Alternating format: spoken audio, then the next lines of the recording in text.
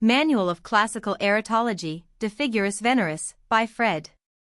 Chas, Forberg Literal English Version. Illustration, decoration, Manchester 100 copies privately printed for Viscount Julian Smithson M.A. and Friends 1884 forward. It is perhaps well to state at once that the Manual of Classical Erotology is intended only for students of the classics, lawyers, psychologists and medical men. Those persons, we think, who may peruse it as a means of awakening voluptuous sensations will be severely disappointed. Never did a work more serious issue from the press. Here we have no curious erotic story born of a diseased mind, but a cold, relentless analysis of those human passions which it is ever the object of science to wrestle with and overthrow. As a basis also for the correct interpretation of the drama of the ancient world, Forberg's studies are most valuable. Apart from that extraordinary book, Rosenbaum's History of the Esoteric Habits, Beliefs and Customs of Antiquity we know of no other compilation which casts so intense a searchlight upon those crimes, follies and perversions of the sixth sense which transformed the olden glory of Greece and Rome into a byword and a reproach amongst the nations. The present English translation now offered to scholars is entirely new and strictly exact. No liberties have been taken with the text. It was felt that any attempt to add more color, or to increase the effect, involving a departure from the lines of stern simplicity laid down by Forberg, would have detracted from the scientific value and character of the work. The late Isidore Lisieux issued in 1882 a French version with Latin text _imprima cent exemplaires for himself and friends. This work is now very seldom to be met with because the whole edition was privately subscribed by scholars and bibliophiles before its appearance. The thieving copyists went of course immediately to work, and some wretched penny-a-liner, utterly ignorant of both Latin and Greek, produced an English transcript full of faults, based only on the French text.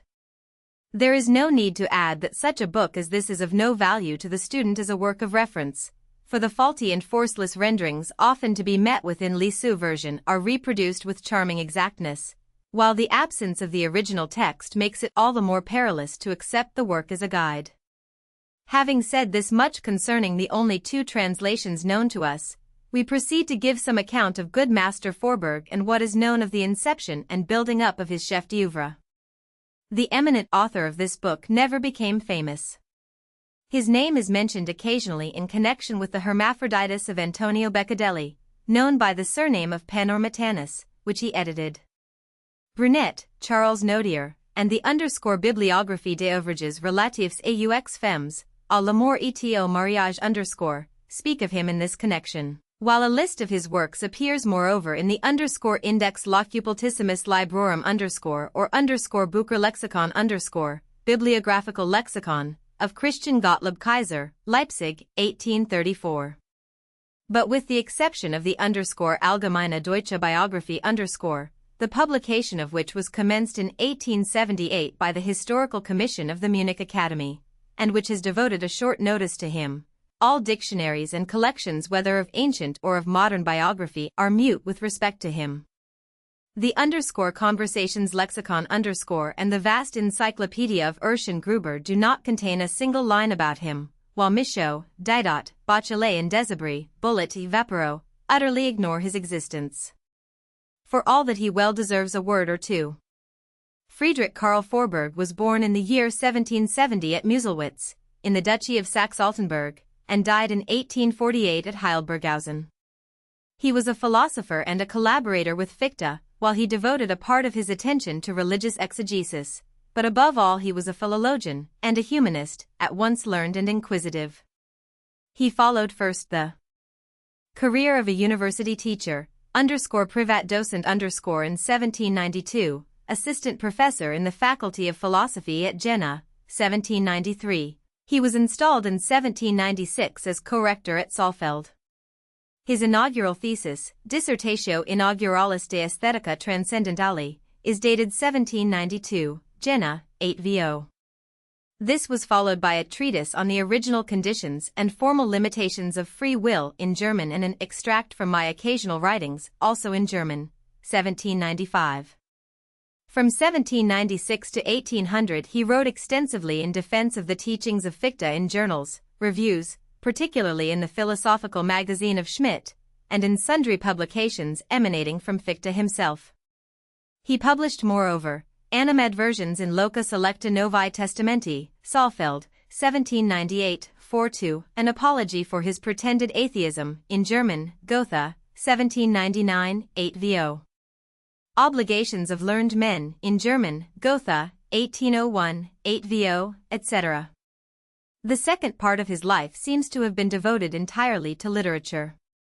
In 1807 he was appointed as conservator of the Aulic Library at Coburg, and having had enough of philosophy, he turned his whole attention to the study of Latin and Greek antiquity.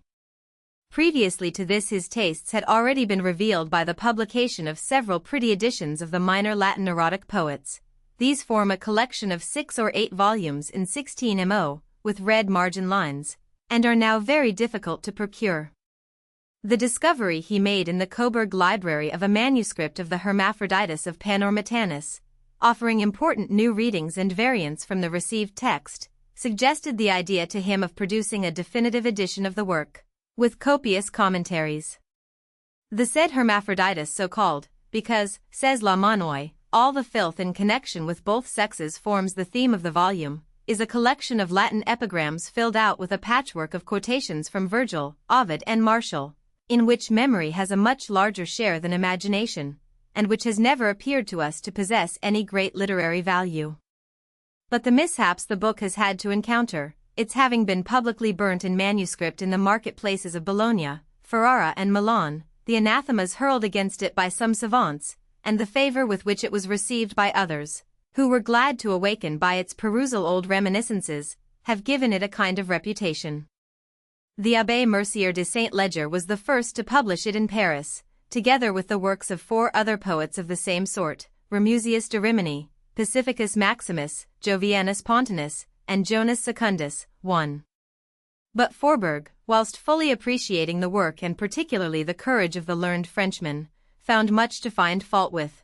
The epigrams of Panormitanis were not numbered, which made citations from them troublesome. A great number of readings were faulty, and, thanks to his manuscript, he could correct them. Lastly, Mercier de Saint-Leger had omitted to give any running commentary on his author, to explain his text by means of notes and the comparison of parallel passages, whereas, according to Forberg, a book of this character required notes by tens and hundreds, each verse, each hemistich, each word, offering matter for philosophical reflections and highly interesting comparisons.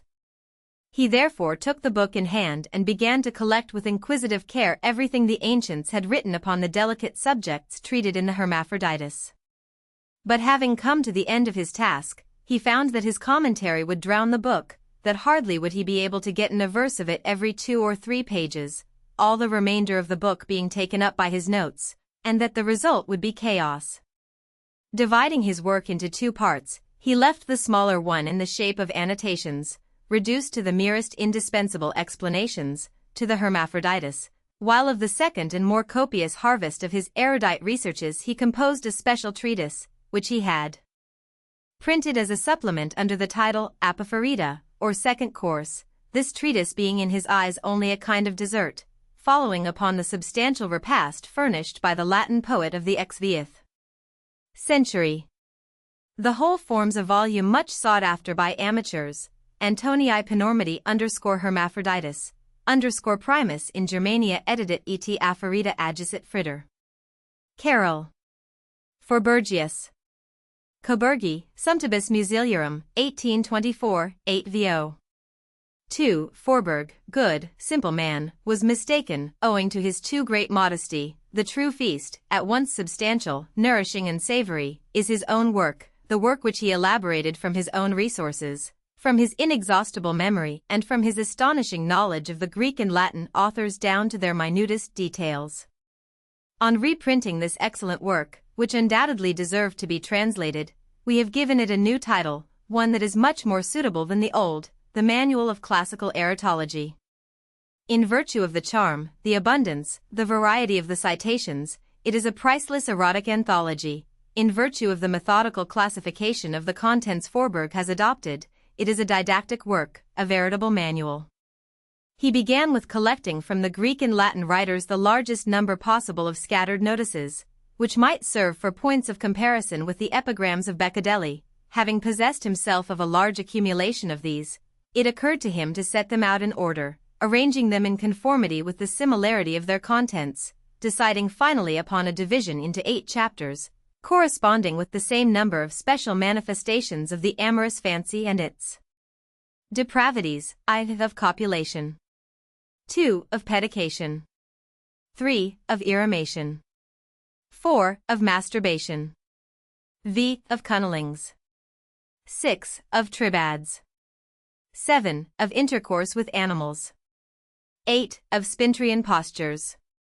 He found that he had to make subdivisions in each class according to the nature of the subject, to note particularities, individualities, and the contrast between this scientific apparatus and the facetious matters subjected to the rigorous laws of deduction and demonstration is not the least amusing feature of the book.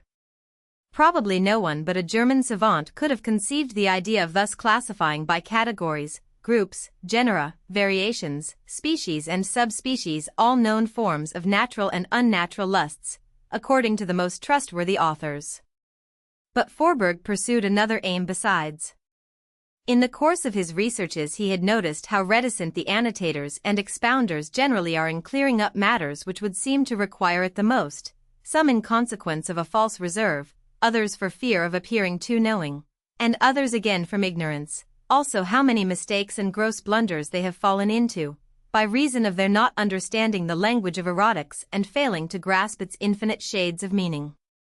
It is precisely on those obscure and difficult passages of the ancient poets, on those expressions purposely chosen for their ambiguity, which have been the torment of the critics and the puzzle of the most erudite commentators, that our learned humanist has concentrated his most convincing observations.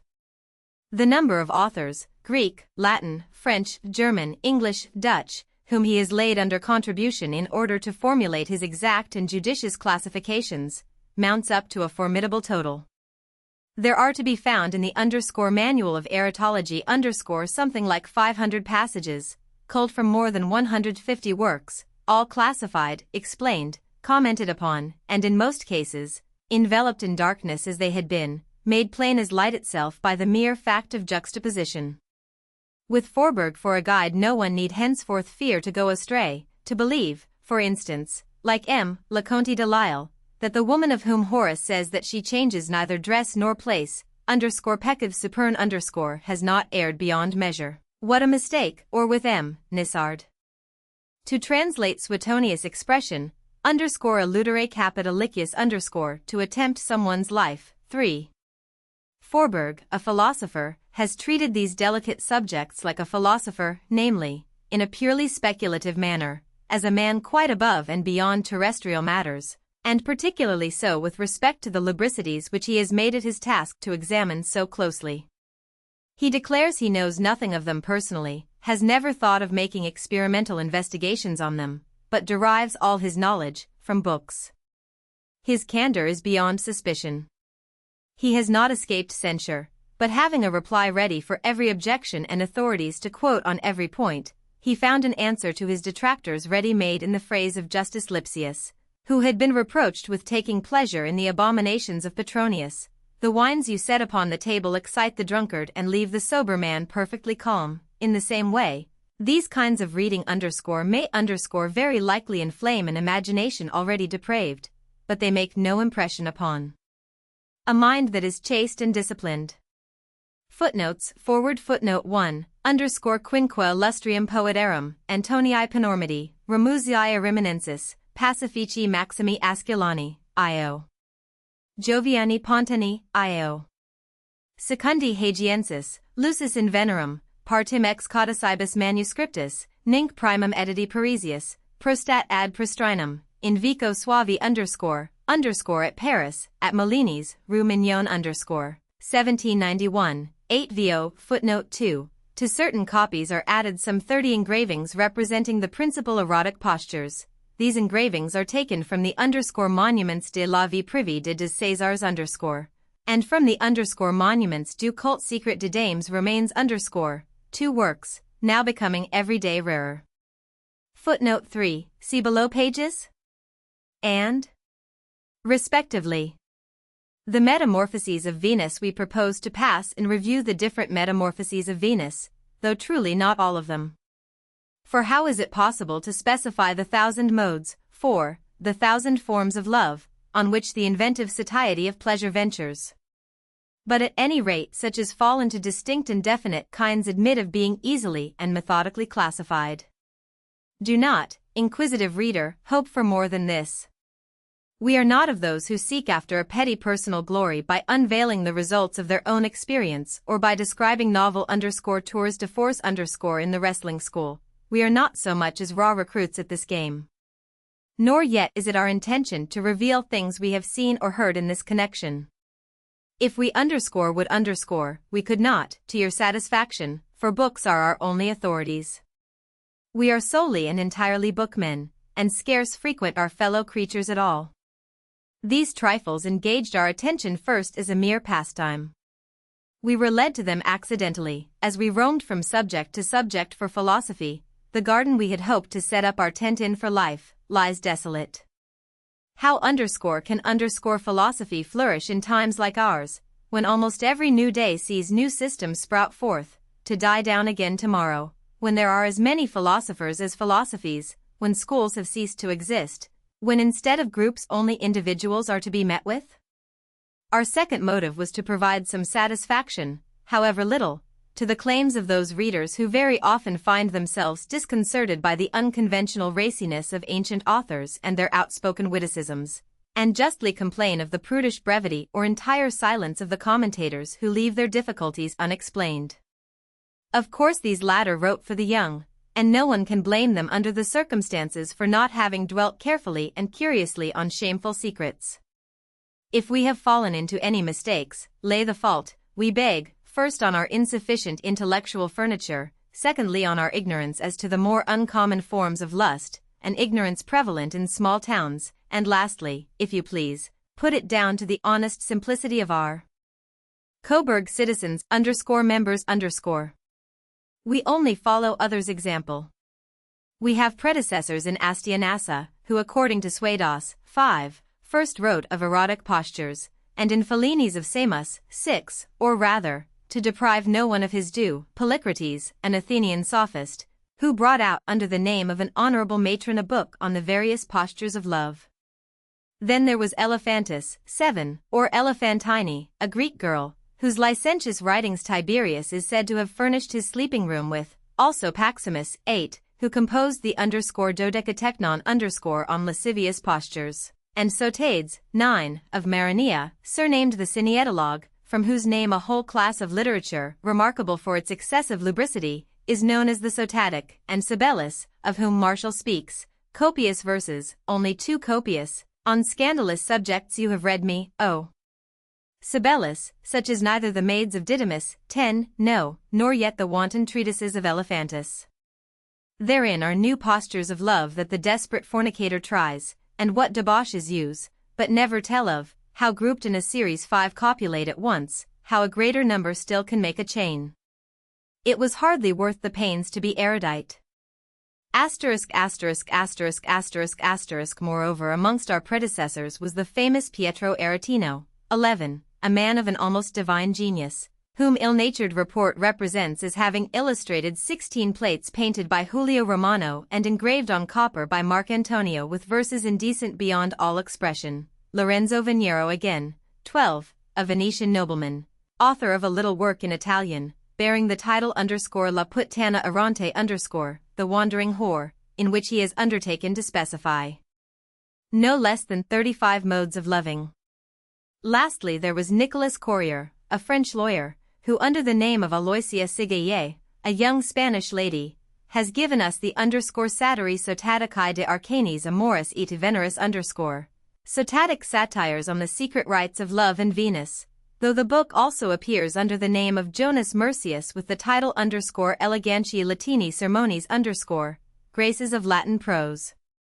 In this book you do not know which to admire most, the style at once elegant, correct and careful, yet free from pedantry, the wit equally gay and graceful, the brilliant sparks of Latin erudition that glitter everywhere, the rich and copious eloquence graced as with jewels by polished and luminous words and phrases of a pleasant antique flavor, or lastly the preeminent skill displayed in varying with such manifold versatility one simple theme.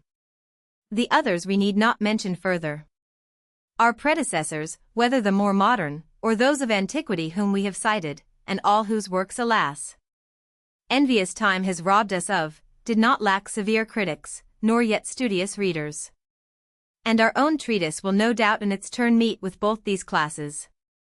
It is a man's book, we have written it, fearless of censure, for men, not for such as are wont with groaning brow to pitchfork nature out of doors, but rather for such as have once for all dared to live their lives, who neither wish to lurk in darkness nor yet to defy the open day with effrontery. In one word, for those who think that in love as in all else the golden mean is the course to choose. Let others go their way, and arrogate to themselves the title of sages. The work of Venus may be accomplished with or without the help of the medulla virile member. If with the medulla, the friction of this organ, in which friction the whole pleasure consists, can be effected either in the vulva female organ, in the anus arsehole, in the mouth, by the hand, or in any cavity of the body. If without the medulla, the vulva may be worked either with the tongue, with the clitoris, or with any object resembling the virile organ. Footnotes: The Metamorphoses of Venus. Footnote 4, Ovid, _Art of Love I, 435, 36, to fully expose the ungodly wiles of harlots, 10 mouths, and as many tongues to boot would not suffice. Aloysia Sigaier, the body in sacrificing to Venus can take as many postures as there are ways in which it can bend and curve. It is equally impossible to enumerate all these, as it is to say which is best fitted to give pleasure. Each acts in this respect according to his own caprice, according to place, time, and so on, choosing the one he prefers. Love is not identical for each and all. Dialogue 6. Footnote 5. Suedas Astianassa, maid of Helen the wife of Menelaus, who was the first to invent the different positions in the act of love. She wrote of erotic postures, and was followed and imitated by Philenis and Elephantine, who carried further the series of such like obscenities. Footnote 6, Priapia LXII, to her a certain girl, I very nearly gave her name, is wont to come with her paramour, and if she fails to discover as many postures as Philenis describes, she goes away again still itching with desire. Philenis has found a champion of her good name in Escrion, who wrote an epitaph for her that is still extant in Athenaeus Book 8. Ch. 13, the last lines read, I was not lustful for men nor a gadabout, but Polycrates, by race an Athenian, a mill-clapper of talk, a foul-tongued sophist, wrote, what he wrote, I know not of it all. Her works were familiar to Timarchus in Lucian, Apophras page 158, volume 7, of Works of Lucian, edit. J. P. Schmid. Tell me where you find these words and expressions, in what books? Is it in the volumes of Philenis, that are always in your hands? Footnote 7, Suetonius, Tiberius ch. 43, he decorated his various and variously arranged sleeping chambers with pictures and bas-reliefs of the most licentious character, and furnished them with the works of Philenis, that no one in performing should want a model of the posture required. Priapia 3, taking pictures from the licentious treatises of Elephantis, Lalage presents them an offering to the stiff-standing god, and begs you prove if she performs agreeably to the pictured postures. It would seem then that artists depicted the postures described by Elephantis, she herself possibly setting the example. Paintings of the sort Lalage dedicates to Priapus, and asks her lover to have her and see if she is a docile pupil in faithfully imitating all the modes of connection depicted in them. No doubt such representations of licentious postures, taken from the works of Elephantis or Philenis or elsewhere, stimulated the ingenuity of artists to work out in emulation these enticing motifs to the highest degree of finish. Ovid alludes to such works of art in his Art of Love 2, 680, they unite in love in 1,000 postures, no picture could suggest any fresh ones. as also the author of an ancient epigram quoted by Joseph Scaliger in his commentary on the Priapia 3, and when she has thrown herself into every posture in imitation of the seductive pictures, she may go, but let the picture be left hanging over my bed. Nothing was commoner with the Romans than to decorate the wall and partitions of rooms with licentious paintings, as may be gathered from Propertius 2:6-27 SQ, the hand that first painted filthy pictures, and exposed foul sights in an honest home, corrupted the pure eyes of young maids, and chose to make them accomplices of his own lubricity. In old days our walls were not daubed with fancies of this vile sort, when never a partition was adorned with a vicious subject. Footnote 8, _Suedas Paximus wrote the _Dodecatechnon the subject is the obscene postures. But I think he has no good reason to connect with this the epithet _Dodecamekanos given to a certain Cyrene. The said wanton damsel seems to have practiced rather than described the 12 postures of Venus. Suedas under Dodecamekanon there was a famous Hetera Cyrene by name, further known as Dodecamekanos because she practiced 12 different postures in making love. Aristophanes says in the Frogs 1361-63, do you dare to criticize my songs, you that modulate your cadences on the 12-fold postures of Cyrene? Her name occurs also in the Thesmophoria Zeusi 104, but merely her name. Our invariable rule is to quote from Berman's edition of Aristophanes. I am doubtful as to whether Musaeus should be counted among writers on the erotic postures. Martial, 1297 recommends Instantius Rufus to read his, Musaeus, books, as being of the most advanced lasciviousness, vying with those of the Sybarites in obscenity and full of the most suggestive and spicy wit, warning him at the same time to have his girl ready to hand, if he did not want his hands to perform the wedding march and consummate the marriage without a woman at all. Footnote 9, Athenaeus 1413, also the Ionic dialect has to show the poems of Sotades and the Ionic poems preceding his, those of Alexander the Aetolian, and Pyers of Miletus, and Alexis, and others of the same class. The last mentioned is known as the Cineetologue.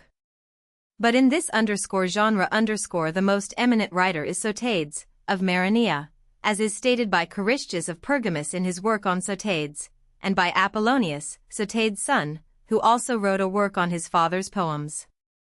His end was a miserable one. Having assailed Ptolemy Philadelphus, king of Egypt, with witticisms too independent for the sensitive ears of princes, the king caused him to be enclosed in a leaden casket, and thrown into the sea. Footnote 10, who were these maids of Didymus? Nobody knows. Failing any more plausible supposition, it may very well be conjectured that among the 4,000 works written according to Seneca, letter 80-8, by the grammarian Didymus, there was one on the postures of lascivious girls, worthy to be named side by side with the treatises of Elephantis.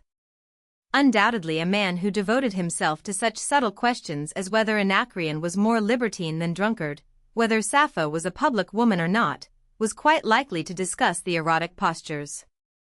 Footnote 11. See _Bell's _dictionary, article, _Pierre Eratin also Mers _Journal zur Kunstgeschichte Yearbook of the History of Art, Volume 14, pages 1-72. Footnote 12, Pierre Bell in his dictionary, under Pierre Eratin there is a dialogue between Maddalena and Julia entitled La Puttana Errante The Wandering Whore, in which are exhaustively treated I diversi congiungimenti the different modes of intercourse, to the number of 35. Aretino, though the book has always been printed under his name, disowns it, declaring it to be the work of one of his pupils named Veniero. Brunet Manual du Libraire, Book Dealer's Handbook. The Puttana Errante a little book, very rare, quite worthy of Aretino in view of the obscenities it contains, but which has been erroneously attributed to him. Lorenzo Veniero, a Venetian nobleman, is the real author. He published it to avenge himself on a Venetian courtesan named Angela, whom he designates under the insulting name of Zaffetta, that is to say, in the Venetian dialect, daughter of a police spy. Bell Forberg and many other writers have confused the Puttana Errante a poem by Lorenzo Veniero and a burlesque parody of the romances of chivalry, with the dialogue between Maddalena and Julia a prose work to which the Elzevirs gave the title properly belonging to the poem. Neither one nor the other is the work of Pietro Aretino. See note at end of volume 6. Of the dialogues du Divin Pietro Aretino Dialogues of the Divine Pietro Aretino, Paris, Lisieux, 1879, 3 volumes 18 degrees, and London, 1880, 3 volumes 18 degrees. Note of French translation of Forberg, Manuel de Erotology Classique Paris, Lisieux, 1882. Chapter 1 of Copulation. And first of all let us consider what is accomplished by means of the mentula introduced into the vulva. This is, properly speaking, to effect copulation, but there are various ways of doing it. As a matter of fact, copulation can be effected, the man face downwards with the woman on her back, the man on his back with the woman face down, the man on his back with the woman turning her back to him, the man sitting with the woman turning her face towards him, sitting with the woman turning her back to him, the man standing or kneeling with the woman turning her face towards him, standing or kneeling with the woman turning her back to him. Let us examine each of these methods separately. Coition with the man face down on the woman who lies on her back is the ordinary method, and the most natural. Aloysia Sigaie says, "For my own part one like the usual custom and the ordinary method best. The man should lie upon the woman, who is on her back, breast to breast, stomach to stomach, pubis to pubis, piercing her tender cleft with his rigid spear." Indeed, what can be imagined sweeter than for the woman to lie extended on her back, bearing the welcome weight of her lover's body, and exciting him to the tender transports of a restless but delicious voluptuousness? What more pleasant than to feast on her lover's face, his kisses, his sighs, and the fire of his wanton eyes? What better than to press the loved one in her arms and so awake new fires of desire, to participate in amorous sensations unblunted by any taint of age or infirmity? What more favorable to the delight and enjoyment of both than such lascivious movements given and received? What more opportune at the instant of dying a voluptuous death than to recover again under the revivifying vigor of burning kisses? He who plies Venus on the reverse side, satisfies but one of his senses, he who does the same face to face satisfied them all. Dialogue 6. Ovid, the master of love's mysteries, invites pretty women to take this posture by preference. See, you reckon up each of your charms, and take your posture according to your beauty. One and the same mode does not become every woman. You are especially attractive of face, then lie on your back. Art of Love 3, 771 to 773. This posture is by no means limited to one mode. The woman lying on her back, the rider may clasp her between his legs, or she may receive him between hers. Yet another position may be adopted, according as the woman lie back with legs stretched wide apart or with the knees raised. It is this position, lying on her back with legs wide apart, that Caviccio asks Olympia to assume for making love. "I do not wish you," he says, "to work your buttocks, or to respond with corresponding movements to my efforts. Neither do I wish you to lift your legs up, whether both at once, or one after the other, when I have mounted you. What I do wish you to do is this: first stretch your thighs as far apart, open them as wide as a woman well can. Offer your vulva to the member which is going to pierce it, and without altering this position, let me complete the work. Count my thrusts one by one, and see you make no mistake in the total." Aloysia Sigaie, Dialogue V. Would you see a representation of this? Take the tail Felicia Oumes Friedanes Part 2, ch 25, and look at the plate facing the text. The other position, in which the woman is lying with her knees raised, is the one which Callias makes Tullia take. "After I am lying upon your dear body," he says, "press me fast in your arms, and hold me thus embraced. Draw your legs back as far as you can, so that your pretty feet touch your buttocks, smooth as marble. Aloysia Sigeye, Dialogue 6.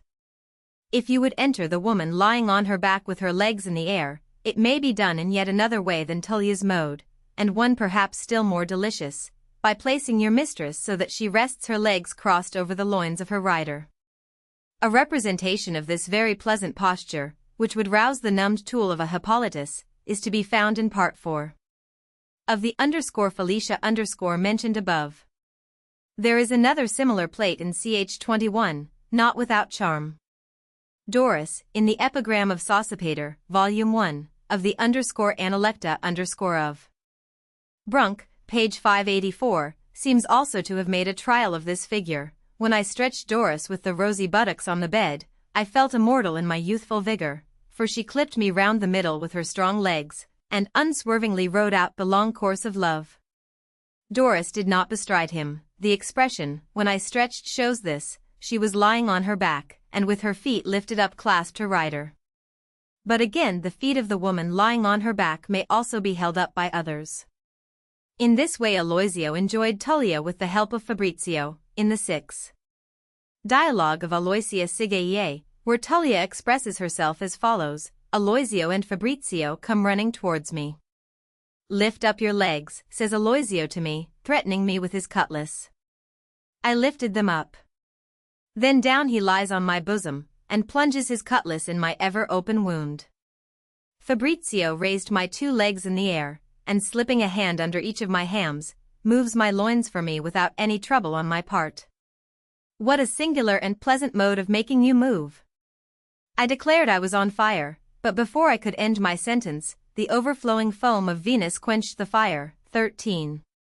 So too was it with feet in air, whether of her own accord or seconded by another, that Leda gave herself, with her husband's consent, to the doctors who had been called in, as Martial describes the scene. To her old spouse Leda had declared herself to be hysterical, and complains she must needs be ked, yet with tears and groans avers she will not buy health at such a price, and swears she had rather die. The husband beseeches her to live, not to die in her youth and beauty, and permits others to do what he cannot effect himself. Straightway the doctors arrive, the matrons retire, and up go the wife's legs in air. Oh! Medicine grave and stern. 1172. Face downwards to her the man may do the woman's business, while she is half reclining either obliquely in bed, or on a chair, or lying sideways. The latter position is recommended by Ovid to the woman with rounded thighs and faultless figure. She that has young rounded thigh and flawless bosom, should ever lie reclined sideways on the couch. 14, Art of Love 2, v.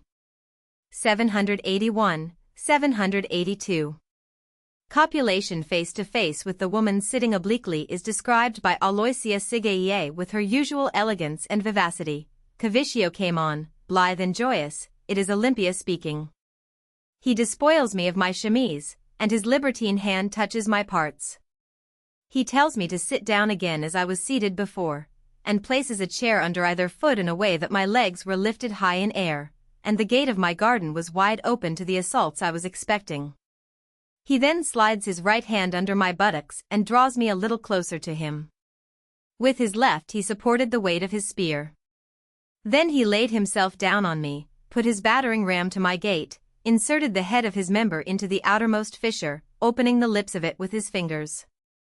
But there he stopped, and for a while made no further attack. Octavia sweetest, he says, clasp me tightly, raise your right thigh and rest it on my side.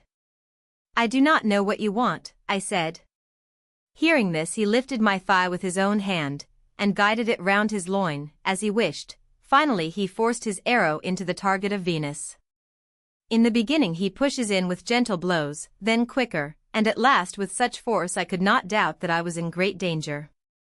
His member was hard as horn, and he forced it in so cruelly that I cried out, "You will tear me to pieces." He stopped a moment from his work. "I implore you to be quiet, my dear," he said, "it can only be done this way, endure it without flinching." Again his hand slid under my buttocks, drawing me nearer, for I had made a feint to draw back, and without more delay plied me with such fast and furious blows that I was near fainting away.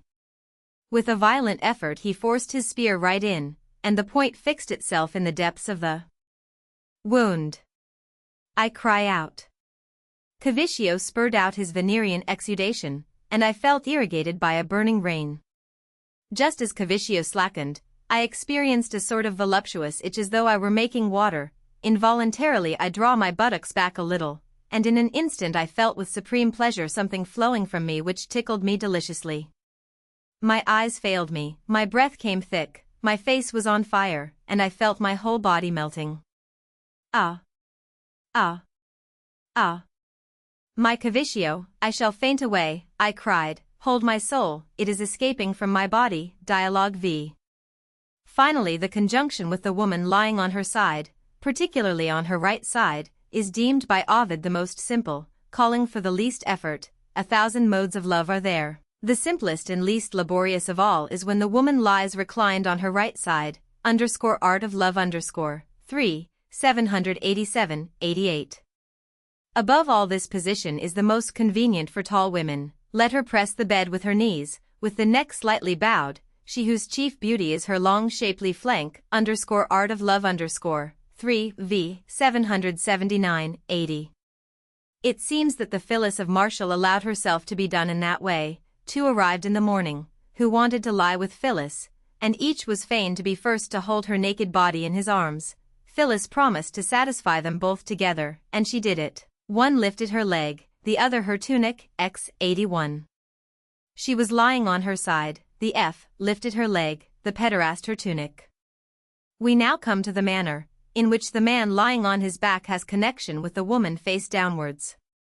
The parts are interchanged, the woman plays the rider and the man the horse. This figure was called the horse of Hector. Martial says, behind the doors the Phrygian slaves would be masturbating every time Andromache mounted her Hector horse fashion. 105. Ovid, however, with much sagacity denies that this posture could have pleased Andromache. Her figure was too tall for this to have been agreeable or even possible for her. It is for little women that it is pleasant to be thus placed. A little woman may very well get astride on her horse, but tall and majestic as she was, the Theban bride never mounted the Hectorian horse. Art of Love 3, v. 777, 778. It is no business of ours to decide the question. At any rate, Sempronia takes this posture with Chrysogono. He could wait no longer. Are you undressed? Said Chrysogono. Now, my Sempronia, take the position which gives me so much pleasure, you know which. He stretches himself down on his back, she gets upon him astride, with her face towards him, and with her own hand guides his burning arrow between her thighs. Aloysia Sigaea, Dial. 7. This is the same attitude which in Horace is imposed by the slave upon the little harlot, who, naked in the light of the lantern, plied with wanton wiles and moving buttocks the horse beneath her. Saturday. 2, 7, v. 50. As to the matron spoken of v. 64 of the same satire as never having sinned above no doubt this posture did not suit her. Women have not all the same taste. Evidently, it was as little to the taste of the girl whom Xanthias in Aristophanes wasps v. 499 asked to ride him, for she asks him indignantly, and playing on the double meaning of the word, Hippias and a horse, if he was for re-establishing Hippias' tyranny. Irritated, she asked me if I wanted to revive the tyranny of Hippias. Again in his Lysistrata v. 678, this master of wanton wit points to the same thing, declaring the female sex to be very good at riding and fond of driving. Woman loves to get on horseback and to stick there. Aristophanes mocks similarly those, of whom he says, in verse 60 of the same play, that they are aboard their barks. They are mounted on their chargers. 4 signifies both a ship and a horse. Plango in Asclepiades, Brunks Analecta Volume 1, 217, affects the same figure. When she in horsemanship vanquished the ardent Philines, whilst her Hesperian coursers foamed under her reins. Yet more expert in this kind of amorous riding than Philines herself, this ardent votary of pleasure thanks Venus in this epigram, that she has been able so to exhaust certain Hesperian gallants, whom she had mounted, That they had left her with wanton members all drooping, and feeling no desire left in them. To bestride men was also the favorite pastime of Lycidas, who was never tired in the service of Venus, of whom the following epigram of Asclepiades treats: many a horse has she ridden beneath her, yet never galled her thigh with all her nimble movements. Courtesans consecrated to Venus a whip, a bit, a spur, in order to signify that with their clients they like best to pose themselves in that way, and that they preferred riding themselves to being ridden, nothing more. It is the same when in Apuleius, Photis satiated her Lucius with the pleasures of the undulating Venus, saying this she leaped upon the couch and, seated upon me backwards, plying her hips, vibrating her lithe spine lasciviously, she satiated me with the delights of the undulating Venus, till both of us exhausted, powerless and with useless limbs, sunk down, exhaling our souls in mutual embraces, metamorph, 2, ch 2. The next figure, the man lying supine and the woman turning her back to him, is executed by Rangoni with Ottavia, under the direction of Tullia. Rangoni, look how stiff I stand. But I want to try the bliss in a new way. Tullia, in a new way? No. I swear by my wanton soul you shall not. You shall not take a new way. Rangoni, it was a slip of the tongue, I meant to say a new posture. Tullia, and what sort of one? I have an idea, what they call the horse of Hector. Lie down on your back, Rangoni, let your puissant spear stand firm to the enemy, who is to be pierced, well done. Ottavia, what must I do, Tullia? Tullia, clip Rangoni between your thighs, mounting him astraddle. His cutlass as he lies should meet your sheath poised over it. Why? You've taken the position admirably. Excellent. Rangoni, oh. What a back, worthy of Venus. Oh. The ivory sides. Oh. The inviting buttocks. Tullia, no naughty words. He who praises the buttocks, slanders the vulva. You know better, Ottavia. Her greedy vulva has swallowed your bristling member whole, Rangoni. Ottavia, quick, Rangoni, it is coming. Quick, quick, help me. Rangoni, I am coming, Ottavia, I am come. Are you, darling? Tullia, how now? Are you so quickly done up, you two? Aloysia Sigaea, Dial. 6. The Pygiacic, 15, Mysteries, to which Eumolpus in Petronius, Satires, CHCXL, invites a young girl, refer to the posture practiced by the man lying on his back, with the woman upon him, her back turned towards him. Eumolpus did not hesitate to invite the young girl to the Pygiacic mysteries, but begged of her to seat herself upon the goodness known to her, that being himself, to whose goodness the mother had recommended her daughter, and ordered Corax to get on his stomach under the bed on which he was, so that with his hands pressed against the floor, he might assist with his movements those of his master. Corax obeyed, beginning with slow undulations responding to those of the young girl. When the crisis was approaching, Eumolpus exhorted Corax with a loud voice to quicken up his movements. Thus placed between his servant and his mistress, the old man took his pleasure as in a swing. Would it be surprising if in these posterior mysteries, Eumolpus' member had perchance gone wrong, and taken by mistake one orifice for the other? You will find this figure represented in a copperplate engraving in the very elegant book of de Hankerville, _monuments du culte secret de dames romaines _, ch 25, and you will be glad to know the note, with which the learned annotator accompanies the same. This attitude is to the taste of many men, and even the ladies find an increase of pleasure in practicing it. It is supposed that Priapus penetrates farther in, and that the fair one by her movements procures for herself a more voluptuous delight, and a more abundant libation. Is it possible for the man, conveniently, to manage the business while turning his back to the woman lying on her back? Experts must decide. Aloysia Sigaea says with good common sense, there are many postures it is impossible to execute, even supposing the joints and loins of the candidates for the sacred joys of Venus more flexible than can be believed. By dint of pondering and reflection more ideas occur to the fancy than it is practicable to realize. Nothing is inconceivable to the longings of an unbridled will, nothing difficult to a furious and unregulated imagination. Love will find out a way, and an ardent fancy level mountains. Only the body is unable to comply with everything the mind, good or bad, suggests. In another work of de Hankerville's, Monuments de la vie privée de Césars plate XXVI, you find represented men seated and copulating with women, who are facing them, plate 15. In the same book presents to your curiosity a man sitting and working a woman, who turns her back on him. Augustus is seated, he is attacking backwards, with true imperial audacity, Terentia, 16, the wife of Maecenas, after drawing her onto his lap, Maecenas is present, asleep of course only for the emperor. You may see a similar posture in the Contes et Nouvelles and Vers by Jean de La Fontaine. It is on the plate appended to the tale, called Le Tableau page 223, volume 2, Amsterdam, 1762. Nothing is more frequent than conjunction whilst standing, the woman with her back to the man. It is indeed very easy to do it that way in any place, as you have only to lift up the fair one's petticoats, and out with your weapon. It is, therefore, the best manner for those who have to make instantaneous use of an opportunity, when it is important to be sharp about it, as may happen, when you take your pleasure in secret. Thus Priapus complains of the wives and daughters of his neighbors, who came incessantly to him burning with ticklish desires.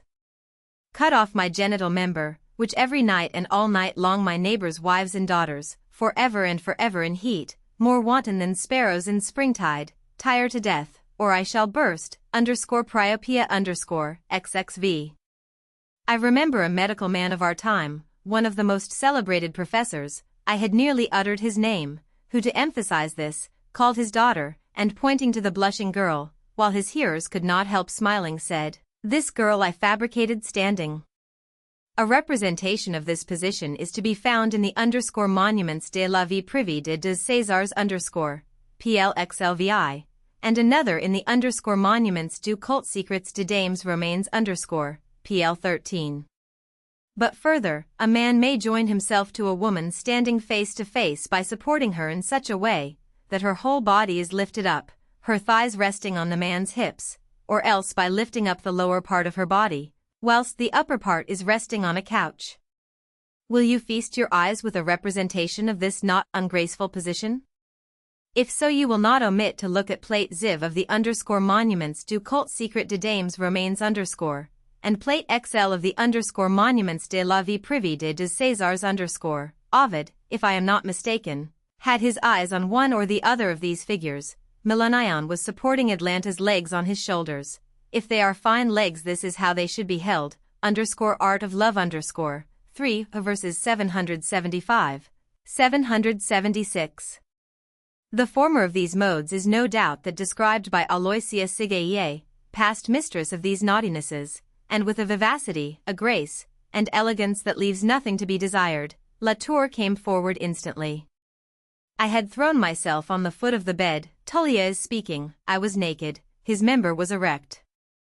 Without more ado he grasps in either hand one of my breasts, and brandishing his hard and inflamed lance between my thighs, exclaims, "Look, madam, how this weapon is darting at you, not to kill you, but to give you the greatest possible pleasure. Pray, guide this blind applicant into the dark recess, so that it may not miss its destination. I will not remove my hands from where they are, I would not deprive them of the bliss they enjoy. I do as he wishes, I introduce myself the flaming dart into the burning center, he feels it, drives in, pushes home. After one or two strokes I felt myself melting away with incredible titillation, and my knees all but gave way. Stop, I cried, stop my soul, it is escaping. I know, he replied, laughing, from where?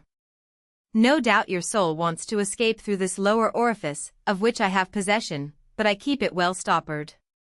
Whilst speaking he endeavored, by holding his breath, still further to increase the already enormous size of his swollen member. I am going to thrust back your escaping soul, he added, poking me more and more violently. His sword pierced yet deeper into the quick. Redoubling his delicious blows, he filled me with transports of pleasure, working so forcefully that, albeit he could not get his whole body into me, he impregnated me with all his passion, all his lascivious desires, his very thoughts, his whole delirious soul by his voluptuous embraces. At last, feeling the approach of the ecstasy and the boiling over of the liquid, he slips his hands under my buttocks, and lifts me up bodily. I do my part. I twine my arms closely round his form, my thighs and legs being at the same time intertwisted and entangled with his, so that I found myself suspended on his neck in the air, lifted clean off the ground. I was thus hanging, as it were, fixed on a peg. I had not the patience to wait for him, as he was going on, and again I swooned with pleasure. In the most violent raptures I could not help crying out, I feel all the delights of Juno lying with Jupiter. I am in heaven. At this moment Latour, pushed by Venus and Cupido to the acme of voluptuousness, poured a plenteous flood of his well into the genial hold, burning like fire. The creeper does not cling more closely round the walnut tree than I hold fast to Latour with my arms and legs. Dial. 6. As to the last manner by means of which copulation may be achieved, the man standing with the woman half lifted up, Conrad practices it with slight modifications. Tullia speaking, he opened my thighs. I do not dislike Conrad, though I am not particularly partial to him. I neither consented nor refused. As to him, he fancied a novel posture, and not at all a bad one. I was lying on my back, he raised my right thigh on his shoulder, and in this position he transfixed me, while I was awaiting the event, without greatly desiring it. He had at the same time extended my left thigh along his right thigh.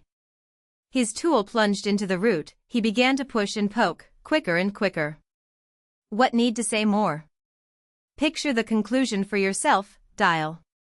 6. Last of all, a man can get into a woman turning her back to him after the manner of the quadrupeds, who can have no connection with their females otherwise than by mounting upon them from behind. 17. Some authorities have held that a woman conceives easier while on all fours. Lucretius says, women are said to conceive more readily when down after the manner of beasts, as the organs can absorb the seed best so, when the bosom is depressed and the loins lifted, underscore of the nature of things underscore. 4.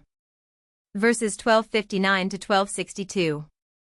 Also Aloysia Sigaie, some people pretend that the fashion to make love indicated by nature is that one where the woman offers herself for copulation after the manner of the animals, bent down with the hips raised. The virile plowshare penetrates thus more conveniently into the female furrow, and the seminal flow waters the field of love.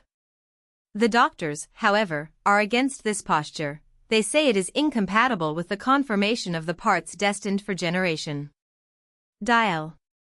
6. However this may be, it happens frequently that women cannot be managed in any other way. Given an obese man and a woman likewise obese or with child, how are they to do the thing otherwise? This is the reason why, so they say, Augustus having married Livia Drusilla, divorced wife of Tiberius Nero and already 6 months gone in pregnancy, had connection with her after the manner of animals. Plate 7 of the Monuments de la Vie Privée de Césars will give you an idea of the posture assumed by both of them. But why should we not give you the annotations whereby the learned editor has elucidated the plate? Here they are. This Drusilla was the famous Livia, the wife of Tiberius Nero, who had been one of Antony's friends. Augustus fell violently in love with her, and Tiberius gave her up to him, although she was at the time 6 months with child. A good many jokes were made about the eagerness of the emperor, and one day, while they were all at table, and Livia was reclining by Augustus, one of those naked children, whom matrons used to educate for their pleasures, going up to Livia said, "What are you doing here? Yonder is your husband," pointing to Nero. "There he is." 18. Soon afterwards Livia was confined, and the Romans said openly that lucky people get children 3 months after being married, which passed into a proverb. One historian says that Augustus was obliged to caress his wife after the manner of beasts on account of her pregnancy, and it was to this luxurious attitude that the cameo of Apollonius, the celebrated gem-cutter of the time of Augustus, makes allusion. True that the state in which Livia was may have made this posture necessary, but it seems that it was at all times to the taste of the ancients, either because they considered this attitude favorable for procreation, as Lucretius maintains, or because they found it to be a refinement of voluptuousness. The most extraordinary and least natural postures have always appeared to rakes as enhancing the pleasure of the conjunction. But it must be admitted that imagination still outruns actual possibilities. A singular reason for the necessity of encountering a woman backwards is given by Aloysia Sigaye, with her usual sagacity. For pleasure, one likes a vulva which is not placed too far back, so as to be entirely hidden by the thighs. It should not be more than 9 or 10 inches from the navel. With the greater number of girls the pubis goes so far down, that it may easily be taken as the other way of pleasure. With such coition is difficult. Theodora Aspilcata could not be deflowered, till she placed herself prone on her stomach, with her knees drawn up to her sides. Vainly had her husband tried to manage her, while lying on her back, he only lost his oil. Dialogue 7. Ovid recommends this way with women who begin to be wrinkled. Likewise you, whose stomach Lucina has marked with wrinkles, mount from behind, like the flying Parthian with his steed, art of love 3 v. 785, 86. The same advice also seems to be given by him a little before, let them be seen from behind whose backs are sightly, v. 774. But besides necessity, it is a fact that women are worked in this way out of mere caprice, variety offering the greatest pleasure. It is simply for this reason that Tullia suffers Fabrizio to do her that way. In Aloysia Sigaye, as Aloysio got up, Tullia speaks, Fabrizio makes ready for another attack. His member is swollen up, red and threatening. I beg of you, madam, he says, turn over on your face. I did as he wished. When he saw my buttocks, whiter than ivory and snow, how beautiful you are, he cried. But raise yourself on your knees and bend your head down. I bow my head and bosom, and lift my buttocks. He thrust his swift-moving and fiery dart to the bottom of my vulva, and took one of my nipples in either hand. Then he began to work in and out, and soon sent a sweet rivulet into the cavity of Venus. I also felt unspeakable delight, and had nearly fainted with lust. A surprising quantity of seed secreted by Fabrizio's loins filled and delighted me, a similar flow of my own exhausted my forces. In that single assault I lost more vigor than in the 3 preceding ones. Dialogue 6. 19. This copulation from the back is practicable in another very pleasant fashion, an excellent reproduction of which can be seen in the monument du culte secret de dames romaines plate XXVII. A woman is represented with her hands placed on the ground, while the lower part of the body is lifted up and suspended by cords. She is turning her back to the man who stands. This seems to be much the same position as was taken up by the wife of the artisan Apuleius speaks of in his Metamorphoses Book 9, whom bending over her, the lover planed with his adze, while she leant forward over a cask. An engraving showing this ingenious attitude is appended to the story of the tub in the Conte des Nouvelles and Vers of Jean de La Fontaine, Volume 2, page 215. Footnotes of copulation. Footnote 13. This method was not unknown at the time of Aristophanes, as we see from the following passage of the piece so that you may straightway, lifting up the girl's legs, accomplish high in air the mysteries, v. 889, 890. And in the birds he says, for this girl, your first messenger, why? I will lift up her legs and will in between her thighs, v. 1254, 55. Footnote 14. Readers will find another figure given in some of the books. The man should be standing, while the woman reclines sideways on the bed. Footnote 15. From Buttock. Footnote 16. Dio Cassius, Liv. 19. He was so fond of her, that one day he matched her against Livia, as to which of them was the most beautiful. It was no bad idea to engage them in such a match, but think you he suffered them to fight this out in any costume but that in which the goddesses 3 presented themselves before the dazed eyes of Paris? Footnote 17. Pliny has treated this at great length in his Natural History Book X, ch. 63. Footnote 18. Compare Dio Cassius, Book 48, ch. 44. Footnote 19. The thing itself is very old. Aristophanes alludes to it in the piece to wrestle on the ground, to stand on all fours, v. 896. And in the _Lysistrata_, I will not squat down like a lioness carved on a knife handle, v. 231. Chapter 2 on Pedication. So much for copulation in the normal way. We will now discuss another mode of pleasure, that due to introduction of the member into the anus. A man who exercises his member in the anus, be it of a man or a woman, pedicates, he is called a pederast, pedicon, droc, 20, and the other party, who allows himself to be invaded in that way, is called the patient, senatus, catamite, 21, minion, effeminate, if adult or worn out, he is named exolete. The masculine pleasure, so called because women allowed themselves much more rarely to be pedicated than men, is appreciated equally by the active party, the pedicon, as by the passive party, the patient. The pleasure of the pedicon is easy to understand, as the enjoyment of the virile member consists in the intensity of the friction. The pleasure felt by the patient by the introduction of the member in his entrails is more difficult to make out, at least for my feeble intelligence, for such practices are quite strange to me. Do not believe, however, that the pleasure of the patient is only secondary, nor yet that he prostitutes himself only in order to do the same afterwards himself, nor that he remedies in this way the sluggishness of his own member by the vigorous working of another man's nerve causing a pleasurable titillation of the posterior, analogous to that which Antonius Panormitanus, _hermaphroditus _, 20, tells us may be produced by inserting the fingers in the anus, 22, or still better, by beating the same locality with rods, according to Aloysia Sigaye. Amongst the men of our acquaintance, I have heard the Marquis Alfonso say that rods act as spurs to the amorous battle, without them he would be sluggish and impotent. He has his buttocks flogged with rods vigorously, his wife being present lying ready on the bed. During the flagellation his tool begins to stiffen, and the more violent the strokes are, the stronger is the tension.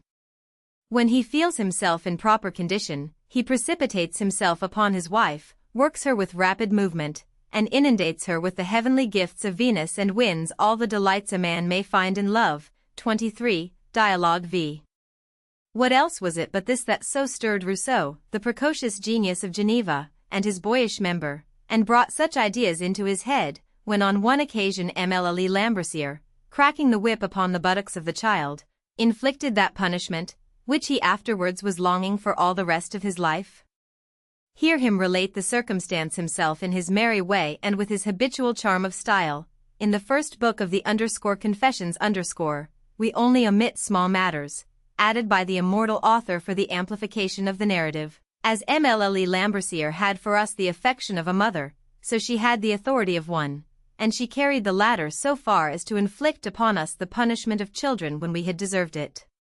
For a long time she only used threats, and such a threat of a novel punishment seemed very dreadful to me, but after the execution I found the experience less terrible than the expectation, and the oddest thing was, the punishment made me more partial to her, who had inflicted it, than I had been previously.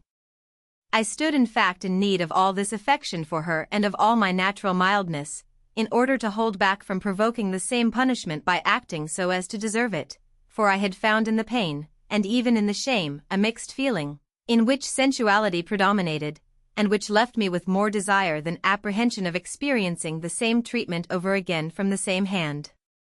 Who would believe that this chastisement of a child 8 years old by the hand of a maiden of 30 should have influenced my tastes, my longings, my passions for the remainder of my life? Tormented by I know not what, my eye feasted ardently upon good-looking females. They constantly came into my mind doing to me as Mlle Lambercier had done. Imagining only what I had experienced, my desires did not pass beyond the sort of voluptuous feeling I had known already.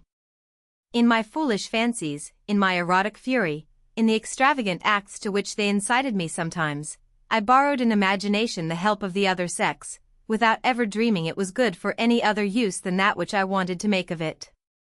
When in the course of time I had grown up to manhood, my old taste of childhood associated itself so much with the other, that I never could divert the desires which fired my senses, and this absurdity, joined to my natural timidity, made me always anything but enterprising with women, as I dared not say all or could not do all I wanted. The sort of enjoyment, of which the other was for me but the last stage, could neither be initiated by the one who longed for it, nor guessed by the other who might have granted it.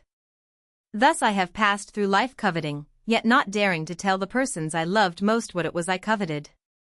Never bold enough to declare my inclination, I amused it as least by ideas in connection with it.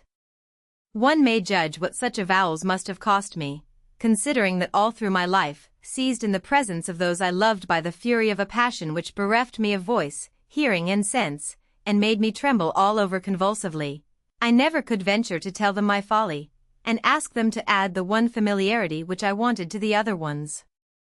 I only got to it once in my childhood, with another child of my age, and the proposal came from her. However, to return to our proper subject, from which we have strayed. If pleasure felt by the passive party cannot be conceived to be of a kind, which through the anus is communicated to the medulla, member, we must come to the conclusion that the patient experiences in the anus the same kind of irritation which the other party feels in his genital parts, that, therefore, the patient feels in that place a real pleasure unknown to those who have not tried it. 24. Martial at any rate speaks out without any circumlocution of this rut of the anus, of his anus, split to the navel, not a vestige is left to Carinus, for all that he is in rut to the very navel. Oh! The scurvy lot of the wretch! Bottom he has none, but he will be a Sinead. 6:37. An ardor of this strange sort even affected Tullia, as she confesses herself in the pages of Aloysia Sigeie. Seeing resistance was in vain, I yielded to the madman. Aloysio bends forward over my buttocks, brings his javelin to the back door, knocks, pushes, finally with a mighty effort bursts in. I gave a groan. Instantly he withdraws his weapon from the wound, plunges it in the vulva and spurts a flood of semen into the wanton furrow of my womb. When all was over, Fabrizio attacks me in the same fashion.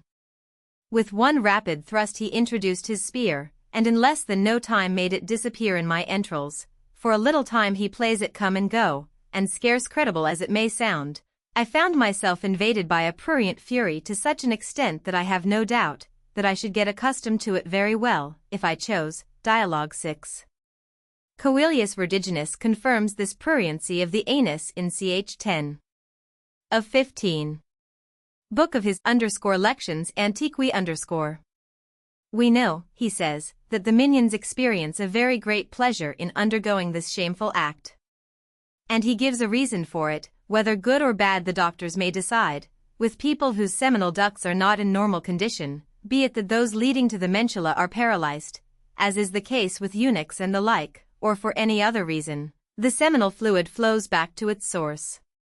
If this fluid is very abundant with them, it accumulates in great quantities, and then the part where the secretion is accumulated longs for friction. People thus situated like above everything to play the part of patients . Be this as it may, nothing is more certain than the fact of such enjoyment on the part of the patient .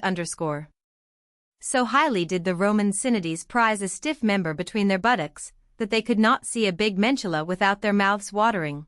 They were ready to give their last penny to enjoy the favors of a man extraordinarily gifted in that way. Juvenal, 9 via 32-36, Destiny governs man, it influences the parts, which the toga covers.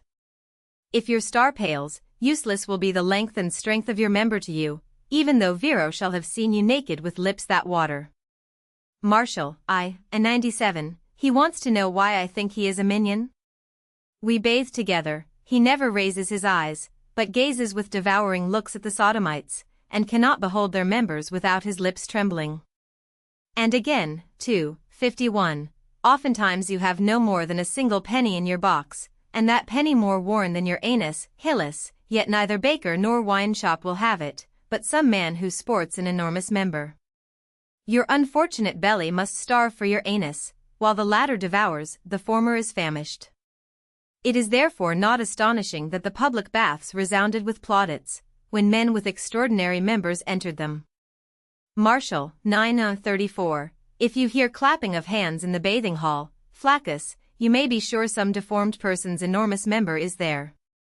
Juvenal, 6 v. 373, 374, far seen, pointed at by all men's fingers, he enters the baths. It was not without some art that the patients performed their functions. But their business was made up of these two chief requirements, depilation and knowing how to use the haunches.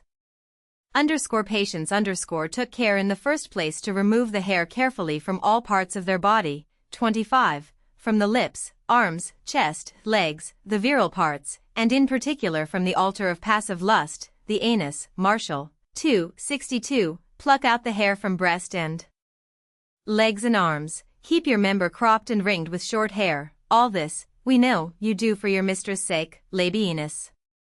But for whom do you depilate your posteriors? And 9:28, while you, Crestus, appear thus with your parts all hairless, with a mentula like a vulture's neck, and a head as shining as a prostitute's buttocks with never a hair appearing on your leg, and with your pallid lips all shorn and bare, you talk of Curius, Camillus, Numa, Ancus, of all the hairy heroes we have ever read of in history, and spout big words and threatenings against theaters and the times. Let but some big-limbed man come into sight, you call him with a nod, and take him off. And he says, 9:58, Nod is worse worn than headless rags, save one thing only, he cannot deny it himself, his anus, this is worse worn than his rags. In a similar way he has spoken before of the anus of Hyllus as more worn by friction than a poor man's last penny, 2:51, and Suetonius, _life of Otho ch 12, speaks similarly of the body of Otho, given to the habits of Academite, and Catullus, Carm. 33, reproaches the younger Vibenius, you could not sell your hairy buttocks for a doit. For the same reason Galba requested Icelus to get depilate before he was to take him aside. Suetonius, Galba, ch 22, he was very much given to the intercourse between men, and amongst such he preferred men of ripe age, exilates. It is said that when Icelus, one of his old bedfellows, came to Spain, to inform him of Nero's death, he, not content with kissing him closely before everyone present, asked him to get at once depilate, and then took him aside with him quite alone. Moreover, even those depilate their anus, who by dint of a rough head of hair and a bristly beard, tried hard to simulate the gravity of the ancient philosophers. Martial, 9:48, Democritus and Zeno and ambiguous Plato, all the sages whose portraits we see decked with bristling hair, you prate of, you might well be Pythagoras' heir and successor, while from your own chin hangs no less imposing a beard. But as bearded man it is a shame for you to receive a rigid member between your smooth posteriors. Juvenal, 2:8-13, put not your trust in faces, everywhere is debauchery rampant. Thou wouldst whip the vicious, thou, the most notorious of all Socratic minions. Hair-covered limbs and coarse hair along the arms bespeak a fiery soul, but on your smooth anus the surgeon cuts away the swollen tumors, a grin on his face the while. Persius, 4:37-38, tell me, when you comb a scented beard upon your cheeks, why does a shaven member stand forth from your groin? This is why Martial, 6:56 advised Charidemus to get his buttocks depilate, so that he might be taken for a _patient rather than for a _fellator because your thighs bristle with coarse hair, and your chest is shaggy, you think, Charidemus, to leave your words to posterity. Take my word, and pluck out the hairs all over your body, and get it certified you depilate your buttocks. What for? You ask. You know they tell many tales about you, make them believe, Charidemus, that you are acting the _patient dot. It was not patients only that had themselves depilate, men leading an idle, careless life followed the same practice, 26. To be depilate, to have the hair dressed in tiers of ringlets, to tipple to excess in the baths, these practices prevail in the city, still they cannot be said to be customary, for nothing of all this is exempt from blame, Quintilian, instit. Orit, I has 6.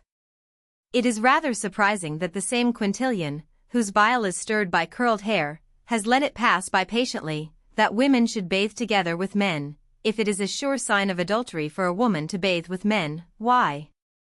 It will be adultery to dine with young friends of the male sex, to have a male friend. You might as reasonably say a depilate body, a languid gait, a womanish robe, are certain signs of effeminacy, of want of virility, for such will seem to many to reveal immorality of character, ibid, v. 9. Martial, 239 has also noticed, and not once only, the habits of those men who practiced feminine arts of the toilette, and looked just as if they had come out of a bandbox. Rufus, see you that man there on the first benches, whose oiled curls exhale the whole shop of Marcelianus, and whose polished arms shine without a hair to be seen. Again, he says, v. 62. Who is this Crispulus, who has legs undisfigured by a single hair? Even the great Caesar did not disdain this coquetry. Suetonius, ch. 45, he took too much care of his appearance, to the point of not only having his beard removed with nippers, and shaved with a razor, but even of being depilate, for which things he was blamed. This custom is connected with those Samnite vases, filled with rosin and pitch to be heated for depilation, and for softening the pitch, found amongst the properties of Commodus, and which by the orders of Pertinax were sold by public auction. Julius Capitolinus speaks of them, Pertinax 8. For removing the hair there were used in fact either tweezers or an unguent called dropax or solothrum. Martial mentions the use of tweezers in the epigram, 9 and 28, quoted before. Of dropax or solothrum he speaks in Book 3, 74, you depilate your face with solothrum and your head with dropax. And again 6, 93, she revives her youth with solothrum. And x. 65, you rub yourself every day with dropax. The dropax or solothrum was obtained by melting rosin in oil. Pliny, natural history 14. 20 rosin dissolves in oil, and I am ashamed to say that the most honest use made of this mixture is to serve people as a depilatory. Aetius also mentions it in Book 3, chcxc, of his opus medicum The simplest dropax is the one called pitch plaster. Dry pitch is diluted with oil, it is applied hot to the skin, which must first be cleanly shaved, under which circumstances it adheres closely. Before the plaster is quite cold, it is taken off, warmed again, and put on afresh. Again it is removed before being cold, and this process is repeated several times. Hence Juvenal's Youthfulness by Pitch, 8, 114, and the thighs neglected and dirty with tufts of hair of Nievolus, to whom he says, your skin has none of the gloss, that of old the well-smeared plaster of hot pitch gave it. Saturday. 9, 13-15. What else does Martial mean when, 374, he speaks of Gargilanus nails, that cannot be trimmed with pitch? Persius, 4, 37-41, has, I presume, joined together both modes of depilation. Tell me, when you comb a scented beard upon your cheeks, why does a shaven member stand forth from your groin? Though 5 strong men weed your plantation and work your parboiled buttocks with the hooked tweezers, I tell you there is no plow will tame that stubborn field. Here forceps is the same thing as Valzella tweezers, while the parboiled buttocks would seem to refer to the hot dropax . After the application of such a plaster the skin could not but have a boiled look. Ausonius epigr cxxxi alludes to this passage of Persius. The reason you smooth your groin with hot dropax is that a skin soft and smooth entices the whores, plucked smooth themselves. But that you pluck out the herbage from your parboiled bottom and polish up with pumice your battered clozomony. What means this, if not that the vice of man with man works in you, and you are a woman behind, a man in front? The clozomony are without a doubt the man's buttock, limp and cracked, as those of patience will be, as those of Carinus were, whom Martial, 11:37 blames for his lacerated anus.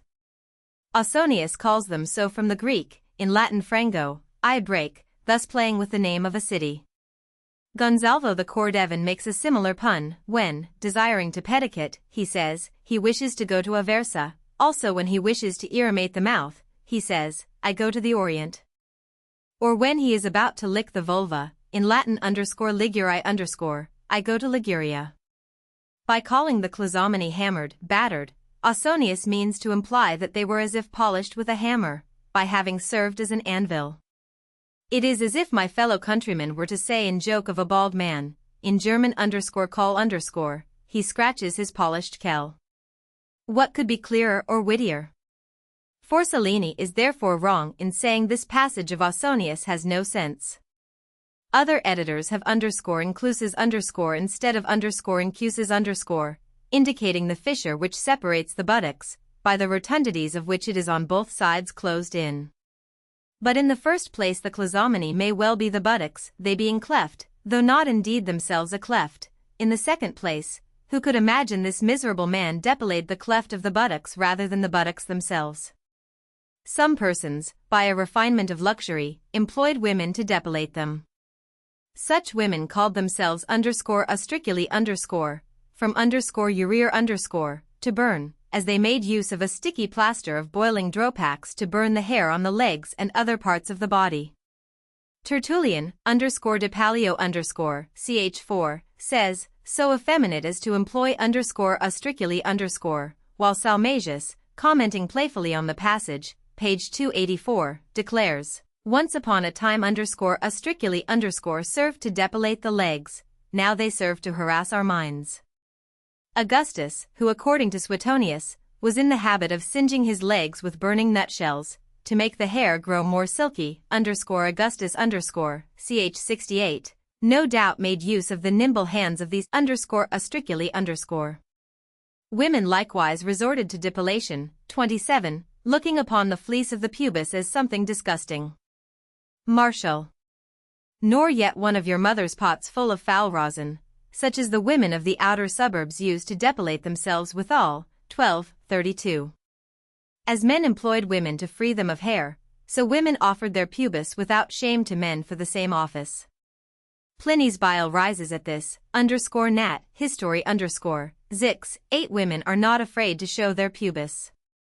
It is but too true, nothing corrupts manners more than the art of the medical man. The emperors themselves condescended to undertake this office for their concubines. Suetonius _Domitian ch 22, it was rumored that he was fond of depilating his concubines himself, and would bathe amid a crowd of the most infamous courtesans. Lampridius _Heliogabalus ch 31, in his baths he was always together with the women, and he made their toilets with salathrum, he used salathrum likewise for his beard, and, disgusting to relate, the same which the women had just been using. With his own hand he shaved off the fleece from the virile part of his pedicins, and then shaved his own beard. What Lampridius finds so repugnant, is that the emperor did not hesitate to use upon his beard the same ointment, which the women had just been applying as a plaster upon the pubis, and which he used at once and before the bad smell had evaporated. But to return to our patients they also were not in want of illustrious lovers, who took care to depilate them. An example of this we find in the Emperor Hadrian, according to Spartianus, who says, ch 4, that he corrupted the freedmen of Trajan, made the toilet of his minions, and often depilate them, while he was attached to the court, is generally believed. In what other way can we believe Hadrian to have made the toilet of these minions, if not in the same way in which Heliogabalus made the toilet of his females, with salathrum, particularly as it is added that he depilated them frequently? We may take it for granted that he used that ointment, or that he rubbed their faces with moistened bread either to improve their skin or to hinder the beard growing too soon. Suetonius _Otho ch 12, he shaved his face every day, and rubbed it with damp bread, a habit which he had contracted when the first down began to appear, so as not to get bearded. Juvenal, 107 has aimed an arrow of the same sort at Otho. It surely is the duty of a mighty captain, to keep his skin right smooth, and knead bread with his fingers to make a plaster for his face. What wonder then if the women cherished similar artifices? Who can help thinking of the woman depicted with such marvelous art by Juvenal, from verse 460 to verse 472 of that sixth satire, to which Salmasius gave the epithet of divine? Her face is all puffy with bread crumbs, where the lips of the poor husband keep sticking, to such an extent that one doubts whether her countenance, plastered and massaged with so many preparations, overlaid with poultices of boiled and moistened flour, should be called a face at all, or a sore. At last she peels her face, removes the outermost layers. For the first time she may be recognized for herself. Then she treats her skin with ass's milk, for which she drags about in her train a herd of asses, and would take them with her, if she were exiled to the North Pole. For painting the face it seems that a coating of chalk was used, as in the case of the pederast mentioned in Petronius, who perspired so violently in working vainly the groin of Eucolpus, from his perspiring forehead flowed rivulets of acacia juice, and in the wrinkles of his cheeks there was such a mass of chalk that you might have believed you saw a wall exposed to the wind and washed by the rain, _Satyricon_, ch. 23. But let us leave all these nasty preparations, before we find ourselves stuck fast in them.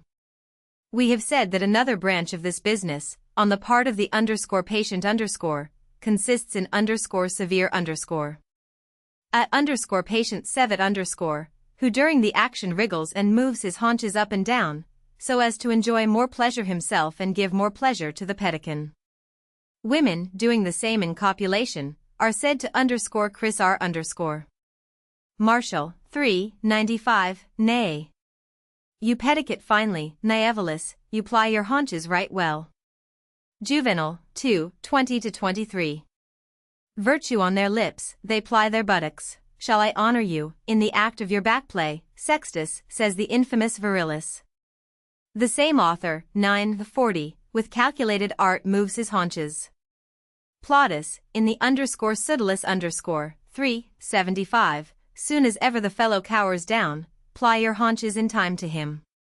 For this reason some authorities hold, I do not know whether rightly or wrongly, the word _senede_ to come from the fact that the wretches known by that name are in the habit of wriggling the private parts . Undoubtedly the suppleness of the thighs, the agility of the buttocks are counted amongst the particular talents of Synedes in Petronius, ch. 23, enter a Synede reciting these verses, hither, come hither, Synede wantons. Stretch the foot and take your course, fly with soles in the air, with supple thighs, and nimble buttocks, and libertine hands, all ye old, emasculated minions of Delos, come. To this subject also refers _epigr, _xxxvi of the first book of the Hermaphroditus edited by us, which consult, reader, if worth your while. As he who wriggles with his haunches does it to please somebody, people use the word severe also to convey the meaning of sycophancy or adulation. Thus, an Romule, Sevs, what Romulus, you fawn too, in Persius, I, 87. In the same way irrimate is used in the sense of an outrage, affront. That women can be pedicated, exactly the same as men, is indicated by nature. That they have consented, is proved by numerous testimonies in antiquity. Apuleius, Metamorphoses 3, page 138. While we were thus prattling, a mutual desire invaded our minds and roused our limbs. Having undressed entirely we gave ourselves up to the transports of Venus. I soon felt tired. Photis of her own good will offered me the catamite corollary. Martial, 9, 68, all night long I possessed a lewd young maiden, whose complaisant demeanor it were impossible to excel. Exhausted with 1,000 modes of love, I asked for the puerile service, which she granted at once before I had finished my asking. The same, 11. 105, reproaches his wife as follows, you refused to pedicate, yet Cornelia allowed it to Gracchus, Julia to Pompey, and Portia did it for Brutus. Ere the Dardanian cupbearer served the wine, Juno herself acted Ganymede for Jupiter. Tullia permitted the same to Aloysio and Fabrizio, in Aloysia Sigae, we have quoted the passage. Crispa tastes the same variety of pleasure, in Epigram LXXI of Ausonius, she lets herself be done in either orifice. The ancient Greeks took great delight in the posterior Venus. One can scarcely express what fervent admirers they were of beautiful buttocks. It went so far, that young girls competed in public, before an assemblage sitting as it were in another judgment of Paris, to pronounce which of them was the most gifted in that respect. Athenaeus, 1280, informs us that in the environs of Syracuse a villager had 2 daughters who often quarreled as to which of them had the finest posteriors. One day they showed them on the highway to a young man from Syracuse, who who chanced to be passing, and asked him to adjudicate between them. He decided in favor of the elder sister, fell at once violently in love with her, and on his return home he told his younger brother what had befallen him. The latter went forthwith to see the two girls, and became enamored of the younger. Soon they got married to the two youths, who were opulent, and they were called by their fellow citizens the _Cala PG_, because, although of lowly birth, their posteriors served them for a dowry. Full of gratitude, they dedicated a temple to Venus, under the title of Venus Kalapikos, Venus of the beauteous buttocks. It will not surprise you that any young girl remarkable for her beautiful posteriors amongst her companions was all the more in request for the puerile office, and all the more disposed to lend herself to it. Mania consented to it in favor of Demetrius, as testified by Muchon, in Athenaeus, 13:42, when the king wanting to enjoy her buttocks, she accepts his gift, and says, "Son of Agamemnon, it is now your turn to have them." 28. A certain young man, Ponticus by name, exacted the same corollary in the morning from Nathena, whom he had possessed all night. It is again Muchon who tells us the story. Ibid, 13:43. Demophon, the minion of Sophocles, asked the same favor of Nico, 29, who being famed for the beauty of her buttocks, she is said to have had an exceedingly beautiful bottom, was afraid he might lend them to Sophocles, Ibid. 12:45. Nathaniel, Ibid, 13:44, made an ingenious excuse for having been similarly complaisant. A certain tinker having ungenerously boasted he had 5 times running mounted that little courtesan in that way, Andronicus, whom she preferred to everybody else, got to hear it, and reproached her bitterly for having allowed such a blackguard to enjoy her so abundantly in a posture which his prayers never obtained from her. Nathaniel replied that, not caring to have her breasts handled by a fellow black with dirt and soot, it had appeared to her better to take that posture, so as to receive the least possible fraction of the wretched creature's body. Plate XXVII of the Monuments du Culte Secret de Dames remains presents the picture of a man pedicating a woman. It is, however, not without some inconvenience, or even danger, that one lends oneself to the passive part. Aloysia Sigaea, past mistress in the sciences of love, enlightens us on this point. In the first place, intolerable sufferings are inflicted upon the patient for in most cases he is invaded by too large a stake, hence frightful infirmities, incurable by all the art of Aesculapius.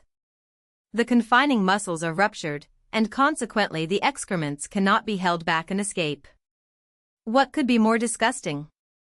I have known noble ladies afflicted with cruel maladies to such a degree by eruptions and ulcers, that it took them 2 or 3 years to recover their health. I myself, Tullia, have not escaped scot-free from the accursed embraces of Aloysio and Fabrizio. When they first forced their darts in, I endured atrocious pain, but soon the feeling of slight titillation consoled me. When however I reached home again, I felt a burning pain at the place they had lacerated. I felt myself consumed by an itching as if I were on fire, and in spite of the nursing of Donna Orsini, it cost much trouble to extinguish that confounded fire. If my lacerations had been neglected, I should have died a miserable death. Dial.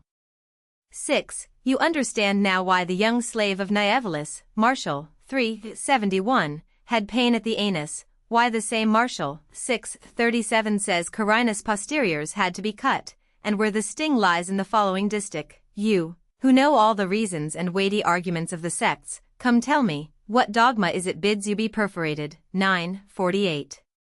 This effeminate philosopher, who affected to speak as though he had been the successor and heir of Pythagoras, was indeed bound, if anyone was, to know the reasons of lacerations, 30, of the anus, and the weights of men's members.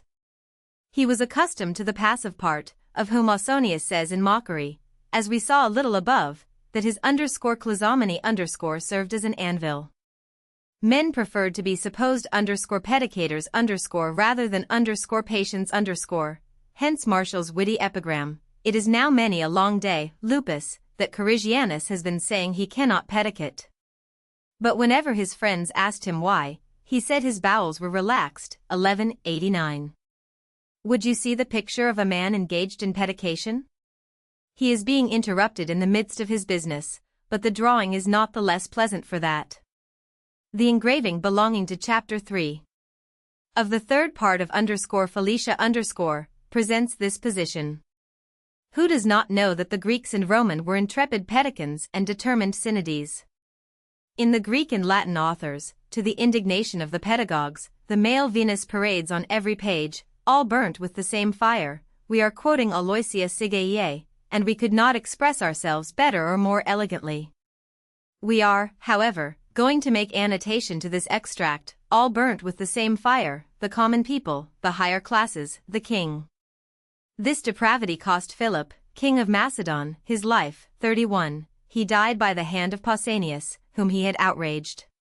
It subjected Julius Caesar to the passion of King Nicomedes. 32. Caesar, wife of all men, and husband of all women. 33.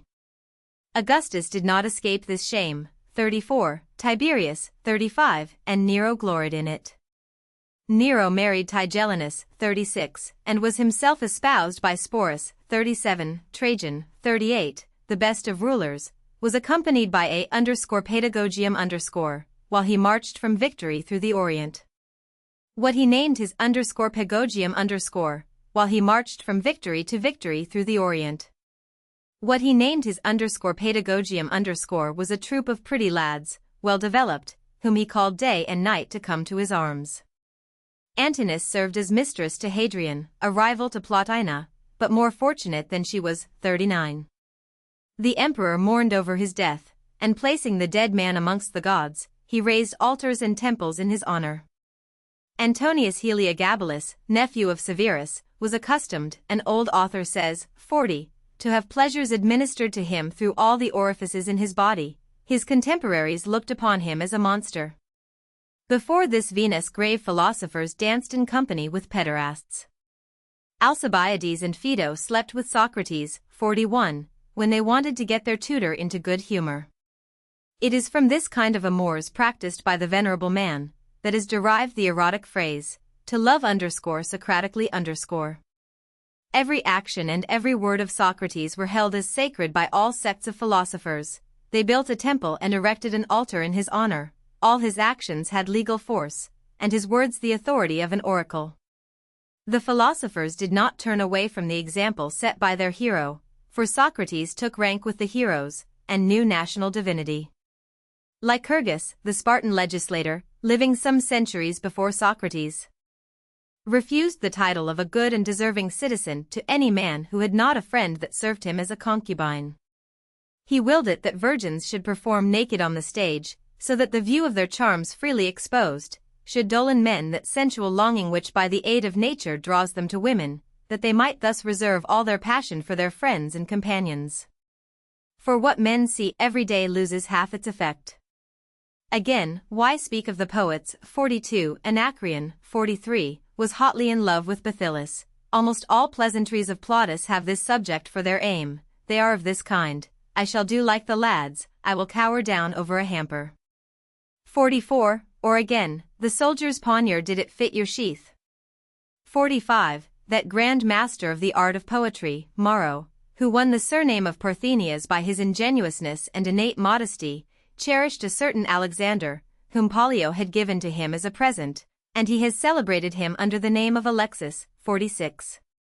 Ovid suffered from the same malady. He however preferred young girls to lads, because in his amusement he wanted reciprocal pleasure, and not a selfish enjoyment. He said he loved the pleasure of the simultaneous ejaculation of both parties. 47. And for this reason he was less given to the love of boys. Young girls and wives, finding themselves neglected, the first by those they loved, the other ones by their husbands, instead of offering their services only as females, resolved to play the part of the lads. The depravity became so great that this complaisance was actually extorted from brides, as it was before from married women. In fact, the husband went at the young wife pederastically, and the two sexes were joined in one and the same body.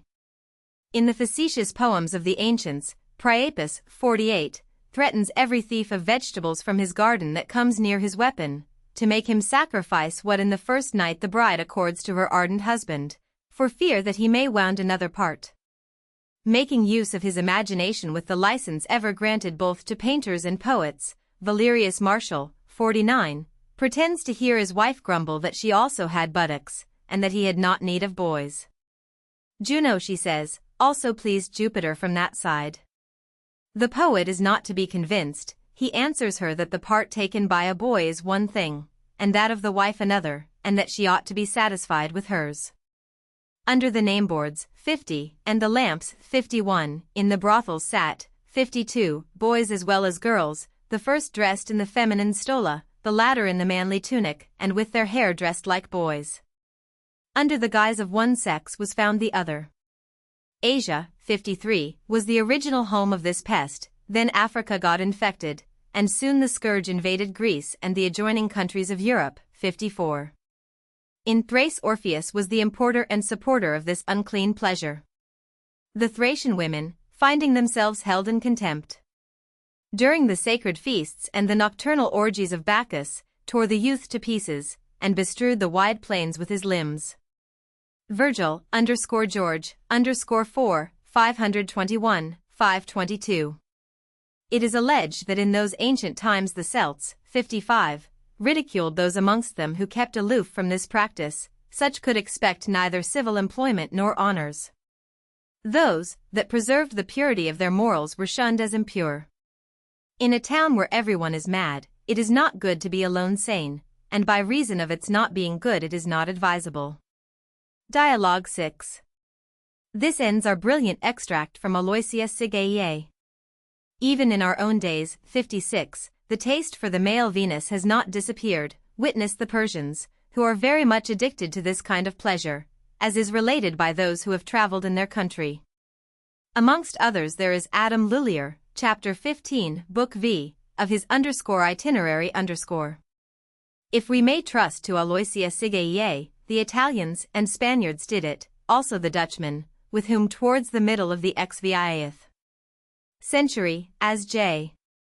David Michaelides tells us in his treatise on the law of Moses in Dutch, section 258, this habit was so much in vogue, that the punishment of death was hardly of avail against it. Also the Parisians, according to the author of the Genealogy in German, volume 2, page 427, a fully competent authority, who adds that in almost all the great cities of Europe there are to be found plenty of people who, either being satiated with the ordinary pleasure, or afraid of infectious diseases, prefer the posterior to the anterior Venus, the English always excepted, who abominate this practice.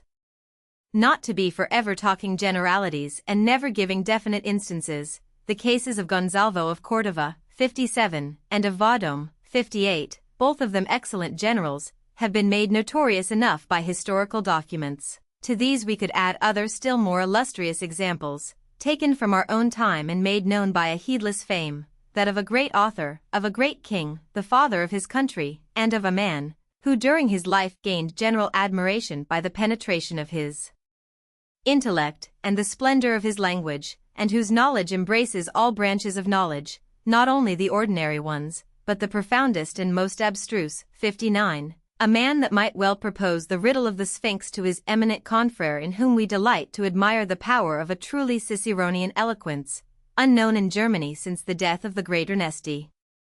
These examples, I say, we could easily allege, were we not apprehensive of raising, quite contrary to our purpose and intention, a feeling of odium against the pious memory of most distinguished men. Do you wish for any more? Pacificus Maximus offers a goodly number, both of the active and the passive parties. Elegy I, page 107. Of the Paris edition, the sole cause of my badness was my master, the man my father and mother incautiously entrusted me to. He was the king of pedicans, not one escaped his lust, so artful and winning was he. Many a thing I learned, I had better have left unknown, much did I absorb through my rectum, much through my lips. Elegy II, to Ptolemy, page 110. For you, ungrateful boy, I keep my treasures all, and no one shall enjoy them but yourself. My mentula is growing, while it used to measure 7 inches, now it measures 10. Elegy IV, to Marcus, page 113. You could not, Marcus, find a better, a more convenient, place, in which to meet me. Not a spy is here nor witness, neither man nor woman can tell tales. Let's do it under the willows in this verdant meadow, the drooping boughs will hide us with their foliage. The rivulet will lull us to sleep with its pleasant murmur, and the bird that warbles mid the boughs. Hither come, and glide into my lap, thou that art torment at once and remedy of my desires. Elegy 14, page 128. One day Etruscus brought to me a youth, so fair as is seldom seen at Jupiter's board. I give him up to you, he said, lay hold of him, that he may cling to you both day and night. May the gods grant you love him well, he will be wise if you but pedicate him. And I like this liberty conceded to my passion, I shall always be obliged to you. Be sure this child, good as he is, will be better still in future, he will suck my wisdom in through many places. Joyful he goes, joyful I seize hold of my prey, delay, however short, seems long to me. Oh, father proved in virtue. The one blameless man, the one sage in this great town. The master lays hands upon the lad's posteriors, the lad grasps the master's member. Think you, ye unlearned, he will learn in this fashion? Oh, lucky boy, to have me for a teacher. Oh, lucky fate, that gave you such a father. Elegy 15, page 131. If the member is dead, the voluptuous wish is still alive. If the old man can no longer pedicate, he still wants to. Elegy XX, page 139. My member is so little, this part of me so dwindled, I almost think I never had one, or that it has disappeared. My finger cannot feel, my eye cannot see it, fate has been but niggardly to me. I could be your attendant, Cybele, without operation, I need no shard of glass, I am a castrated priest already. And still, it is a shame, but must be confessed, there is no worser lad than I in all the world. As soon as ever I could, I served the filthy Venus, for the hand of pederasts had drawn me to it, 1,000 members and big ones, churned in my inside, and day and night my anus was in quest. If only my passive action could have profited my member, when erect it would have touched my head, when limp my feet, but nothing did it good, it never grew. And what I did, perhaps only made it worse. Every boy likes to see his member grow, get big enough to amply fill his hand. But enough of pedication, eremation is our next business. Footnotes on pedication. Footnote 20, _drock_, from I work, execute, for _dravicus as _caudus _for _cavitus laudus for levitus . Footnote 21, Catamite according to Festus, is the same thing as Ganymede, the minion of Jupiter. The Latins, by similar corruption of words, pronounced _Proserpina for Persephone Esculapius for Asclepios Carthago for Carcado Pollux for Polydux Sibylla for Cybele Masterbear for Manu Stuprare . Footnote 22, thus Enothea, to excite the lad's feeble nerve, pushes a leathern mentula, member, into Eucolpius anus, Petronius, 138. Enothea fetches a leathern contrivance. This she first oiled and sprinkled with pepper and crushed nettle seeds, and then proceeded to push little by little up my anus. We shall have to speak in chapter 6 of another use of these leathern tools. Footnote 23, according to the author of the Gyneology German edition, volume 3, page 392, there are to be found at this day in the London brothels women who make it their business to flagellate customers who desire it. Footnote 24, in order to appease the ardors of the anus, the Siphnians, Siphnos, one of the Cyclades, were in the habit of introducing a finger up the anus. The Greeks called this proceeding to _Siphnianize Suedos, Siphnianize to finger the posterior. Footnote 25, always, however, excepting the head, for they took great care of their head of hair. Horace, Ode X, Book 4, says to Ligurinus, when those curls are gone, that now descend to your shoulders. And, Epode 11 v. 40-43 nothing, he says, will take away his love for Lyciscus, save another love for a plump youth, tying up his long hair.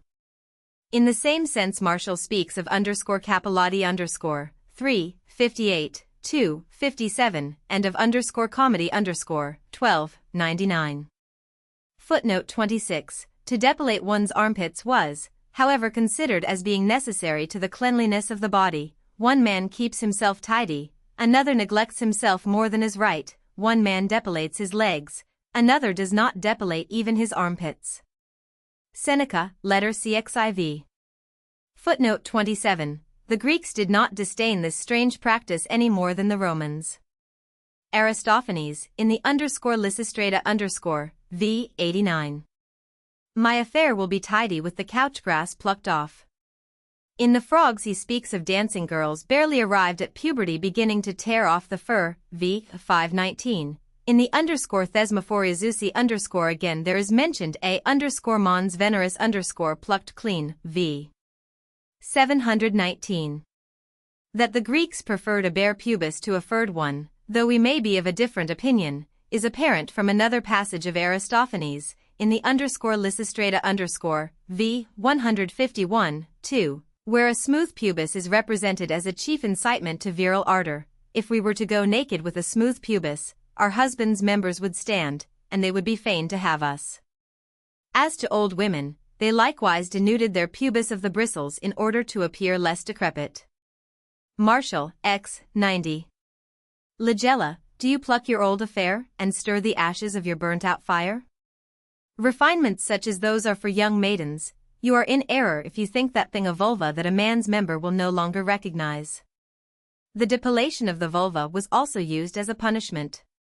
Aristophanes, Thesmophoria 545, 6. We will pluck her pubis, and teach her so, woman as she is, not to speak ill of women. The same punishment was inflicted upon adulterous women taken in the act. A black radish or a mullet was introduced into her anus, which was then depilate, as well as her pubis, with burning cinders. Aristophanes, _clouds 1079. What, must you suffer the impalement with the radish and the hot cinders? Suetonius, under the word, thus they treated adulteresses who had been caught in the act. They took black radishes and planted them in their anus, which they rubbed with hot cinders, after having torn out the hair. Footnote 28. To understand this, the sentence must be complete. The worthy Forberg takes his readers far too learned. Mania, in the poem of Muchon, says to Demetrius, offering her buttocks, son of Agamemnon, it is now your turn to have them, you who have ever been so liberal with your own. Note of the translator. Footnote 29. The following is the passage from Muchon, as quoted by Athenaeus. Without a knowledge of it Forberg's allusion remains obscure. Demophon, Sophocles' minion, when still a youth had Nico, already old and surnamed the she-goat, they say she had very fine buttocks. One day, he begged of her to lend them to him. Very well, she said with a smile, take from me, dear, what you give to Sophocles. Note of the translator. Footnote 30, _secta sect, from _secor may also be derived from _secare to cut, and thus mean laceration. Note of the translator. Footnote 31, Justinus tells the tale somewhat differently. Pausanias had to undergo since his puberty the violence of Attalus, who added to this indignity a crying outrage, having invited him to a feast and made him drunk. He not only satisfied upon him, when full of wine, his brutal lust, but allowed him to be used by all the guests like a vile courtesan, and made him the laughing-stock of his equals. Unable to bear this infamy, Pausanias carried his complaint before Philip many and many a time, but the king always put him off with illusory promises. When Pausanias however saw Attalus elevated to the rank of the chief of the army, his fury turned against Philip, and the vengeance which he could not take upon his enemy, he took upon the iniquitous judge. 9-6. Footnote 32, Suetonius, Julius Caesar ch. 48, not content with having written in some of his letters that Caesar was conducted by the guards to the bedchamber of the king, slept there in a golden bed hung with purple, and that he allowed the bloom of his youth to be blighted in Bithynia, Cicero said to him one day in the midst of the Senate, where Caesar was defending the case of Nyssa, the daughter of King Nicomedes, and spoke of his obligations to that king. Pray, let us pass over all this. It is only too well known what you have received, and what you have given. On the day of his triumph over the Gauls, the soldiers sung the following verses, amongst those which are usually sung behind the triumphal car, and they are well known. Caesar has subdued the Gauls, and Nicomedes Caesar. This day is Caesar triumphant for having subdued the Gauls, and Nicomedes, who subdued Caesar, has no triumph. Catullus, _Carm, _57 How well they go together, those shameless Synodes, Mamura the _patient and Caesar.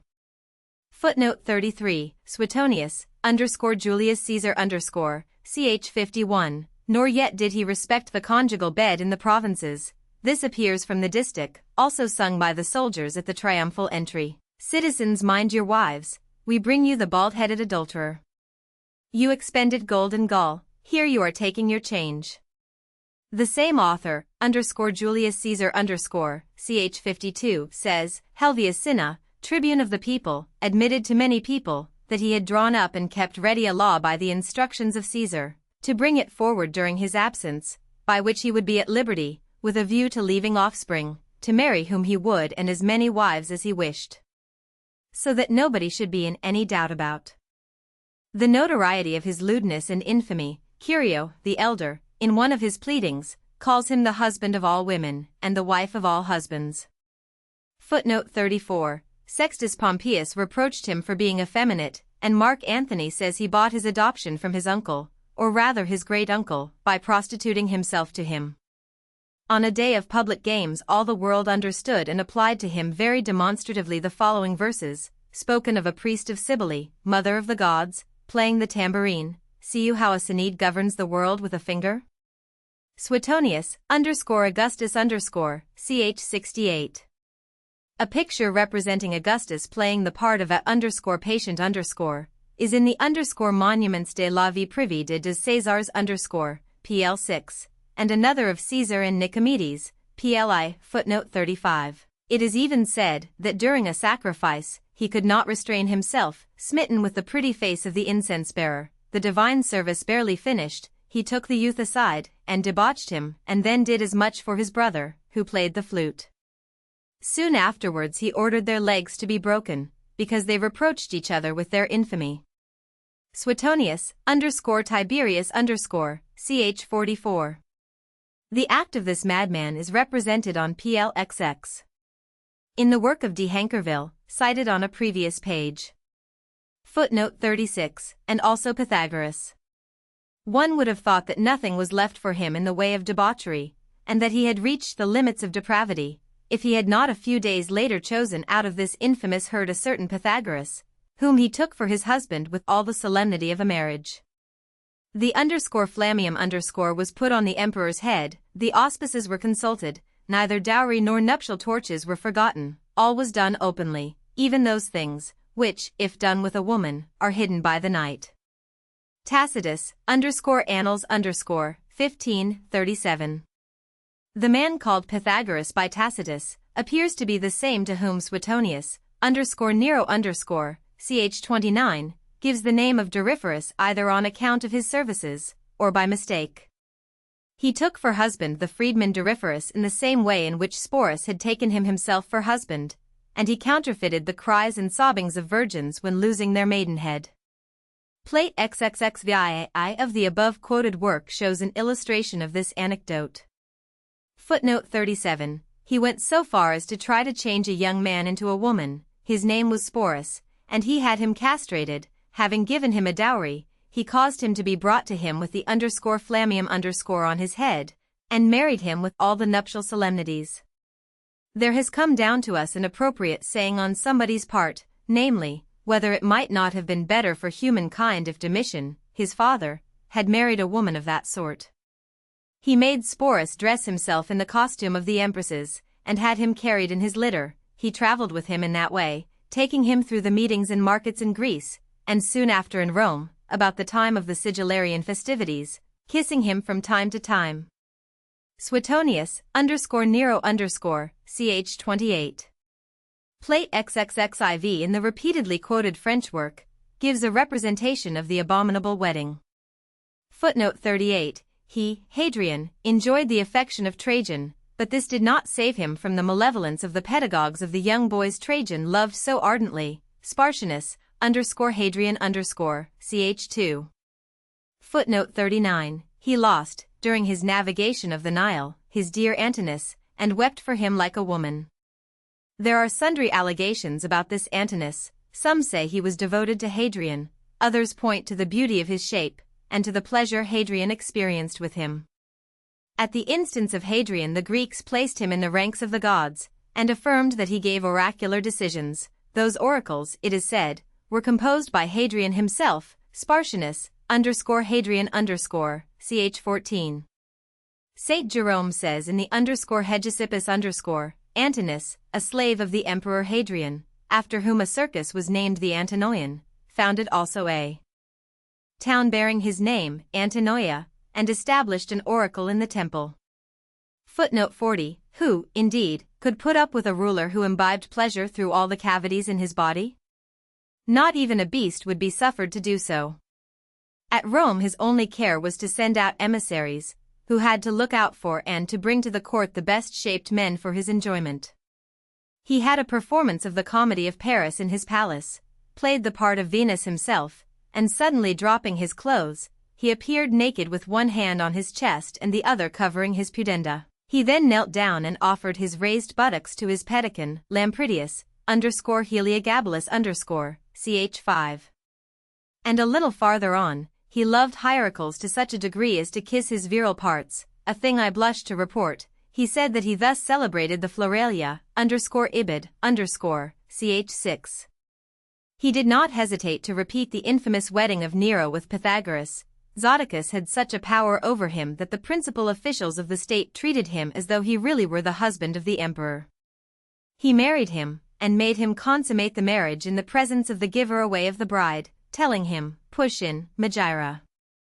And this was done at a time when Zodicus was ill. Lampridius, ch. 10. Zodicus was called Megaera on account of the profession of his father, who had been a cook.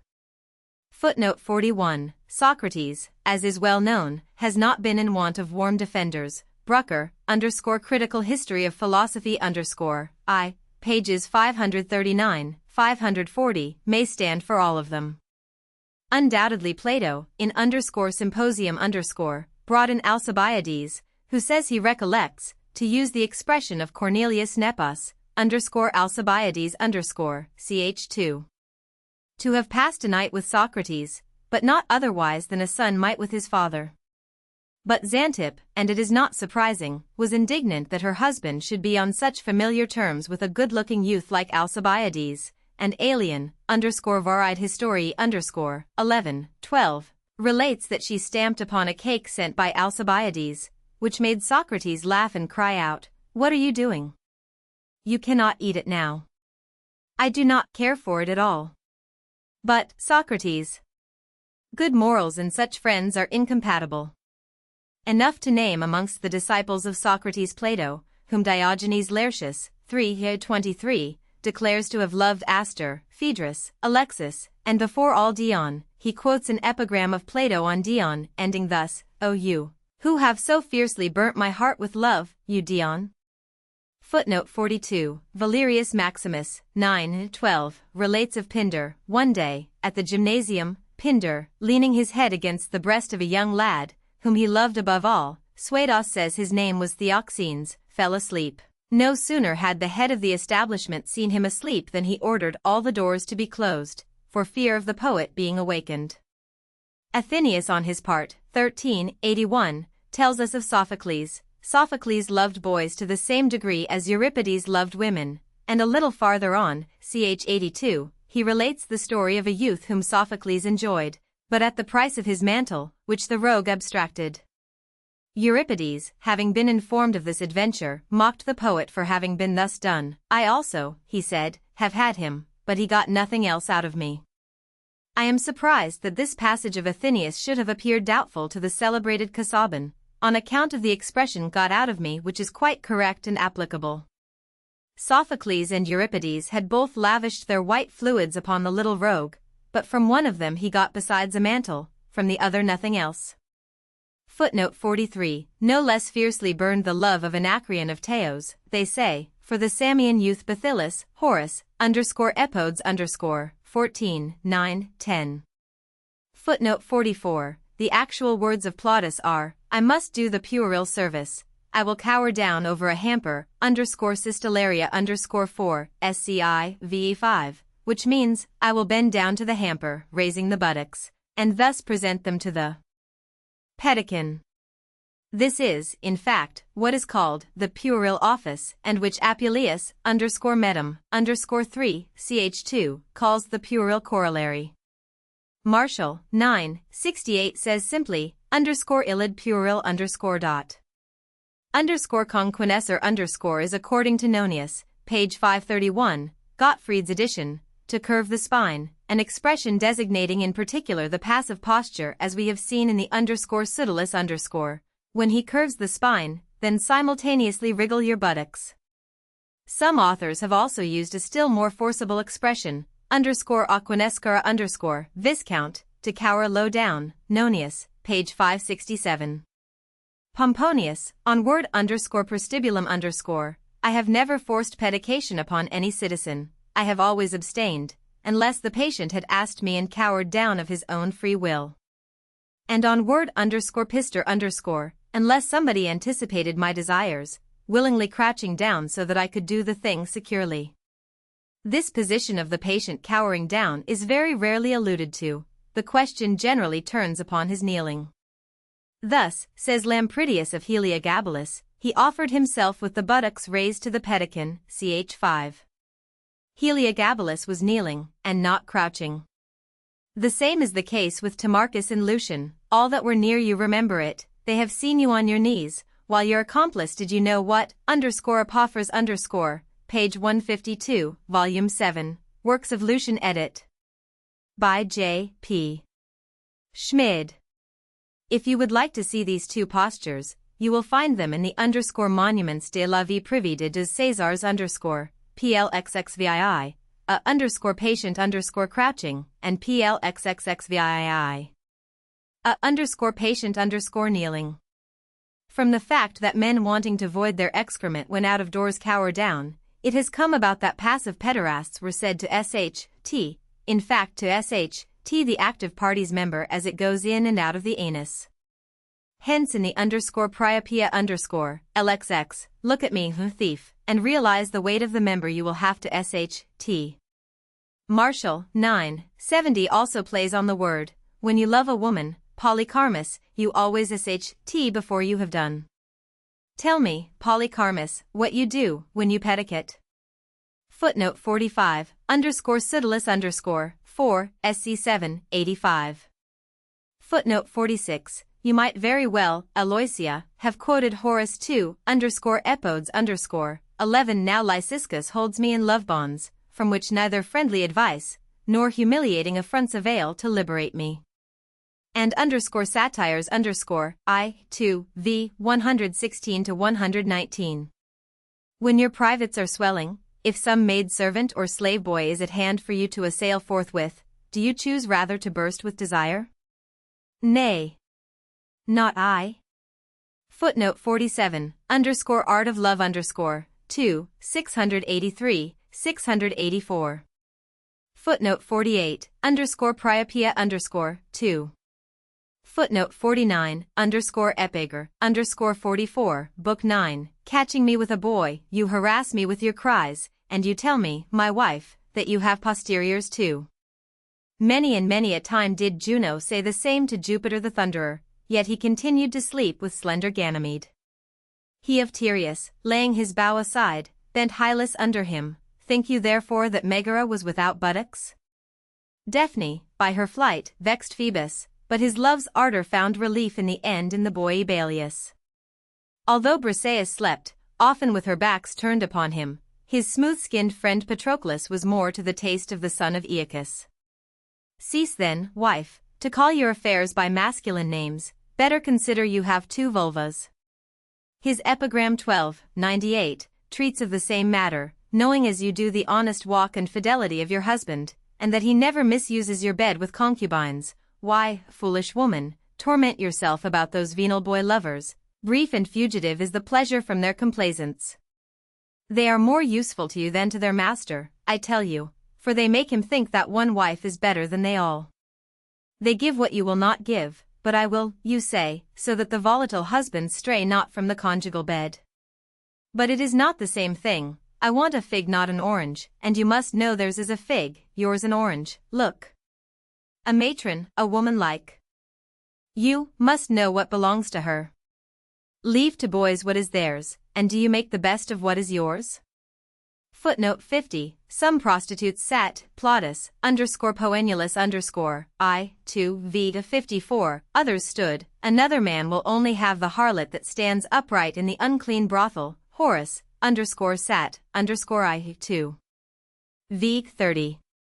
Footnote 51. Juveniles Messalina 6 v. 123, prostitutes herself under the fictitious nameboard of Lysiska. Petronius, I see men gliding in stealthily between the nameboards and the naked prostitutes. I understood, alas, too late, that I had been introduced into a bad place. Satyr, ch7. Martial, 11:46. When you pass the threshold of a chamber with nameboard over the door, whether it be a boy or a girl that greeted you with a smile. That the prostitutes changed their names is apparent from a passage in Plautus, Poenulus v. 3, 20, 21. For today they were to change their names, and will lend their bodies for infamous traffic. Footnote 52. Horace, sat. 2, 7, 48, 49. Every woman that naked beneath the bright lamplight endured the thrusts of a swollen member. Juvenal, 6, 130, 131. Foul with the reek of the lamp, she bore to the imperial couch the stink of the brothel. Footnote 53. Authors vary on this point. Herodotus, the Persians pollute young boys, they have learned it from the Greeks, I, 135. Plutarch refutes the assertion. How can the Persians be indebted to the Greeks for these impurities, when all historians are agreed upon the fact that they had eunuchs before they had ever come near to the Grecian seas? Of the maliciousness of Herodotus page 857, volume 2 of Frankfurt edition of 1620, Athenaeus pederastia was first introduced in Greece by the Cretans, as is related by Timaeus. Other authors however have asserted that the man who first imported that sort of love was Laius, who, having been hospitably received by Pelops, fell in love with Chrysippus, the son of his host, carried him off in his chariot, and fled to Thebes. 1379. And who has not heard of the incontinence of the inhabitants of Sodom? Footnote 54, particularly in Euboea, whence the expression, chalcidize, meaning, according to Hesychius, to pedicate, because masculine loves flourished among the Chalcidians. Phisidize is another expression for the same thing from the name of a town now unknown, Swados, Phisidize, to be a pederast, and similarly, Siphnianize from Siphnos, an island in the Aegean. Hesychius says, Siphnianize, that is to finger the anus. The inhabitants of Siphnos are, in fact, given to the practice of pederastia. We have seen above that the meaning of Siphnianize has been perverted. Footnote 55, Athenaeus 1379, of all the barbarians the Celts, although their women are most beautiful, it is, therefore, not surprising that an ardent amateur of fine women, such as Julius Caesar is described to us, should in the Gallic provinces have been not over-respectful to the conjugal bed.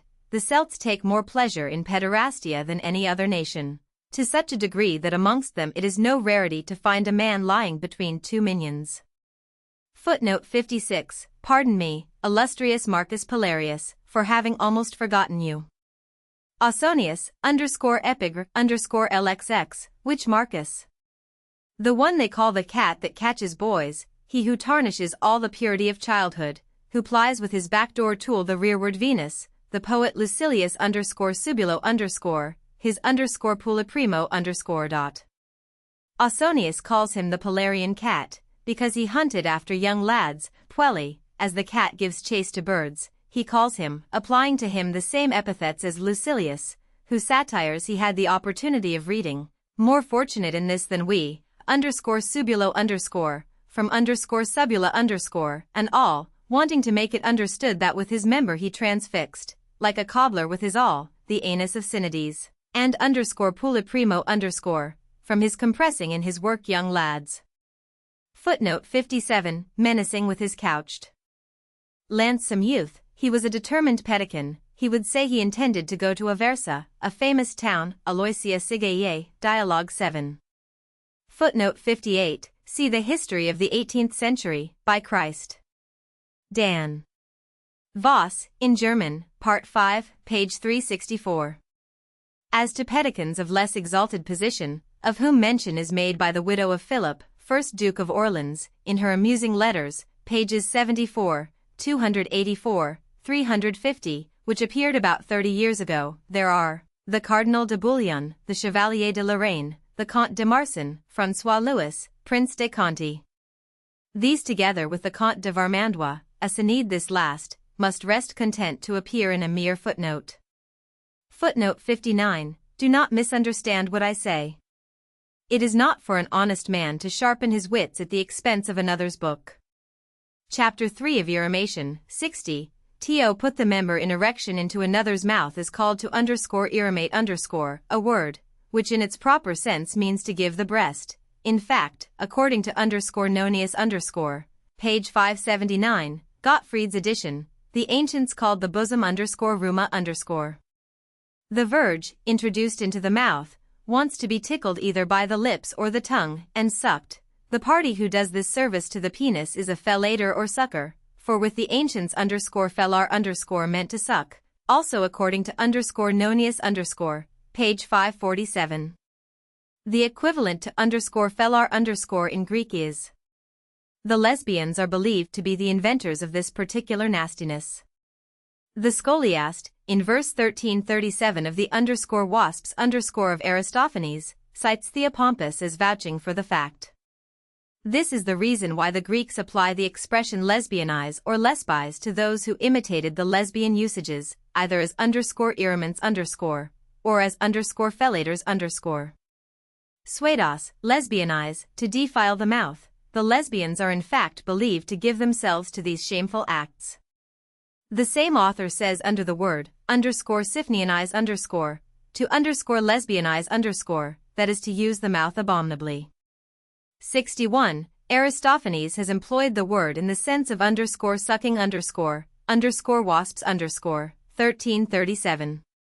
Look, how cleverly I kept you away, when you wanted to lesbianize the guests. And again in the _frogs _1343, has this muse never used the lesbian mode? 62. But Hesychius has employed it for _eremate_, lesbianize, to defile a man's mouth. Lesbianize and Phoenicianize are generally used conjointly, as though this practice had been equally common among the Phoenicians. Lucian says in his _Apophors ch. 26, in the name of the gods tell me what you are thinking of, when it is bruited about publicly that you lesbianize and Phoenicianize? What the difference between the two may be is not known. At any rate Timarchus, who is so bitterly attacked by Lucian, was a _fellator_, as may be readily gathered from the following.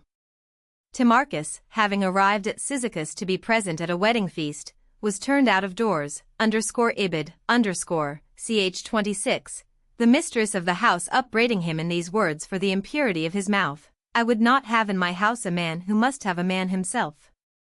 The passage preceding the above is still plainer and more to the point. What does the man reproach Timarchus with, who has surprised him kneeling before a young lad, _ibid, ch. 21, and who says farther on, that he had seen him at work, if this does not apply to a _fellator_?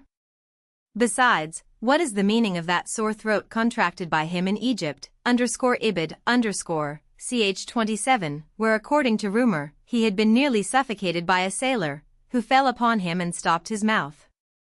Whence that nickname of the Cyclops, _ibid, ch. 28, which was given to him, because one day, when he was lying drunk on the ground, a young man, with an upstanding stake exceeding well sharpened, threw himself upon him, to force it into his mouth, as Ulysses did with the eye of the Cyclops, a new Cyclops, with the mouth open at full stretch, you let him burst your cheeks. It is useless to add to this the passages with respect to those who repel his kisses, ch. 23, or as to the use to which he puts his tongue, ch. 25, for it is doubtful whether they are addressed to a_fellator_ or a_cunniling_, a liquor of the vulva. That Timarchus was no stranger to _irrimation_ seems implied, ch. 17, by the apostrophe, are you not all that day the more so as previously Lucian's saying, if any one sees a Synede do or suffer the shameful act, makes it apparent that the active part was also one of the vices of Timarchus. Lucian could therefore justly say of this Timarchus, that he lesbianized and Phoenicianized, if he wanted to imply by one of these words, sucking, and by the other, irrimating. But it is uncertain which of these words means to suck, and which to irrimate. But what does this matter? There is no doubt that Lucian intended to make this distinction. Phoenicianize might even be applied to a_cunniling_, 63, an expression which we shall dilate upon presently. Needless therefore in this place to give examples of women who allowed their vulvas to be licked. Very remarkable is a passage of Galen in Book X, _D6 Simplicium_, in which he makes a distinction between lesbianize and Phoenicianize, demonstrating that the one is more shameful than the other. It is worse for an honest man to be spoken of as an eater of excrements than as being a defiler or a Synede, and amongst the defilers we execrate such as Phoenicianize more than those who lesbianize. The latter I consider to be doing what is as bad as the habit of drinking menstrual discharge, 64. Galen means by this that the man who uses human excrements as medicine is considered worse than a fellator or a Synede, that amongst the fellators the Phoenicianists are more abominable than the lesbianists.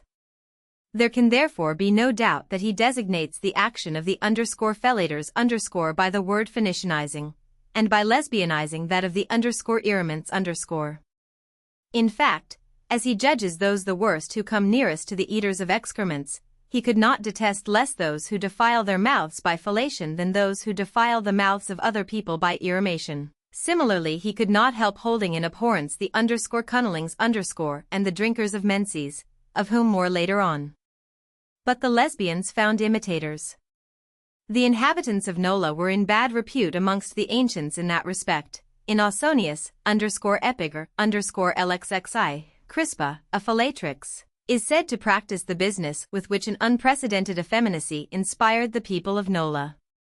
However, here is this spirited epigram in its entirety.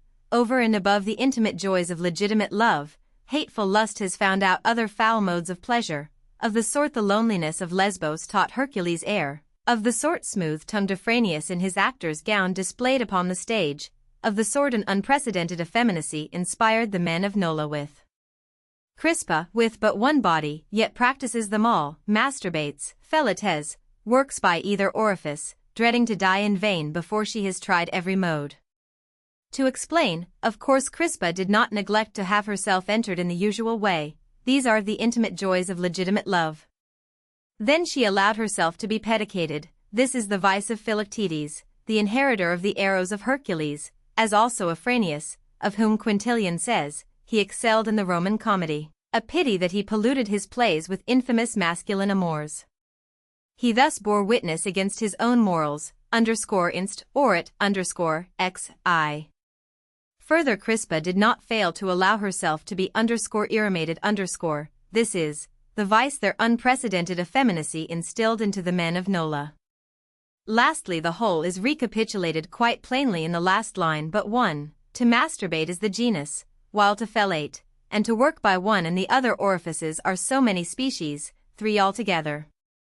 There are authors who think that the celebrated riddle of Coelius in Quintilian, _Clito amnistram quadrantarium, in tricliniocome, in cubiculo nolum _instit. Orit, _8, 6 page 747, refers to a woman of the name of Nola, she being a _fellatrix after the fashion of the Nolans. But I prefer the interpretation of Alciatus. He believes that the woman in question was Clodia, the notorious sister of Clodius, and wife of Metellus, called _Coa_, because she liked coitus on the open triclinium, and _nola_ because she refused the same in bed. Spalding evinces surprise at the want of exactitude, which the word _quadradaria_ would have in that case.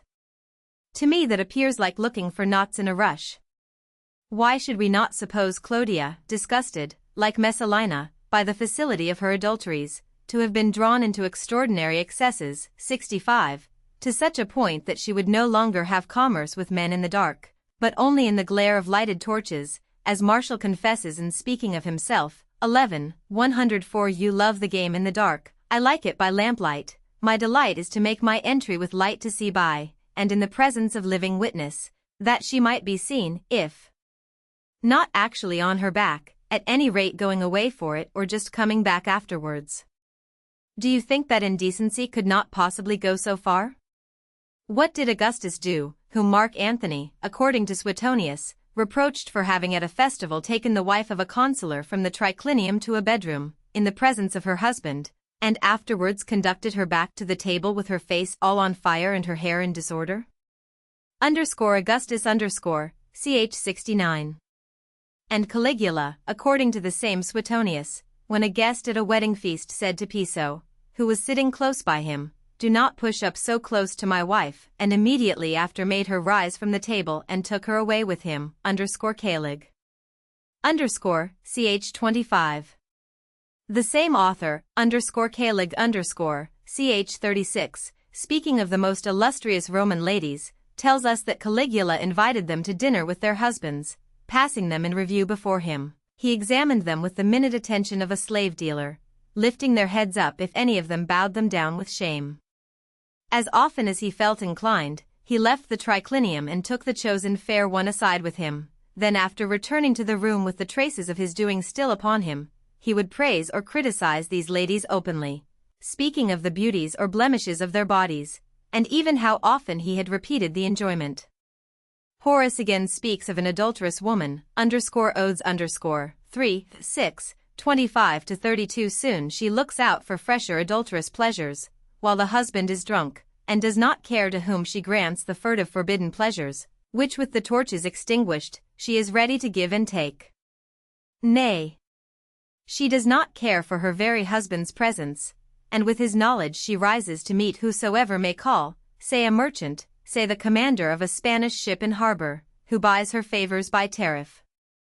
Again look at the feast of the Pope, Alexander VI, whom we have already mentioned for your profit and amusement in our Hermaphroditus 66.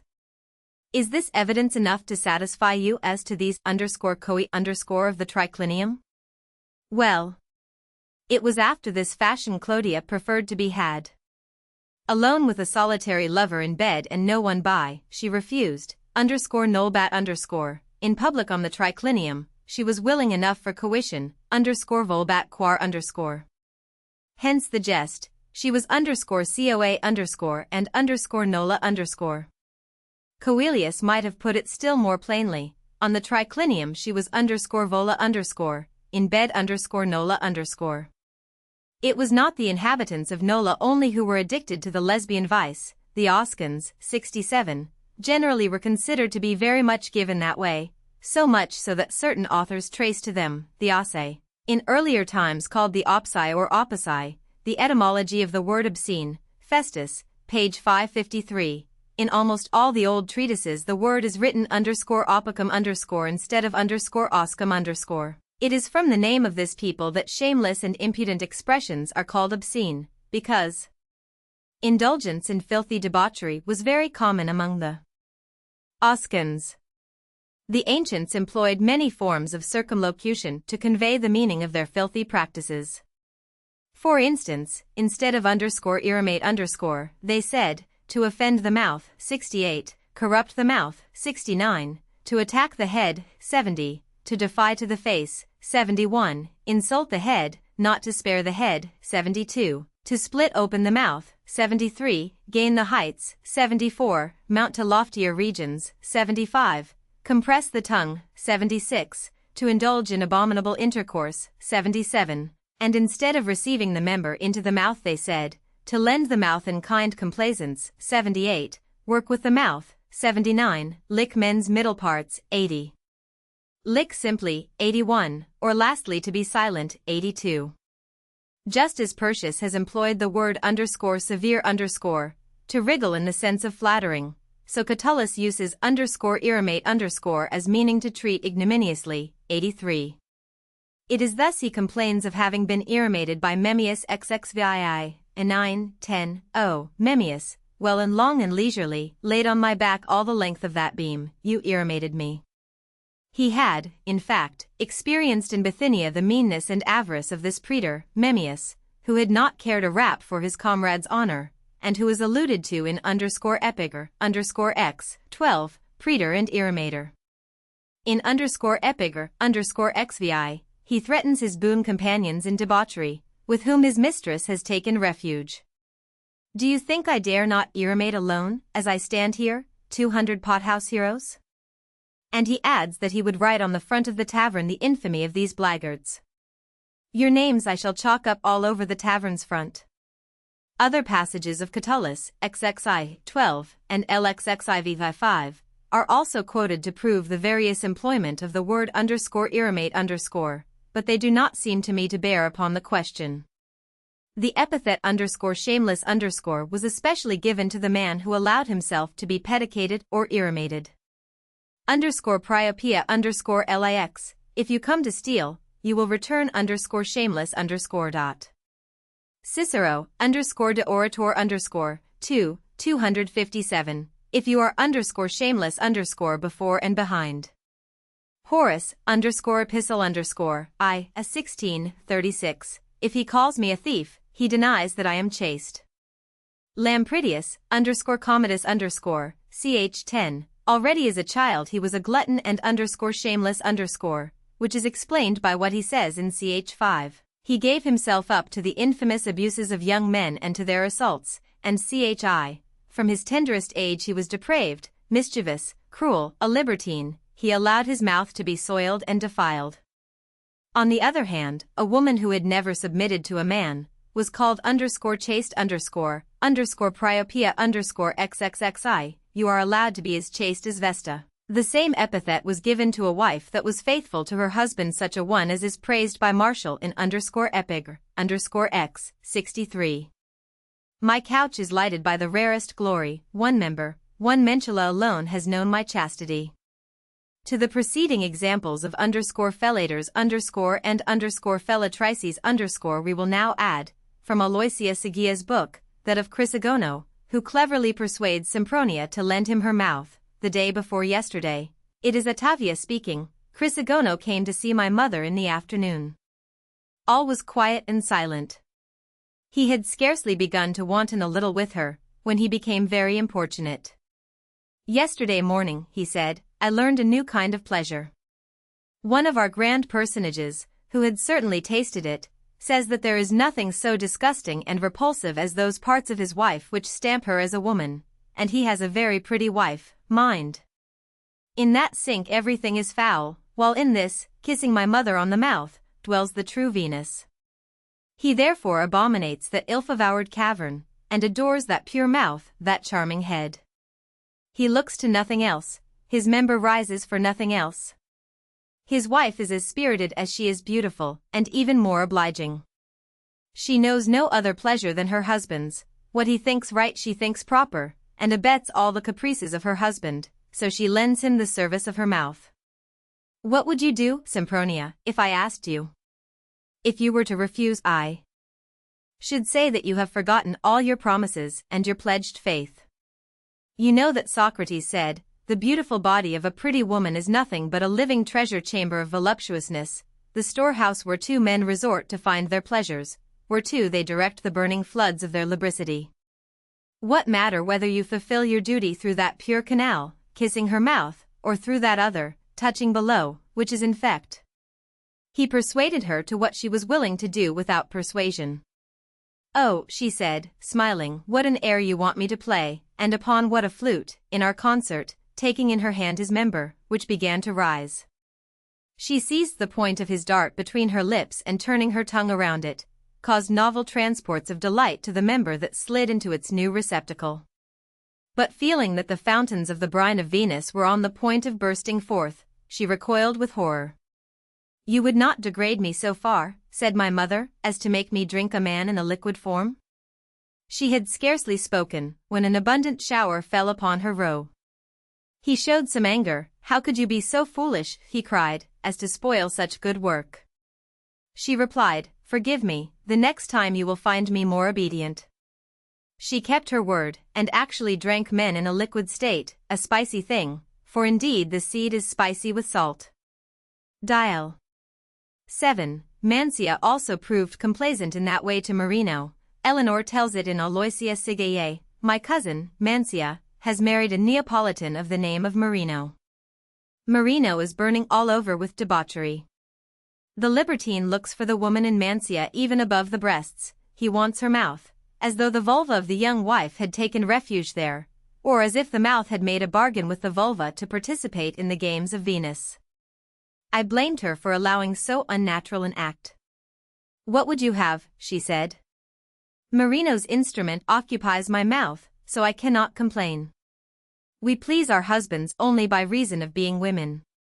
Never mind where she is taken, if a woman only proves that she is a woman, she will please. Dial. 7. So too Alfonso tries to engage Eleanor herself in the same fashion. Look you, Ottavia, added Eleanor, how passionately loving Alfonso is. Some days ago, after having several times plied his javelin in the legitimate way, he presented it to my mouth. Your catapult, my Alfonso, said I, is not made for breaching this door. You are mad, and you want to make me the same. No. I would fain have you mad, not myself, for that you love me, I owe to your madness, not to any merits of my own. If I get delirious, I may forget the respect which I owe you, and I would rather die than cease to live for you alone. These words softened my heart, and decided me to assist him in that game. I seized his inflamed dart with a good heart between my lips. But that was all. His member returned voluntarily to the place it had left, and finished its exploits, which it had impudently begun above, properly in the region of the middle. Dial.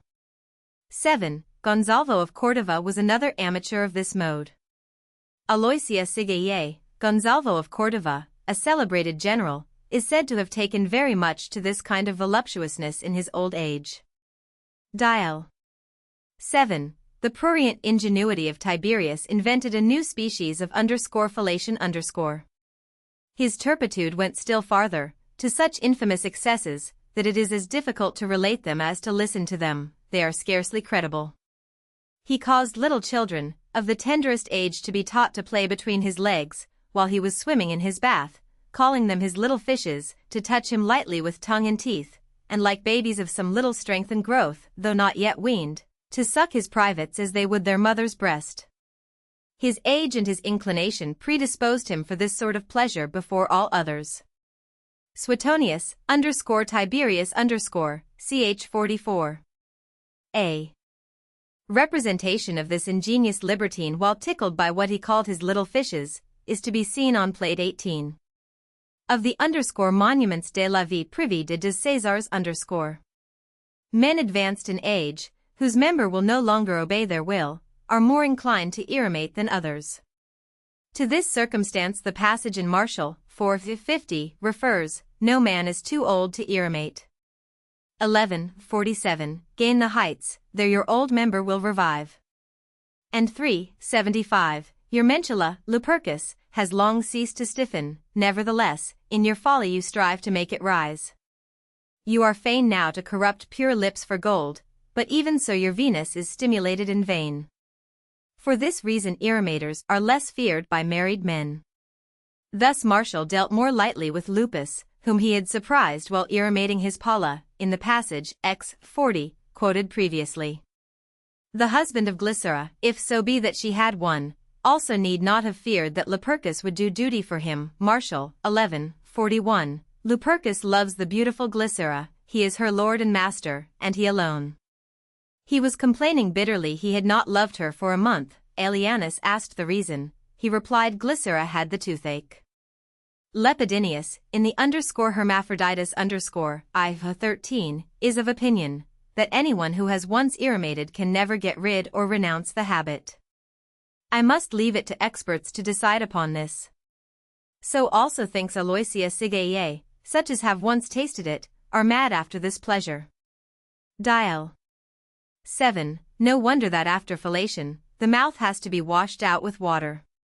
Marshall alludes to this, too. 50. You lend your mouth, and then drink water. Lesbia, quite right, where your work is, there you take water. Priopia XXX says, walk in the vineyards, and if you steal any of the grapes, you shall have water, stranger, to take in another way. Priapus means, you came to get water to drink, but if you pluck any grapes, I shall irrimate you, and then you will want water to rinse your mouth rather than to drink. Marshall says as much to Chione in _epigram _3, 87, quoted before. To ask for the loan of the mouth is to demand a thing much more shameful than the other two orifices. Marshall, 9, 68, all the night long I possessed a lewd young girl, I never knew anyone more naughty. Tired of 1,000 postures, I asked for the puerile service, before I had done asking, she turned at once in compliance. Laughing and blushing, I asked something worse than that, the wanton consented instantly, 84. Those that found themselves thus situated took good care not to be surprised. Marshall, 11, 46. When you have crossed the threshold of a chamber with name on signboard, whether it be boy or girl that smiled on you in welcome, doors and hangings and locks do not content you, and you want to be yet more certain you are not watched. Mystery is what you want. You look suspiciously on the smallest crack in the door and stop it, the same with the tiniest pinhole made by some inquisitive hand. Nobody can be more modest or circumspect in his doings, Cantharus, than the man who wants to pedicate or copulate.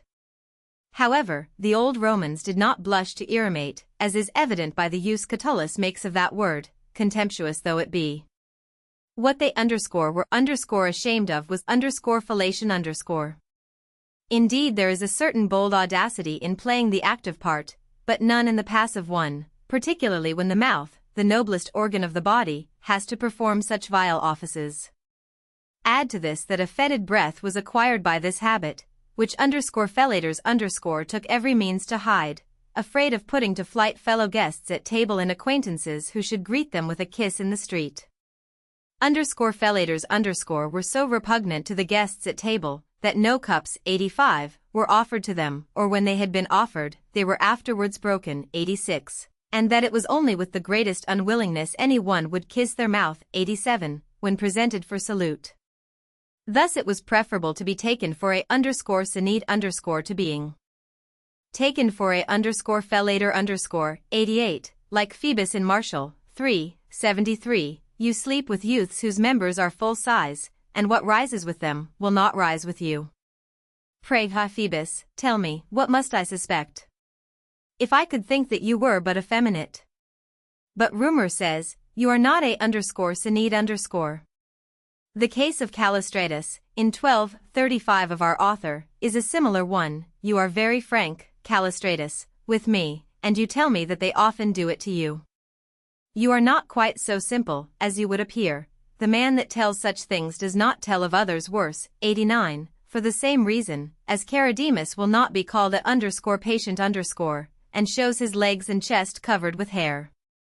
Martial tells him, 656, to arrange himself in such a way as to appear a minion rather than a _fellator_, because your legs are covered with bristles, your chest with hair. You think, Charidemus, to hand down your words to posterity. Take my advice, and pluck the hair from all over your body, and get it certified you depilate your buttocks. Why so? You ask. You know the world tells many tales, try to make them believe you are merely pedicated. Fellation_, as was but fair, received payment, and high payment. Martial, 11, 67 shows this, informer you are and blackmailer, swindler and trickster, fellator_, and bully. The wonder is you have no money. And again, 375, your member, Lupercus, has long ceased to stiffen, nevertheless in your folly, you strive to make it rise. Of no avail is colewort or salacious onions, of no use to you the provocative savory. You are fain now to corrupt pure lips for gold, but even so your Venus is stimulated in vain. But, a thing to be marveled at and scarce believed, what will not rise, Lupercus, does rise if you pay a heavy fee. But when on the subject of fellation, we must not pass over in silence the raven, whom our standing authority, Martial, 1474, calls a_fellator_, saluting raven, 90. Why did they call the _fellator_? Never a mentula entered your beak. The fact is ignorant people believed the raven fulfilled the coitus with his beak. Pliny says, the vulgar herd believes that it operates the coitus and procreates with its beak. Aristotle denied this, saying that ravens merely exchange kisses in the same way, familiar to everybody, that pigeons do. Natural history X, 12. Erasmus denies in his Adagia under the word lesbiari page 409 of the Frankfurt edition, 1670, that in his time the obscene practice of eremation was still known. To lick, if I am not mistaken, is with the Greeks the same thing as _fellar_ with the Latins. The word indeed remains, but the thing itself has been, I think, long done away with. I fear this is not really the case. At any rate, I am informed that this practice is not entirely opposed to the habits of libertines of the present day. Those must decide whose opportunities take them to great cities. Plate XXI. In the _monuments de la vie privée de Césars represents a_fellator_. However, the graceful picture in question really belongs more properly to the category of Spintrian postures, of which more anon, than to the present chapter. Footnotes of eremation. Footnote 60. You see we follow the same general order as in the _priapia_, 7. I warn you, boy, I mean to pedicate you, with you, my girl, I will copulate. The third penalty is kept for the bearded ruffian. Footnote 61, Eustathius, page 741, is very ambiguous, lesbianize, to commit a shameful action. Footnote 62. I do not quite know whether the following passage from the Thesmophoria Zusi 915 to 917 refers to this or no. Now, unhappy girl, you long for pleasure after the Ionian mode. Besides, I think you are a labda, as is the way of the lesbians. A fellatrix seems to have borne the name of labda, by reason of the first letter of the word lesbianize, but the passage stands quite isolated, for in that of Varro, preserved by Nonius, and referring to the annotation of Scaliger on the _priapia_, LXXVIAI, where we find Depsistus, decite. Labdae. The reading is doubtful, and the sense not clear. The verse of Ausonius, _epiger, _128, when he puts his tongue in, then he is a labda, has nothing to do with this question, as we shall show later on. Footnote 63.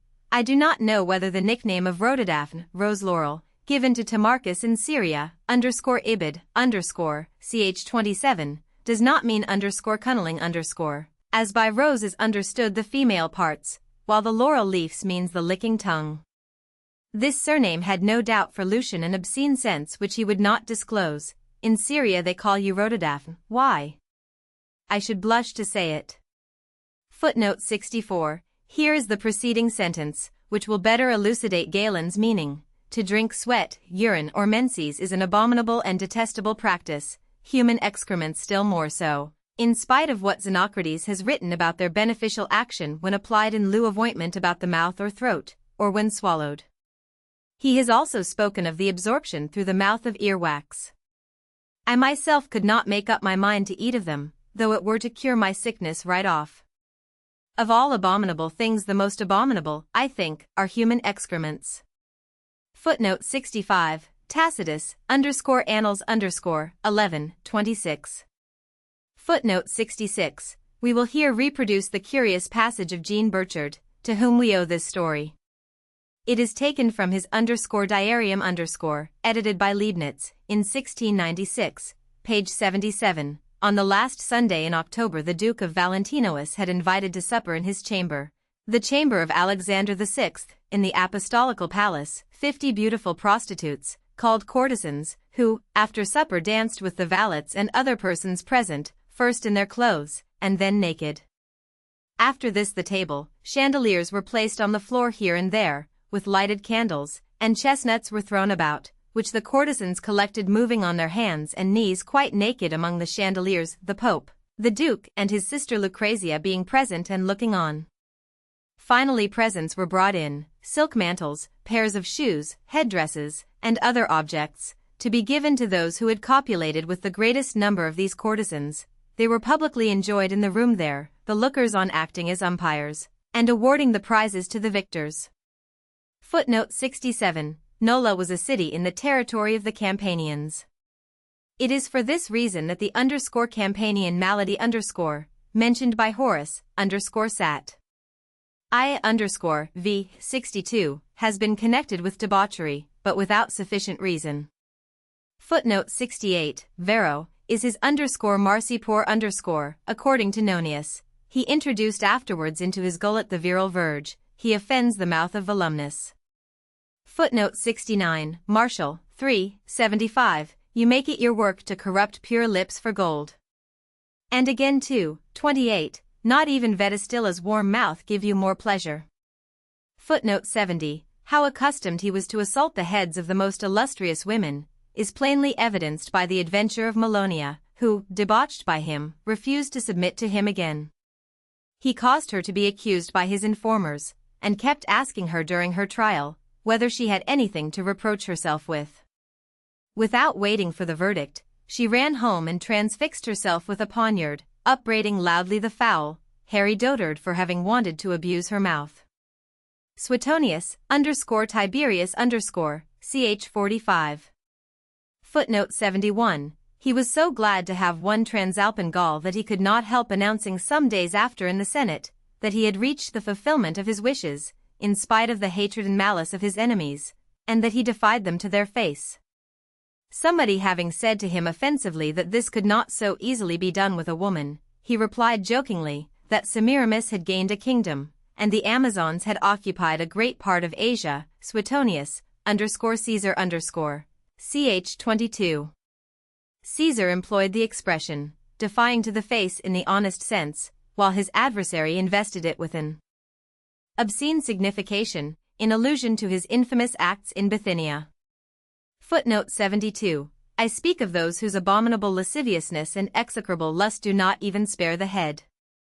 Lactantius, instit. Div _6, 23. Similarly Juvenal, 6, v. 299, 300, for what cares the drunken Venus? She knows not the difference between groin and head.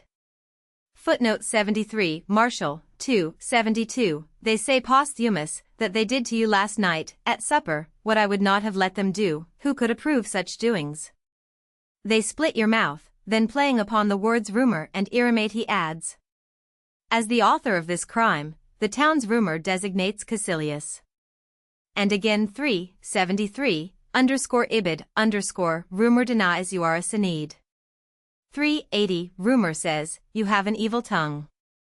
And 387, rumor says, Chione, that your vulva is intact, that nothing could be purer than it.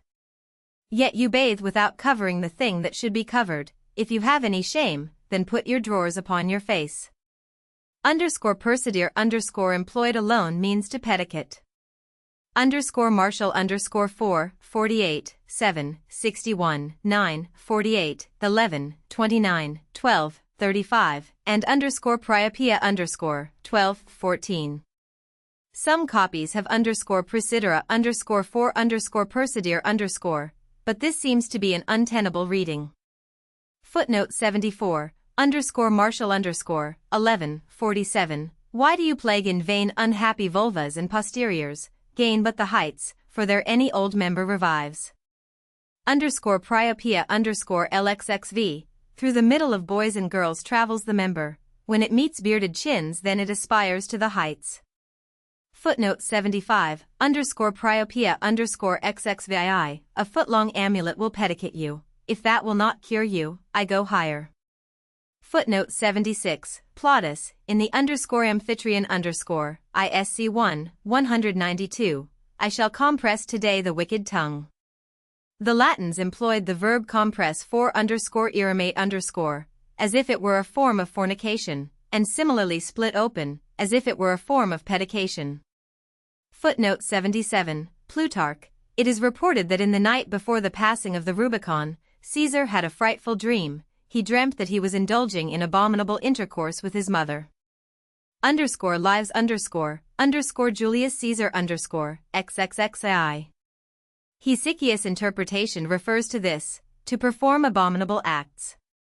Footnote 78, Suetonius, a picture of Parrhasius, representing Atalanta in the act of complacently lending her mouth to Meleager, was bequeathed to him with the alternative that he might have 1,000,000 sesterces instead, if the subject offended him. He not only preferred the picture, but had it solemnly hung in his bedroom. Tiberius ch 44. Footnote 79, Horace Epode 8, 17-20, the member of the uneducated, is it less rigid? Does it not long, like those of lettered men? To make it stand superbly from the groin, you need but to work it with your mouth. Footnote 80, Martial 2:62, a doubtful down did scarcely deck your cheek, when your tongue already licked men's middle parts. The same 3:81, Boeticus has you, a Gaul, what have you to do with the female pit? That tongue of yours should lick men's middles.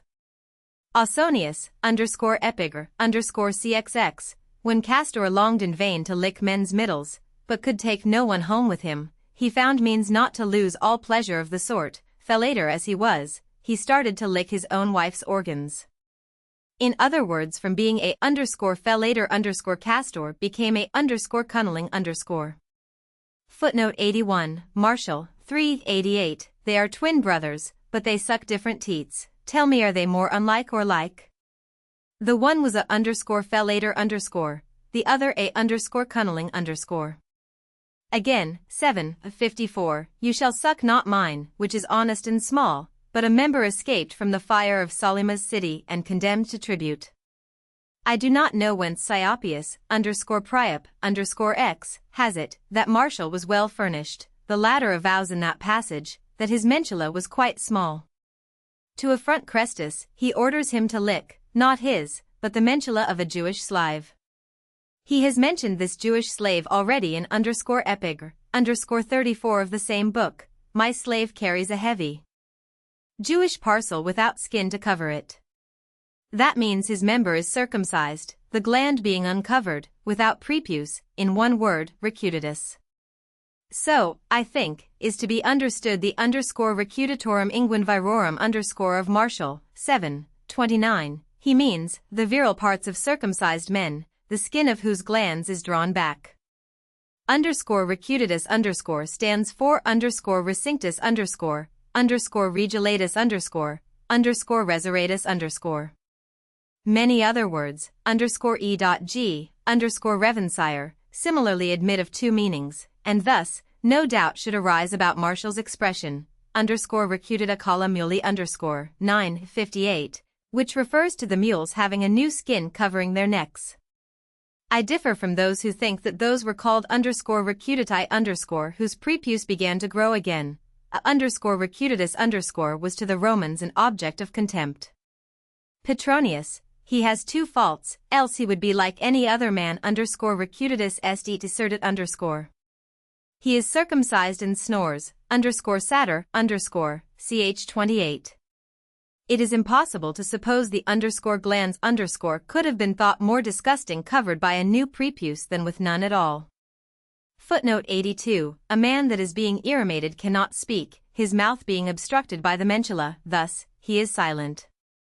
Martial 3:96 says to Gargilius, a _cunniling menacing him with the third punishment, if he should catch him in the fact, if I should catch thee at it, Gargilius, I'll make thee silent. Married men were in the habit of pedicating beardless adults, and of irromating the bearded ones. For which reason Martial warns Gallus, 2:47, to shun the seductions of a famous rakish lady, as he was running the risk, if taken by the husband in flagranti delicto, of being irromated by him, your buttocks you rely on? But the husband is no pederast, he likes but two ways, either mouth or vulva. And for the same reason he consents to _marry _Thelasina, 2:49 no Thelasina for me as my wife. Why, she is a prostitute. Nay. But she pays young lads. Then I consent. Then there is a complaint for having been deceived with respect to the lover of Paula, his mistress, X. 40 constantly was I told that my Paula was on intimate terms with an unknown Sinead. Well, I surprised them, Lupus, no Sinead was he. Instead of a lad, whom he would have pedicated, he finds a cool, experienced gallant, not at all likely to expiate his crime by means of his buttocks. Marshall might, however, have punished him more cruelly by forcing into his fundament either a mullet, juvenile, X. 317 there are adulterers whom the mullet pierces, or a radish. In Armenia, taken in the act of adultery, he ran away plugged with a radish in his posteriors. Lucian, _de Mort Peregrini _ Works, Volume 7, page 425. Catullus 15, 18, 19, drawing your feet asunder, your postern wide open, they will insert into you radish and mullet.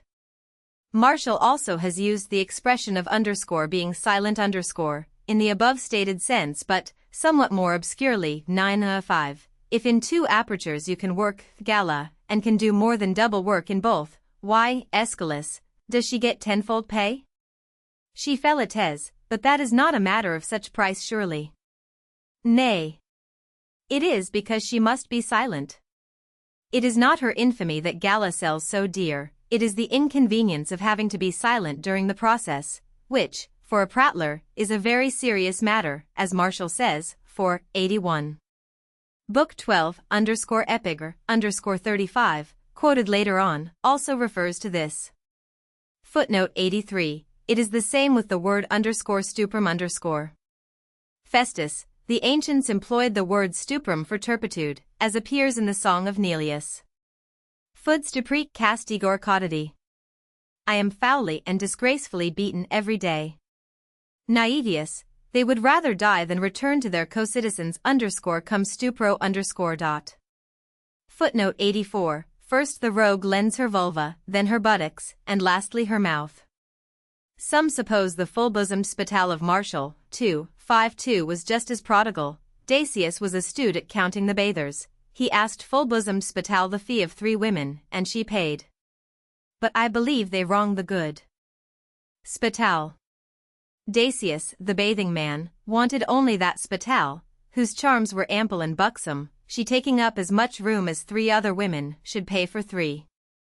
The Phyllis of Martial, 1265, showed herself liberal in every way, the beautiful Phyllis, who throughout the whole night had proved herself right liberal in every way.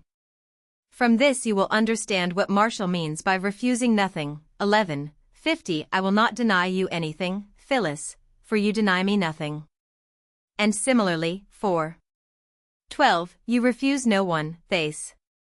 If you know no shame for this, blush at least that you refuse nothing, Thace. And again, 12:72, there is nothing, Ligdus, that you do not now deny me, there was a time when there was nothing you did deny.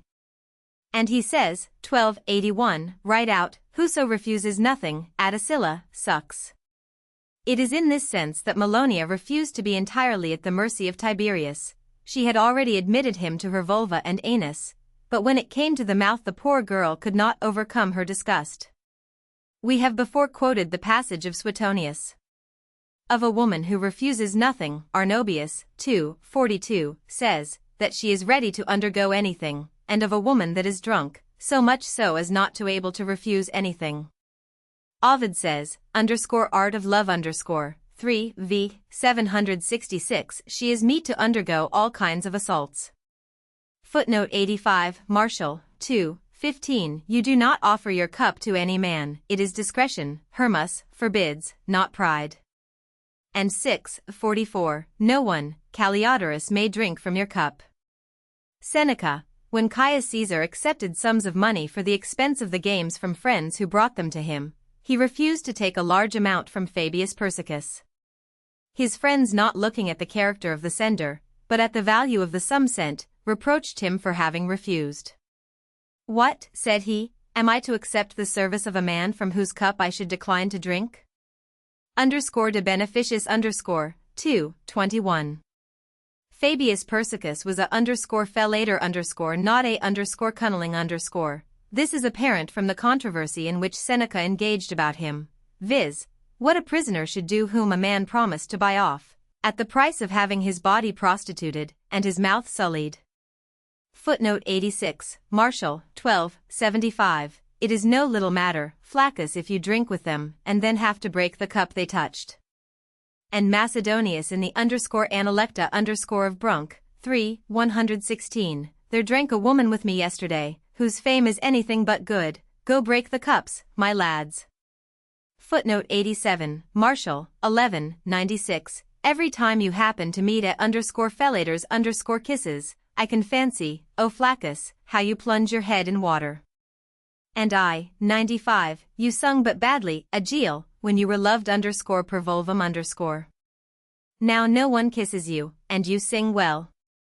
And I, 84, your lapdog, Maniae, licks your mouth and lips. I am not a bit surprised, dogs like dirt. Seneca, and Mark.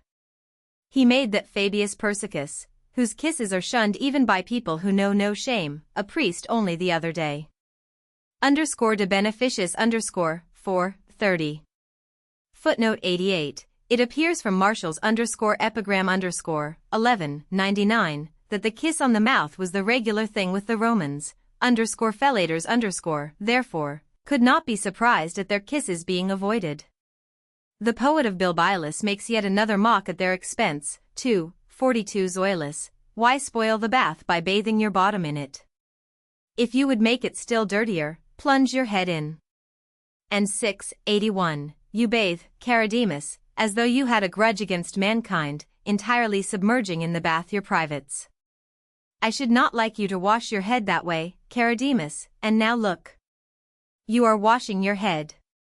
I had rather it were your privates. Footnote 89, in the last verse there are two furtive stings. The first is about not telling, underscore tacet underscore, is silent, an expression, which was used as denoting a underscore fellator underscore. The second is the word tell, underscore narrate underscore, the honorable use of the mouth being put for the dishonorable, as in Epistle 3. 84, what tells, underscore narrate underscore, your harlot, no. I don't mean your girl, Tangilian, what then, your tongue. Footnote 90, you will find in Macrobius, underscore Saturnalia underscore, 2, 4, why he was called saluting. Augustus returned as victor from Actium. Amongst those who came to congratulate him was a man holding a raven, which he had taught to cry, I salute thee, Caesar Victor and Emperor. Caesar, admiring this flattering bird, bought it for 20,000 sesterces. Manual underscore of Classical Erotology underscore 2nd volume chapter 4 of masturbation to excite the member by friction with the hand until the sperm comes spurting out of it is what the ancients call masturbation. From underscore masturbare underscore, that is underscore manus stuprare underscore, to pollute with the hand. This may be done by one's own hand, or by borrowing someone else's.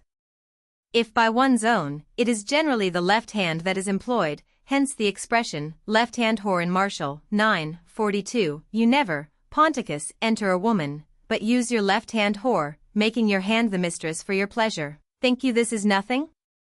Believe me, it's a crime, yes. A crime, and worse than you can imagine. Old Horatius copulated once at any rate to beget his 3 sons, Mars once to get chaste Ilia with twins.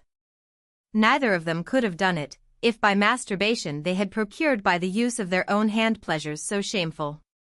Believe me that nature's voice confirms it, what escapes twixt your fingers, Ponticus, is a human being. To the same subject also underscore epigr, underscore, 1174 refers, oftentimes, Ligda, you swear you will grant my prayer, even appointing the place, even appointing the hour. Long time I lay consumed with longing, till often my left hand comes to help in your stead. And this passage of the Vieth Book of Remusius, page 62 of the Paris edition, what are you to do? Is your left hand safe and sound? Well, use it, then you will not want a whore. Why pay for what your left hand gives you gratis? There were of course also people who used their right hand. The same Remusius of Rimini, Book 4, page 61, tells us, I suffer, dear Donatus, from so frightful an erection, I am fearful for my member, if you do not help me. My right hand, being wounded, can do nothing, I have no money, Hylas is not here, no vulva opens for me, no chance of fornication, appease my desire, that I may live, and you can do it cheaply. Pacificus Maximus, _elegy _12, page 126, Paris edition, what shall I do? I am so stiff, I'm bursting, and I could easily fill 3 or 4 large bottles. It is long since my member has known a vulva, long since it has stirred the entrails of a man. It is stiff day and night, and will never relax, night and day it lifts its head. No youth, no girl will listen to my prayer, no help, my right hand must then do the service. We have seen just above, with what severity Martial reproached Ponticus, a masturbator, for losing between his fingers the substance of a man. Nevertheless this fine moralist did not hesitate to put his own hand to similar use under the pressure of erection, _epigar, _43, Book 2, another Ganymede, my hand assisted me, and 1174. Often my left hand comes to my help in your stead. Nor was his severity given to whining when he exhorted, 1159, the Synede Telesphorus, soon as ever you see I want it, and know that I am in erection, Telesphorus, then you demand a heavy price, can I say nay? 91. If I will not swear to pay you, you will withdraw those posteriors of yours, which are so precious to me. If with his razor set to my throat my barber, whilst shaving me, demands my liberty and fortune, I promise all, 'tis not the barber asks, but a cutthroat, and fear compels me to say yes. But once I see the razor return to its curved case and harmless, why? I will break every limb of the fellow. Not that I will harm you, but my left hand once washed, my member will say go hang, to your grasping avarice. 92. The same when his wife surprised him engaged with a youth, 1144, a witty epigram quoted above, as also when he intended to marry Thelesina, 249. Thelesina makes presents to young lads, all the better. The same when he recommends somebody, I do not know who, 1123, to make use of the posteriors of Gelasius only, as the part that would suit him. Youths are divided by nature, one part is reserved for girls, and the other for men. Use your own portion. Is what the pelican loses in the anus of the Synede anything else but the substance of a man, which the masturbator wastes between his fingers? As it is in the nature of the virile member to rise at the mere sight of a pretty woman's naked body, the amorous desire in that state often craves imperiously for relief, for man in erection is not overwise. 93. This is why, when the fair one's heavy coverlets have been thrown back, meantime the adulterer she has sent for lurks in furtive concealment, and impatient of the delay, yet says never a word, but pulls his foreskin. 94. Juvenal, 6, 236, 7, and why, the Phrygian slaves would be masturbating behind the doors, each time his bride mounted the Hectorian horse. Martial, 11, 105.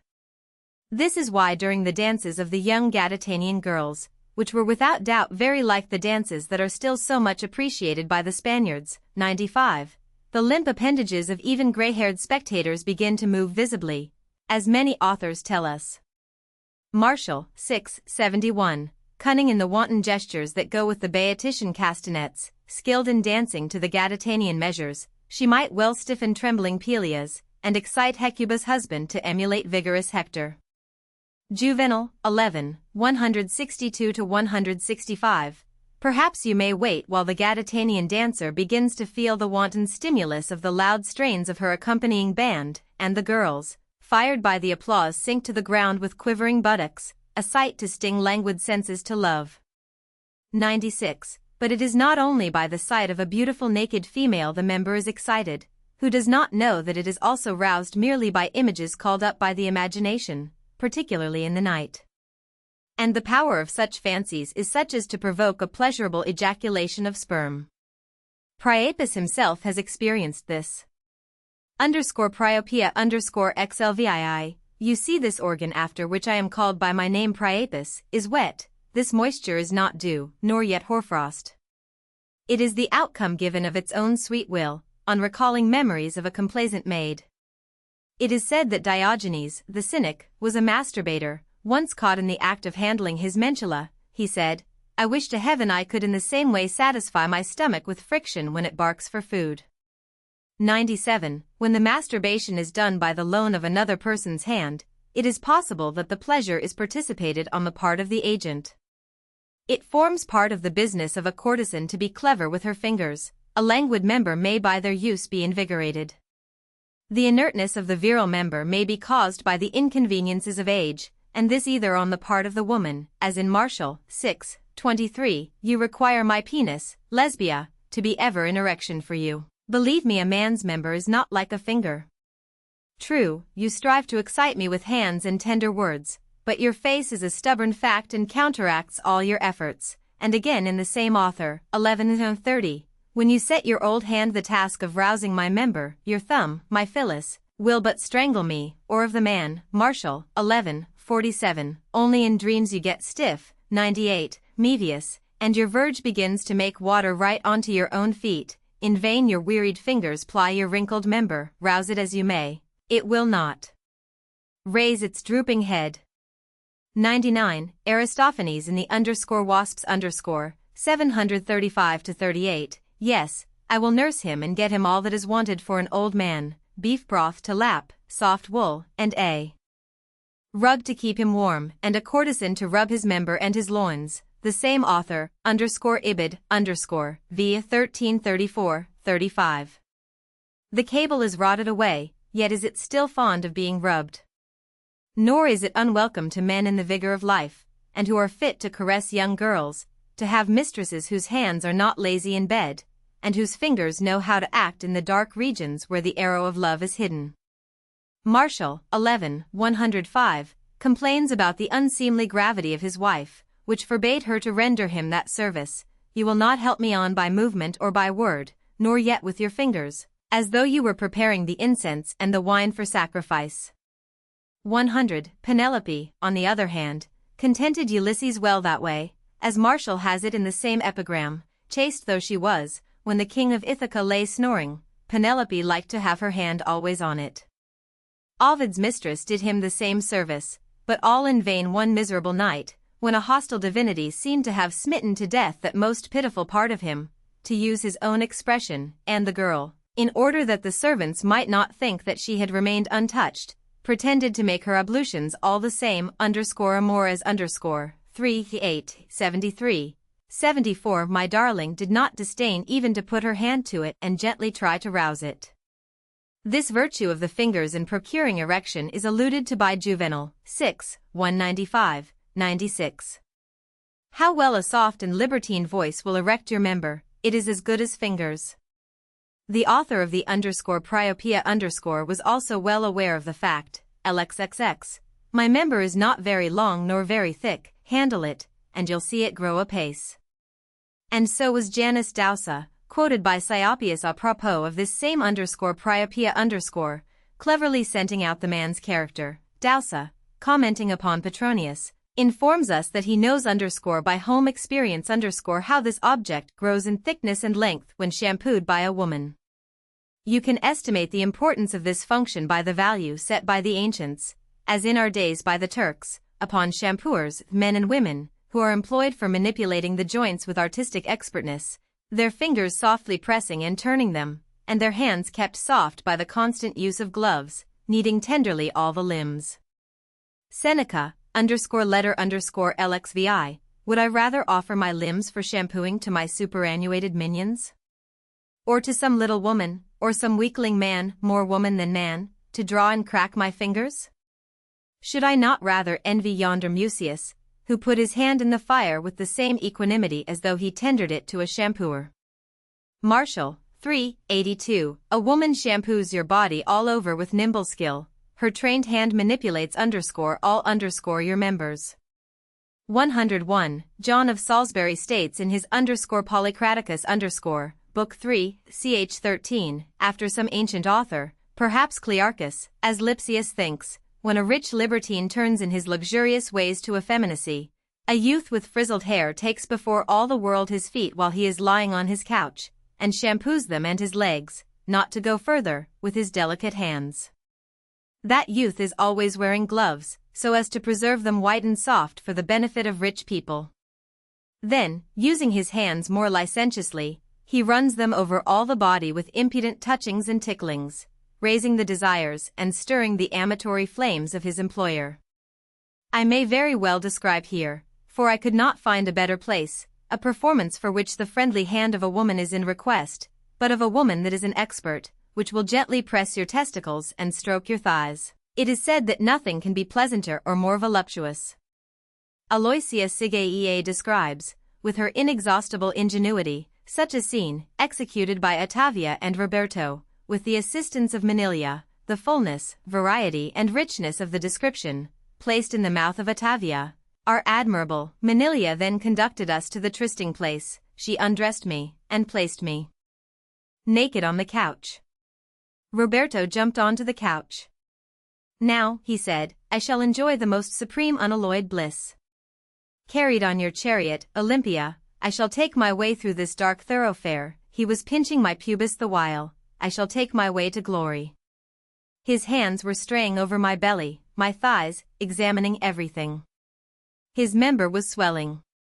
"Permit me, my Venus," he said, giving me a kiss.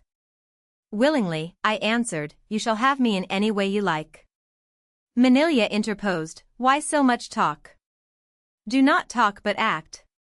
I will assist both of you, and add new delights to your voluptuous sensations.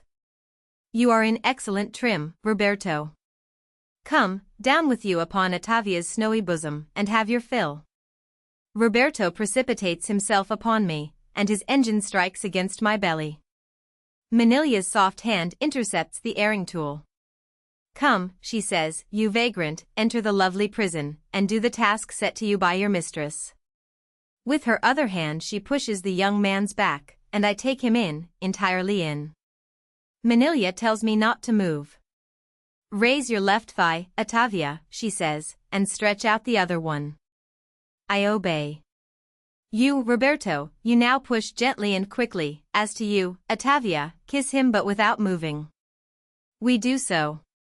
She added, "When you both feel the boiling foam running over you, Ottavia, give a sigh, and you, Roberto, gently bite Ottavia's lips."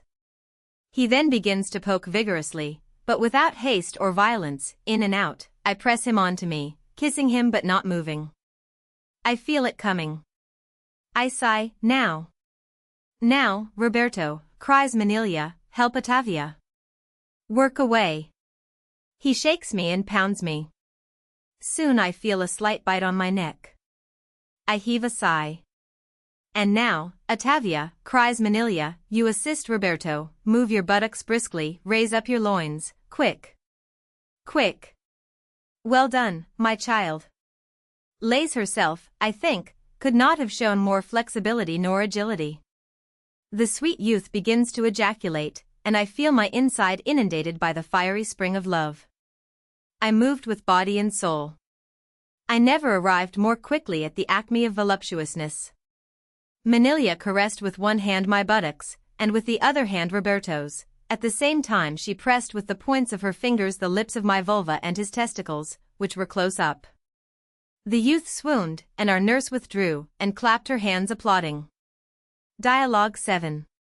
Plates 4 and 12, in the Monuments de la vie privée de Césars show you Cleopatra titillating with a delicate hand the virile parts of Julius Caesar and Mark Antony, while in the Monuments du culte secret de dames remains Plate 16, represents Livia bestowing the same caresses on Augustus.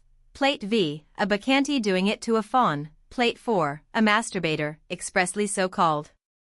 In Plate XLIV of the Monuments de la vie privée de Césars again, is a picture of a girl helping Tiberius with her benevolent hand in pedicating Otho. Again, it sometimes happened that lewd men found pleasure in handling the genital parts of other men. Martial knew nothing more infamous. 11:23 That your coarse lips should receive the delicate kisses of fair-skinned Galesus, that you should sleep with your naked Ganymede, is not this enough yet? It ought to be. Cease at any rate to touch the privates with provocative hand. With boys of tender age this does more harm than the member does. The fingers hasten virility and make them prematurely men. Hence the goaty smell, the quick-coming hairs, and the beard that make the mother wonder, while they no more love to bathe in the open light of day. Nature has divided boys, one part is reserved for girls, the other for men. Keep to the part which is yours. Martial means to say that the member was given to boys for the purpose of using it with girls, while their buttocks were for the service of men, and that this pedican should therefore make use of Galicis buttocks rather than play with his mentula. Of similar import is also _epigram_. 1171, directed against Tuca, who wanted to sell young lads. Oh, for shame! There is the groin with the tunic all open, and a member appears fashioned and trained by your hand. He says it is a crime to put up for sale those lads whom the infamous Tuca has trained for debauchery, and to let the buyers see their fully formed mentulas, accustomed to rise under the provocative hand of the master. Eumolpus subjects in the same way the verge of inculpus to friction. Petronius, ch. 140, after these words, Inculpus speaking, I lifted up my tunic and exhibited myself in full vigor to Eumolpus. He first recoiled as if horror-struck, but, like a man who expected worse, he got hold with his 2 hands of God's gift, viz., the verge in erection.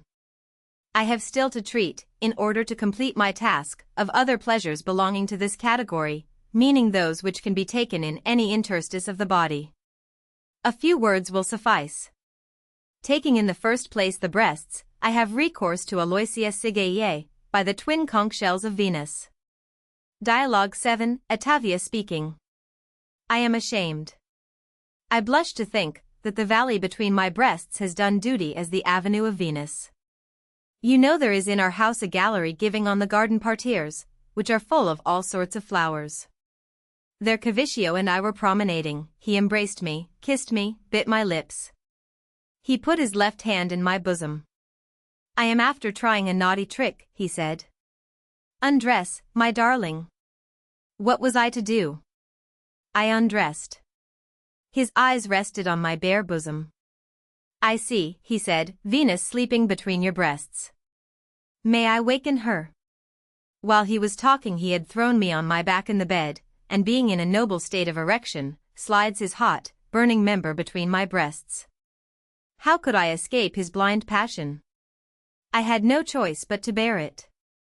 His hands softly pressed my breasts together, so as to narrow the space, in which his mentula had to travel towards a new experience. Why make a long story? Stupefied as I was at this vain, ridiculous imitation of love, he inundated me with a burning libation. He had his will. As to other interstices of the body, _e.g, the armpits, between the thighs, the calves, the buttocks, mind, I do not say the anus, but between the buttocks, be it enough to mention Heliogabalus, Lampridius, ch. 5. How put up with a prince who sought for pleasure in every cavity of the body, when you would not suffer a brute beast to do as much?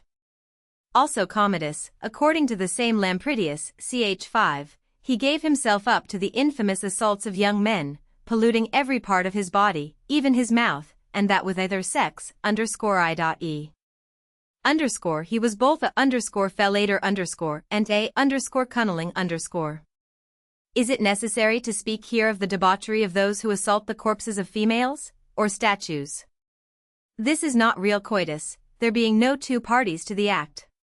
Nevertheless, according to Herodotus, 289, in Egypt a man was taken in the act of abusing the corpse of a woman just dead. It is said that a man was surprised in the act of working in the fresh corpse of a woman, and denounced by a fellow workman.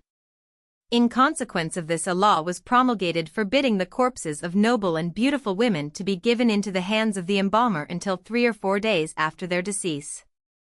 And who does not know the story of the Venus of Cnidus, the work of Praxiteles, as related by Pliny, _Historia Naturalis XXXVI, ch. 5, it is related how a certain youth fell in love with her, and having hidden himself one night in the temple, cohabited with the statue, leaving a stain as the mark of the gratification of his passion upon the marble. There is a similarity in this with the mistake made by a bull which, according to Valerius Maximum, 8 ch. 2, fell in love with a bronze cow, and copulated with the same at Syracuse, being deceived by the perfection of the resemblance. Footnotes of masturbation. Footnote 91. Marshall had made use of the same interrogative phrase with the verb in the infinitive and underscore puta underscore put instead of underscore silicet underscore also in epigram 3:26. Underscore hoc me puta vel negare underscore, can I say nay to this? Scholars have found occasion for a pile of annotations on the two passages, these need not detain us. Footnote 92. Marshall's meaning is, my left hand will console my suffering Menchula, the business done, my hand covered with the ejaculation of the sperm, like the fleece on the pubis of Ravula in Juvenal 9:4, if indeed it is the fleece of his pubis that is intended, whilst Ravula with wet beard rubs the groin of Rhodope, the greedy Sinead will be told to go to the deuce, to slink off with drooping head, like the man in Horace, _satires _2. 69, who finds, nothing is left to him and his but to weep. This moist hand reminds us of the adulterous woman in Juvenal 11:186, who show humid traces in the doubtful pleats of her tunic. Footnote 93, suedos under the word, after Aelius Dionysius apparently. Footnote 94, it was not out of voluptuousness, but for decency's sake that Jews, who had renounced their nation, had their prepuce redressed over the gland, as they did not wish it to be seen that they had been circumcised, so they took means to get their bare gland recovered. And they made for themselves new prepuces, Maccabees I 1:15. Is there anyone that has been brought to believe, circumcised? Let him not recover his gland, Corinthians I 7:18. Celsus, Demedicina 7, ch 25. If the gland is bare, and it is desired for convenience sake to recover it, this can be effected, but more easily with a child than with a grown man, more easily with the man born so, than with the man who has been circumcised after the custom of certain people. After having explained the method of cure applicable to men, with whom it is a natural accident, Celsus continues, with people that have been circumcised, the skin must be detached behind the crown of the gland. This operation is not very painful, as the prepuce being loosened, you can draw it with the hand back to the pubis without any loss of blood. Then the loosened integument is drawn once more over and beyond the gland. This done, the verge is dipped frequently into cold water, and then covered with a plaster, which has a strong tendency to minimize inflammation. As soon as it is quite free from inflammation, the verge is to be bandaged from the pubis to the annular incision. The skin is then drawn over the gland, but kept separate from it by a plaster. In this way the lower part of the skin grows on again, while the upper part heals without adhering.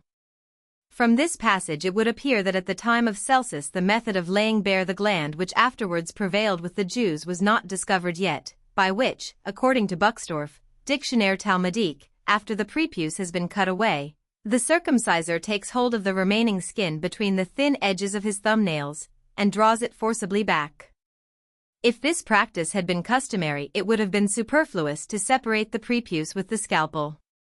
I conjecture from this, that the Jews were called recutitai from having this skin of the gland drawn back, which, not being done, the circumcision was not considered complete, but Celsus makes me doubt this. Footnote 95, Julius Caesar Scaliger, Poetica Book IV, page 64, one of these infamous dances was the asterisk meaning wriggling the haunches and thighs, the crisar of the Romans.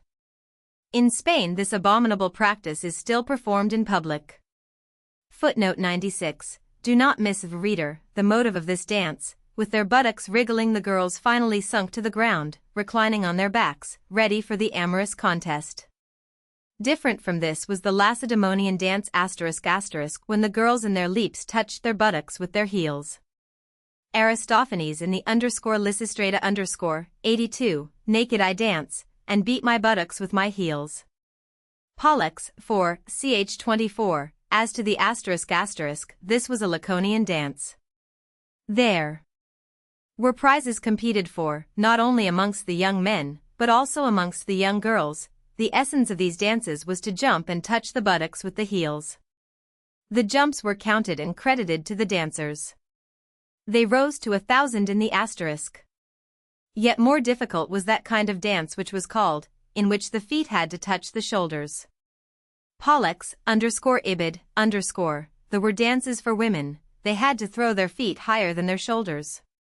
This kind of dance is not unknown in more modern times. J.C. Scaliger _poetica book IV page 651. To this day the Spaniards touch the occiput and other parts of the body with their feet. Footnote 97. Diogenes Laertius 6:2-46. One day, whilst masturbating himself in the middle of the market, he said, "I wish to heaven that I could prevent my stomach from being hungry by rubbing it." Plutarch _de Stoicorum Repugnantis _ 1044, Volume 2, of his works, Chrysippus praised Diogenes for masturbating himself in public, and for saying to the bystanders, "Would to heaven by rubbing my stomach in the same fashion, I could satisfy my hunger." Footnote 98. Mark with what minuteness the ancients scrutinized nature, with what ingenuity they gave expression to all their sentiments. Who dares nowadays write such a verse describing as a natural thing what might be but a solecism of his mentula? Footnote 99. Bassus, who was in the habit of taking his pleasures with young minions, long-haired and slim, set the hands of his wife to work to excite his mentula, when he came back to the conjugal couch fatigued and languid. Martial 12:99. You tire yourself, O Bassus, but with minions, paying them from the dowry of your wife, thus when you return to her side, that member bought at the price of many million sesterces, lies languid. In vain her tender thumb tries to excite it, vain are her tender words, it will not stand. Footnote 100. The women of Aristophanes, Lysistrata v. 227, threatened their husbands with a similar rigidity of body, "Though you may have your way, I shall be crabbed and never move."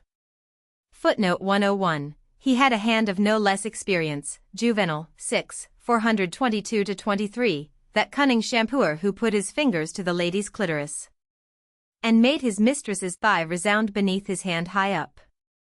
Chapter 5 Cunnellings. We have now said enough about the work of Venus performed by the virile member. It remains for us to explain how a sacrifice may be offered to Venus without one.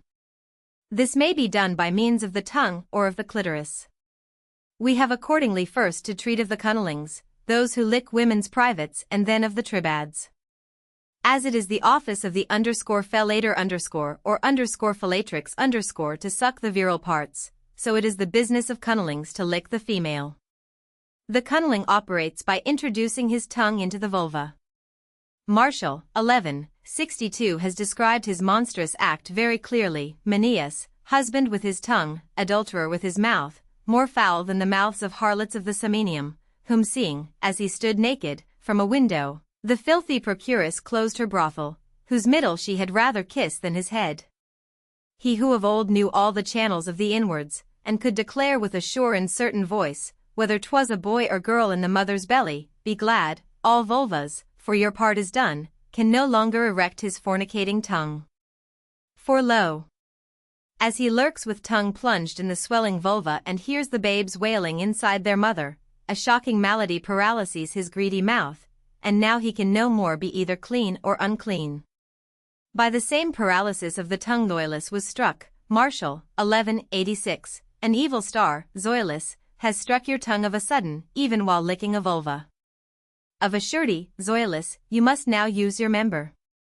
Boeticus, the castrated priest of Cybele, against whom Martial has directed epigram 381, was a cunneling. What have you, Boeticus, a priest of Cybele, to do with the female pit? That tongue of yours by rights should lick men's middles. For what was your member amputated with a Samian potsherd, if the woman's parts had so much charm for you? You must have your head castrated. True, you are a castrated Gallus in your secret parts, but none the less you violate the rights of Cybele. You are a man so far as concerns your mouth of. If this passage were in the least doubtful, epigram 77 of the same book might offer difficulties, not otherwise, some latent sickness of your stomach I suspect. Why, I wonder, Boeticus, are you an eater of filth In fact the fellator as well as the cunneling may be called eaters of filth, as in the passage of Galen quoted previously, where both of them are called coprophagi dung eaters. Biaticus, however, has only to do with the female pit. He is _cunniling_, not _fellator_. On the contrary, the lewd tongue of Tongilian, 384, is that of _fellator_, not of _cunniling_, for the tongue of _cunniling_ plays the part of a lover, being active, while that of _fellator_ acts the part of a prostitute, remaining passive. Sometimes for want of attention the most learned commentators are at fault in elucidating these playful passages.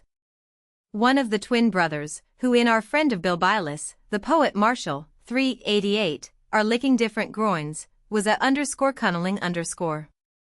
The neighbor of Priapus, by whose fault it is unhappy Landis swears she can hardly walk, she is so enlarged, is covertly designated as _cunniling_, Priapia _LXXVIAI.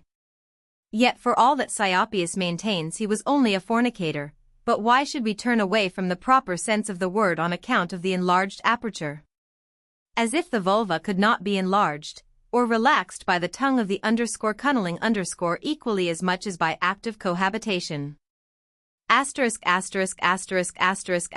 Tiberius Caesar in his retreat at Capri does not seem to have disdained the voluptuousness of the _cunniling_. Blasted by every other kind of abomination, of what else is the emperor accused in the Attilanian song, mentioned by Suetonius, _Tiberius ch. 45, which was so much applauded, an old buck licking the vulvas of goats, but this of being _cunniling_? Do you want to see Tiberius employed at his licking? Plate XXAI, in _Monuments de la vie privée de des Césars represents it. So also Sextus Clodius, whom Cicero frequently reproaches with the impurity of his mouth and the obscenity of his tongue, _pro domo chs. 10 and 18, _pro coelio ch. 32, appears to us to have been _cunniling_. Hence, that hit of Cicero, in his _pro domo ch. 18, my good Sextus, allow me to tell you, as you are already a good dialectician, you are also a good licker. Certainly if he was one, he was bound to lick Clodia, the sister of Publius Clodius, 102, the wife of Metellus, the woman that was intimate with all the world. Cicero, _pro domo ch. 31, ask Sextus Clodius as to this, cite him to appear, he is keeping quite in the background. But if you will have him looked for, he will be found near your sister, he is addressing Publius Clodius, lurking somewhere with his head low. Pay attention, pray, to this expression, the head low, it will soon reappear, when we speak of the Greeks. The Greeks, in fact, felt no repugnance to the pleasure in question. Epigrams _LXXIV, LXXV, and LXXVI, in the _Analecta of Brunk, Volume 3, page 165, allude to this, LXXIV. Homer taught you to call voice, but who taught you to have the tongue, in a slit? The unknown poet plays upon the ambiguity of the word, which is used with respect to the tongue in an honest sense, when derived from, I speak, but as a vile usage when derived from, a slit. LXXV, avoid Alpheus' mouth, he loves Arethusa's bosom, plunging headfirst into the salty sea. In this epigram also the poet draws upon the ambiguity of the words mouth, bosom, bay, headfirst, salt. Sea, which may refer to the river Alpheus in Arcadia and to Arethusa, a spring near Syracuse, but also to the mouth of _cunniling_ that goes and plunges into the vulva of a woman. Not to mention yet another idea connected with this, to which we shall return presently. LXXVIA chilin and have the same letters, and why? It is because chilin will lick things that are like and unlike. This mockery is addressed to the cunniling chilin. The epigram tells him that he has somehow a right of licking, as his name, composed of the same letters as, announces at once the licker, whether he may lick the lips of a mouth, similar to his own, or those of a vulva, which are very dissimilar. The distich of Meleager upon Favorinus, published by Huschkius in his _Analecta Critica page 245, seems to bear upon the same subject. You doubt whether Favorinus does the thing. Doubt no more, he told me himself he did, with his own mouth . as Marshall uses often very happily the word _narra 384, when he speaks of the abuse of the tongue for fellation and Horace the same, so Meleager says, he told, of the man, who employs his for licking the vulva. The following epigram of Amanius from the _analecta of Brunk, Volume 2, page 386, is somewhat more obscure. It is not because you suck your pen that I dislike you, 'tis because you do so, without a pen. The scholiast imagined by author wanted to upbraid a lazy pupil who passed his time sucking his pen, as do others biting their nails, and to scold him at the same time for sucking without a pen, meaning for being a _cunniling_. But it may be taken to refer, and I think with more reason, to a man who is in the habit of putting out his tongue for the obscene act of the _cunniling_, and who is so accustomed to it that he puts it out in the ordinary intercourse of life. This monstrous practice was pushed to such lengths that, it is almost incredible, there were people who, not content to lick vulvas which were dry, did it when they were humid with the menses or any other secretion. Aristophanes says of Ariphrades in the Nights v. 1280-83, he is not only lewd, his fancy goes astray, he pollutes his tongue with shameful pleasures, licking up in his orgies the abominable dew, fouling his beard and tormenting women's privates. Tormenting women's privates, licking the dews, staining the beard, there you have the man whom humid vulvas do not disgust. There you have a beard like that of the Ravula of Juvenal, 9:4, when he with beard all moist was rubbing against the groin of Rhodope. However, not to be dogmatic, it may be admitted that Ravula's moist beard may have been intended merely the wet hair of a fornicator's pubis. From the above passage of Aristophanes we may deduce surely enough that the expression working with the tongue, which he also uses, rather ambiguously, with respect to the same Ariphrades, applies to a _cunniling_ rather than to a _fellator_ wasps 1847-77, then Ariphrades, the best endowed of all, of whom his father said once, he never had a teacher, but prompted by nature, of his own free will, learned how to work his tongue, visiting every brothel. The same personage reappears in the piece 885, where he is described without any circumlocution as imbibing the feminine secretion by way of a sauce, and throwing himself on her he will drink up all her juice. The Greeks, however, had in this kind of voluptuousness a host of imitators amongst the Romans. Mamercus Scaurus is known to us through Seneca, de beneficiis for ch. 31, in this light, did you not know when you appointed Mamercus Scaurus as consul, that he swallowed the menses of his servant girls by the mouthful? Did he make a secret of it? Did he pretend to be a blameless man? Similarly with Natales, letter LXXXVI, lately Natales, that man with a tongue as malicious as it is impure, in whose mouth women used to eject their monthly purgation. Both of them were consequently imbibers of menses, an appellation which, as we have seen in Chapter 3, Galen applies to _cunnilings_. Now too we can clearly understand the meaning of Nicarchus' epigram against Demonax, Volume 3, page 334 of Brunk's _analecta_. Do not, Demonax, regard all things with downcast head, and do not spoil your tongue with overgratification, the sow has threatening bristles. You live amongst us, but you sleep in Phoenicia, and though no son of Semele, you are thigh-reared. He never looks up, exactly like the Cnide maternus of Martial, I, and 97, he gratifies his tongue, which likes erection, whether the vulva be covered with hair or depilate, he does not mind, during the day he lives in Greece, but sleeps in Phoenicia, because he stains his mouth with the monthly flux, which is, as every one knows, of the Phoenician dye, viz. Purplish red, 103, like another Bacchus, he draws his nourishment from a thigh, 104. This scarcely needs an explanation. You can picture the _cunniling_, with his mouth glued between the thighs, at work. This strange depravity was still in favor in succeeding centuries.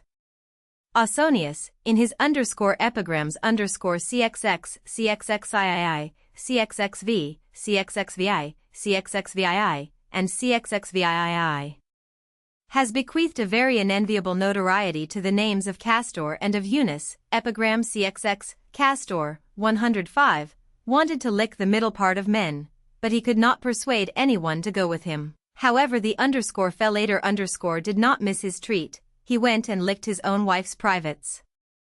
Epigram CXXII, entitled underscore in unum liguratorem underscore. On Eunice the liquor, Eunice, why do you pay court to Phyllis, the perfume seller? Men say your tongue knows her parts, but not your member. Mind you make no mistakes in the names of her scents and perfumes, and that Saplasia's atmosphere play you no tricks. Think not Costus and Cisthus have the same odor, that sardines and nard exhale the same savor. Poor Eunice. The things that he tastes and smells are very different, his mouth and his nose have tastes widely dissimilar. He says mockingly, think not the sundry wares in the shop of Phyllis your little perfume seller of Capua. Saplasia is in fact a street of the town of Capua, where perfumes were sold, are all of the same odor and savor. The Costus, 106, does not smell like the Cisthus, 107, the nard, 108, has a different flavor from the sardines, a sort of little fish preserved in salt. By this salty condiment Ausonius means to imply precisely the same as the author of the Greek epigram signifies, when he speaks of the salt sea, and which he himself has called salgama, meaning the secretion of the humid vulva. But Eunice shows no discrimination between what he licks and what he smells, the two have nothing in common. He inhales perfumes which smell beautifully, and licks the vulva, which smells abominably. His nose obeys one law, his tongue another. Epigram CXXV, directed against the same Eunice, the salgamas are no balmy odors, give place, all other perfumes. I would rather not smell at all, either good or bad. Here again the poet plays with the words. The perfumes which Phyllis sells he calls balms, and salgamas those which her vulva exhales. Properly speaking, salgamas are roots and greens, which are preserved in salt for winter use, and the odor of which is not pleasant to everyone's nose. His saying that he would rather smell nothing at all than smell something bad is borrowed from Martial 6, _epigr, _55, against Corycinus, who was a _cunneling_. Rather than smell bad scents I would not smell at all. Epigram CXXVI, Lays, Eros and Ides, Chiron and Eros, Ides once again, if you write the names, and take the initial letters, they make a word, and that word is what you do, Eunice. What that word is and means, decency lets me not say in plain Latin. The initial letters of the 6 Greek names form the word, he licks. The phallic poet, _priopia _lxvii, plays in the same way upon the word _pedicare To pedicate take the first syllable of _pe _nelope, add to it the first of _d _do, then to the first of _ca _nis append the first of _re _muse. What they make, I will do to you, thief, if I catch you in my garden. This is the penalty your crime will meet. Ausonius plays on the words doing and making The initials of the Greek words make a word he cannot say in Latin, it is too indecent.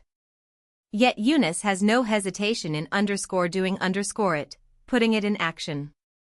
Epigram CXXVI, Eunice, when you lick the groins of your wife, she being with child, 'tis because you would be betimes in teaching the tongues to your babes yet unborn. You seem, he says, to send out your tongue to meet your unborn children, and fulfilling your duty as a grammarian, to teach them lessons of tongue and the interpretation of obscure terms. 109, the Manius of Martial, whom we have spoken of above, was also in the habit of licking pregnant women's privates. Epigram CXXVII, entitled on the same Eunice, the learned liquor Eunice, the little Syrian pedagogue, liquor of privates, Opicon doctor, 'tis Phyllis he owes his knowledge to, beholds the feminine engine in fourfold different fashions, opening it triangularly, he makes it the letter delta, seeing the pair of folds side by side along the valley of the thighs with the line in the middle where the slit of the vagina opens, he says it is a sigh, in fact its shape is triple cloven then.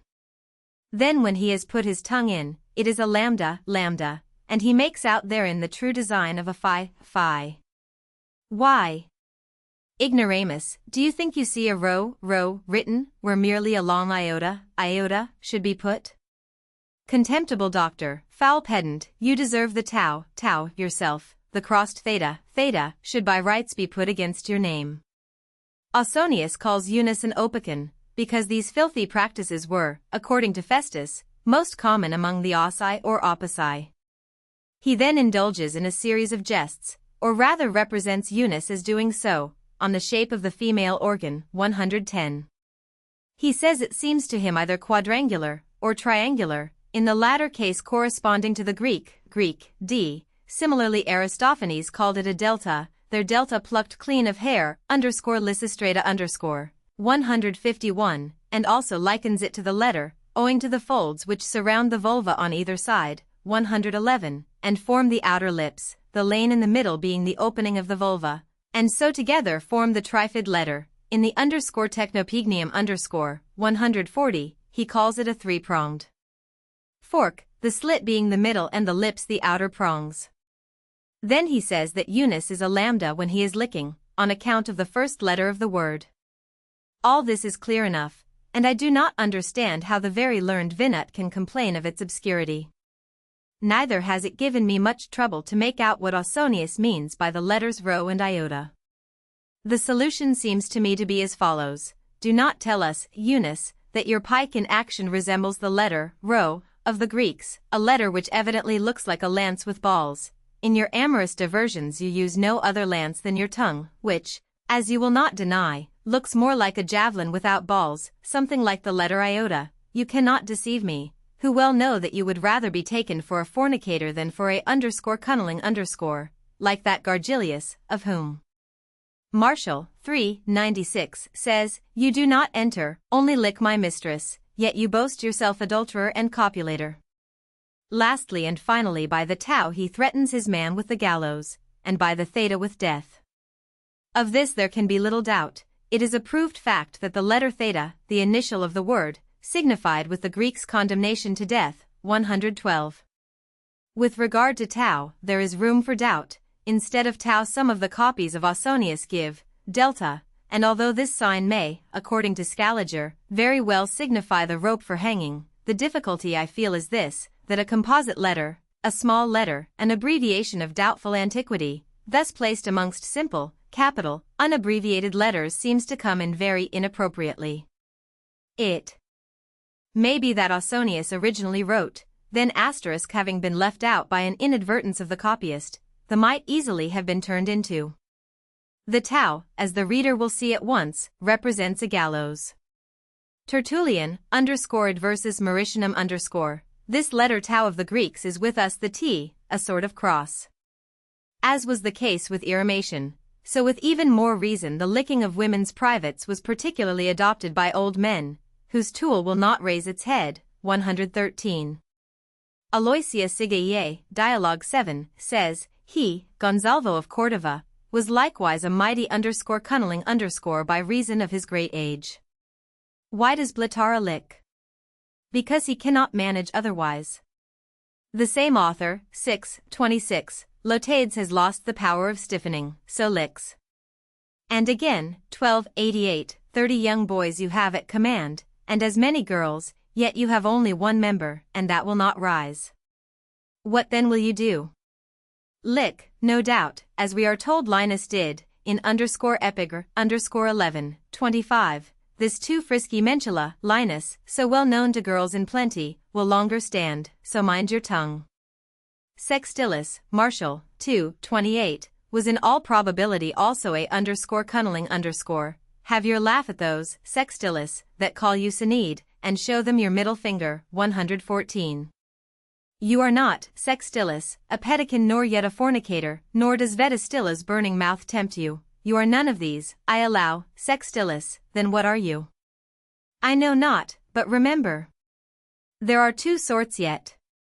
Two sorts are still left for Sextilis, to suck the virile member and to lick the vulva, while he is neither a fornicator, nor a Sinead, nor a pedican, nor an irrimator.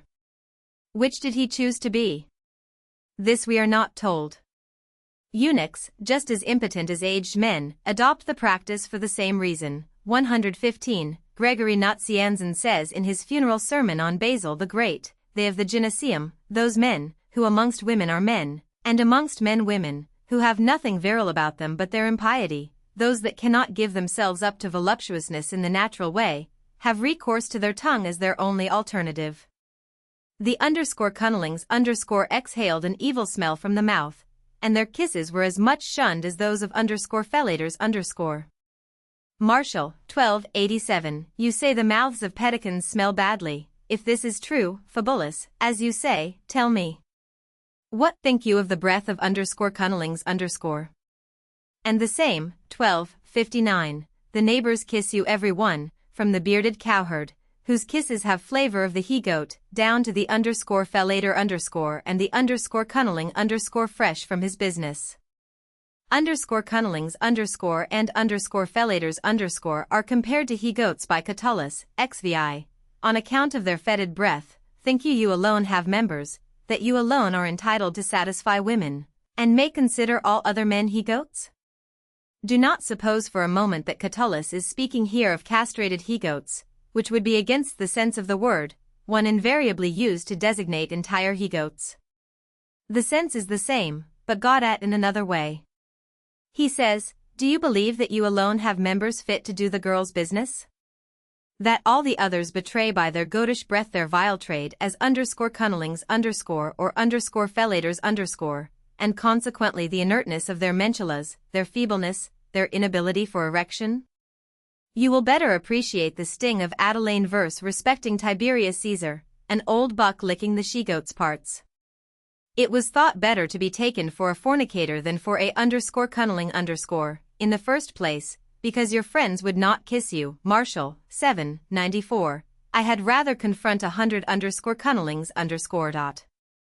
Suetonius, de illustribus grammaticis ch. 23, he, Remius Polemon, was passionately fond of women, so much so as to prostitute his mouth to please them, and it is said that he was one day rebuked in the following way by a man who in the throng could not contrive to avoid one of his kisses. Master, he said, if you see a man in a hurry to get away, will you lick him off?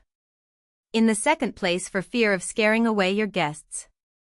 Aristophanes says of Ariphrades, in the _Knights _ 1285-86, whoever does not execrate that man, may he never drink from the same cup with us. Lastly, for fear of letting it be plainly known how shrunken one was, and how miserable one's member. Martial, 396. You lick my mistress, but you do not enter her, yet you boast yourself adulterer and copulator. Hence the _cunnlings_ took no less care than the _fellators_ to hide the fetidness of their breath by means of essences and perfumes. Martial, 655, always scented with cassia and cinnamon, and your skin darkened with perfumes from the phoenix nest, you reek of the leaden jars of Nicerota's shop. You mock at us, Corycinus, because we are unscented. Rather than smell sweet like you, I'd not smell at all. To remove every doubt as to Corycinus being a _fellator_ or a _cunnling_, we will quote _epigr, _443, where he is expressly called a _cunnling_. I did not say you were a Cynid, Corycinus, I am not so rash and reckless. What I did say in a light, insignificant matter, one perfectly well known, that you will not deny yourself, I said, Corycinus, you were a _cunnling_. It was believed that Venus revenged injuries done to herself or to hers, not only by condemning the guilty to submit to be the passive party, but by turning them into _cunnlings_. Hence the pathic tastes of Philoctetes, with which the destitution of Lemnos inspired the heir of Heracles. To use the very words of Ausonius, _epigr, _lxxi, and by inflicting these tastes Venus is said to have avenged the wounds of Paris. Martial, 284. The sons of Poes was effeminate and prone to man-love. Thus they say did Venus avenge Paris' wounds. In the same epigram Martial rallies Sertorius on being _cunnling_, giving as a possible reason his having killed Eryx, the son of Venus. Why does Sicilian Sertorius lick women's privates? Because, Rufus, it would seem it was he killed Eryx. _cunnlings_ appear to have been generally pale-faced. It is for medical men to say why. This may help you to discern the salt in Martial's epigram on Carinus, I. 78. Carinus is well and strong, and still he is pale. Carinus drinks with moderation, and still he is pale. Carinus digests well, and still he is pale. Carinus loves the open air and sun, and still he is pale. Carinus dyes his skin, and still he is pale. Carinus licks a woman's privates, and still pale is he. That is to say, amongst the causes that should prevent paleness, the one last enumerated is the veritable cause of his paleness. Fellators would also seem to have had pale faces, Catullus LXXX. How is it, Gellius, that those rosy lips of yours grow whiter than the winter's snow, when at morn you leave your house, and the 8th hour calls you from your long protracted soft repose? I know not what to think. Can it be true what rumor whispers, that you devour the middle parts of men? This at any rate is evidenced by wretched Viro's sunken flanks and your own lips masked with the milky juice sucked from him. The withered flanks are those of Viro, the _irrimator_, the lips those of Gellius. The passage is somewhat ambiguous, and only thus to be explained. 1. Viro, accustomed to take the passive part, has been already mentioned by us, in quoting Juvenal 9:35. I do not know whether it is the same, though Viro has caught sight of you all naked, and the foam has come to his lips. Pathics 2, no less than fellators appear to have pallid faces. Juvenal 2:50, Hispo submits to young men, he is pale with either kind of infamy. He served as patient to young men, and was moreover a fellator as is shown by the difference which the poet institutes between him and women, who do not lick each other's secret parts. Tadia does not lick Cluvia, nor Flora Catulla. Women, in fact, are rarely cunnellings although their are examples. Martial only mentions one woman as belonging to that category. We shall come across her again in the next chapter. Footnotes Cunnellings Footnote 102, but Clodia was something more than a sister for Publius Clodius. This would appear from the spirited pleasantry of Cicero, _pro Coelio ch. 13. If there had not arisen differences between me and that lady's husband, brother, I would say, I always make that mistake. Footnote 103, Gonzalvo of Cordova, according to Aloysia Sigae, Dialogue 8, made similar jokes. He also, I am sure, in spite of his age, was a great tongue player, linguist. A pretty girl of some 20 years had to amuse him. When he wanted to put his tongue to her just milieu he declared he wanted to go to Liguria. He could play with words upon the same matter, always implying the idea of a humid vulva, saying that he was going to Phoenicia, or to the Red Sea, or to the Salt Lake. You now understand what is meant by the Salt Lake or Salt Sea, into which Alpheus threw himself according to the epigram in the _anthology _. Nearly related to this are the Salgamas of Ausonius, of which we shall speak shortly, and the onions swimming in putrid brine, which the Boeticus of Martial 3:77 devours. As it was said of the fellators that they phoenicized, because they followed the example set by the Phoenicians, so probably the same word was applied to the cunnellings as loving to swim in a certain sea of Phoenician red, and, in fact, this was the case. Hesychius, silax, an erotic posture, like that assumed by phoenicizers. The Phoenicians assumed a certain posture, called silax, or the dog There could be nothing better for describing the depraved action of a cunnelling than this canine epithet with regard to the posture taken for irrimating or fellation. Dogs are cunnellings as anybody knows, and have been so ever since their abominable adventure which their ambassadors met with. Allusion to Phaedra's fable. Footnote 104, Ovid, Metamorphoses 3:308-12. Mortal woman could not survive the celestial fire, she was consumed by her spouse's favors. The infant but half-formed is torn from the mother's womb, and, if we may believe the tale, is sown still immature in the father's thigh, and there completes the period of gestation. Footnote 105. This Castor is perhaps the same who, according to the statement of Ausonius, epigram in _professoribus Berdegalensibus XXI 7, had published a book with the title Cunctus de Regibus Ambiguus Footnote 106, Pliny, Nat History 12 the ch. 12, the costus root has a burning taste and an exquisite smell, its berries are otherwise useless. Footnote 107. The cysthis, Greek, is the private parts of a woman. Aristophanes, Lysistrata v. 1160, and a more beautiful cysthis I never saw. Footnote 108. Pliny Nat History 12 the ch 12. The leaves of the nard must be considered more minutely, for they are a principal ingredient in perfumery. Footnote 109. Quintilian instit. Orat ch 1. He can learn the interpretation of the occult languages, what the Greeks call alquin grammatica page 2086, in Puccius collection glossa is the interpretation of a verb or a noun, e.g, catus is the same thing as doctus .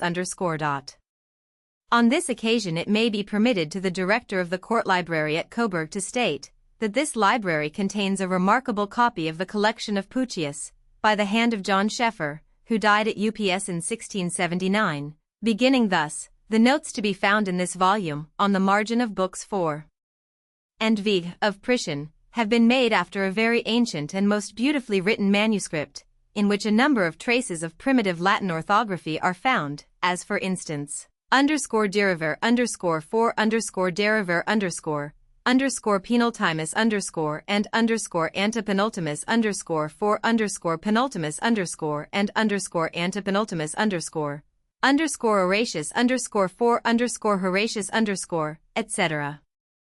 Footnote 110. As we are on the subject of the shape of the female organ, it will not be amiss to enumerate in this place all the various names by which it was known in Latin. The greater part of them we have gathered from the treasure house of Aloysia Sigae, the field, the ring, the furrow, the cavern, the clitoris, the conch shell, the cunus, the little boat, the cysthis, the pit, the garden, the between thighs, the bark, the swine, the wicket, the slit, the precipice, the hole, the trench, the sheath, the virginal, the vulva. And what should hinder us from giving at the time the names of the virile member, the armature of the belly, the catapult, the tail, the stem, the parcel, the column, the pole, the lance with balls, the amulet, the pike, the groin, the hanger, the mentula, the mutinous, the mudo, the nerve, the virile sign, the stake, the peculia, the penis, the stopper, the phallus, the javelin, the tree, the obelisk, the shaft, the spectre, the seminal member, the awl, the bull, the dart, the ballista, the beam, the thyrsus, the vessel, the little vessel, the vein, the private, the verpa and verpus, the verge, the plowshare. Here you have more than enough. Footnote 111. Altrinsicus in Ausonius is equivalent to utrinsicus meaning from either side. Lactantius employs that word in de op officio de ch8. It is incredible how the fact of their being double, the ears, adds to their beauty, as much on account of the symmetry thus produced, as because the sounds which arise on all sides can more easily be received on both sides. Altrinsicus. Footnote 112. Persius 6-13, and you may mark the crime with a black theta. See also Martial 7:36. Footnote 113. I say it was adopted by them particularly, that there were also young men, who by a singular depravity licked the vulvas they might have entered legitimately. Martial tells us, 1186, an evil star, Zoilus, has struck your tongue of a sudden, even while licking a vulva. Of a surety, Zoilus, you must now use your member. Footnote 114. When the middle finger is pointing, the other fingers are turned inside, representing thus a mentula with its accessories, for which reason it was thus pointedly shown to Synodes. The Greeks expressed this in a single word, either by way of invitation or to tease them. Martial, 93. Cestus has often complained to me, Memurianus, that you tease him with your finger. It was also pointed at people held in contempt. The same author, 670, he points with the finger and that the impudent finger, that is Martianus, who is never ill, does to the doctors. Thence this unlucky finger had the epithet infamous. Persius says without any obscene afterthought, 2:33, the grandmother cleanses the babe with the infamous, middle, finger. Footnote 115, nevertheless, eunuchs who have been deprived of their testicles, but not of their mentula, are by no means wanting in lubricity, they can do the business without any danger for a woman, inasmuch as they cannot generate children. The Roman matrons were well aware of the fact. Martial, 667. You ask me, Panicus, why Gallia keeps so many eunuchs. She loves to be enjoyed, but wants no children. Juvenal, 365-67. There are women who like feeble eunuchs, and kisses that are ever harmless, and the absence, nay, the impossibility, of a beard, for they need use no abortive. Saint Jerome, in the _life of Hilarion _, a steward with curled locks, castrated for the sake of longer pleasure and perfect safety. To make more sure of their enjoyment, experienced dames did not allow the testicles of the eunuchs to be cut off until the member had attained full proportions, apprehensive that it might remain puny and inactive if the operation were made earlier. They wanted their eunuchs well furnished, capable of challenging Priapus himself. By such they liked to be worked, being sure of not becoming enceinte. Juvenal, 367-77. With those, however, is love's pleasure most exquisite, whose testicles, when they are lusty and fully matured, are delivered to the surgeons, the pubis being already black with hair. The organs are spared till they are full and ready, then at last, when they have reached 2 pounds in weight, Heliodorus cuts them, to the prejudice of the barber. The observed of all observers, stared at by all, see him enter the baths and challenge the god of vineyard and garden, castrated thus by his lady's order. He may sleep now with his mistress, still beware, Jost Humus, how you trust him with your Bromius, now fully developed and ready for the razor. Chapter 6 of Tribads. The Tribads, also called frictionists, 116, from the Greek, I rub, are women, with whom that part of the genital apparatus which is called the clitoris, attains such proportions, that they can use it as a mentula, either for fornication or pedication. The clitoris, 117, which is a very sensitive caruncle, a small fleshy cone, capable of movement and resembling the verge, gets into erection with all women, not only during the coitus, the delights of which it is said to enhance immensely by increased titillation, but also in consequence of mere amorous longing. With tribads, either by a freak of nature or in consequence of frequent use, it attains immoderate dimensions. 118. The tribad can get it in erection, enter a vulva or anus, enjoy a delicious voluptuousness, and procure if not a complete realization of cohabitation, at least something very near to it, to the woman who plays the passive part. What more is there to say? She plays the man's part with the omission of the ejaculation of the semen. Not that this sort of coitus is an altogether dry affair, as women are in the habit of emitting their liquid during the joys of love. 119. This depravity of voluptuousness, whether caused by the warmth of the climate, or by a peculiarity of the soil or waters, or other reasons unknown to us, was especially common with the women of Lesbos. This is attested by all the old writers. Lucian, in his Dialogues of Courtesans, No. V. Works, Volume 7, page 349. This is one of those tribads, as they are to be found in Lesbos, who will have nothing to do with men, and do the men's business with women. If such things were an everyday occurrence with the lesbian women, we must believe that they were pushed to them by natural instigation. 120, and to allay an intolerable pruriency. Who has not heard of that most celebrated queen of all tribads, Sappho, herself a lesbian? Some authors, Maximum of Tyre the first among them, have with the best intention tried to exonerate her from his infamous vice, but hear her in Ovid, and he represents the ancients in sentiment and feeling. Repudiating her would be apologists. Heroids 15:15-20, neither the maidens of Pyrrha, nor those of Methymna, 121, nor all the host of lesbian beauties please me. Vile to me seems Anactoria, vile the fair Cydno. Athos is no more so dear to my eyes as once she was, nor yet 100 others I loved not innocently. 122. Villain.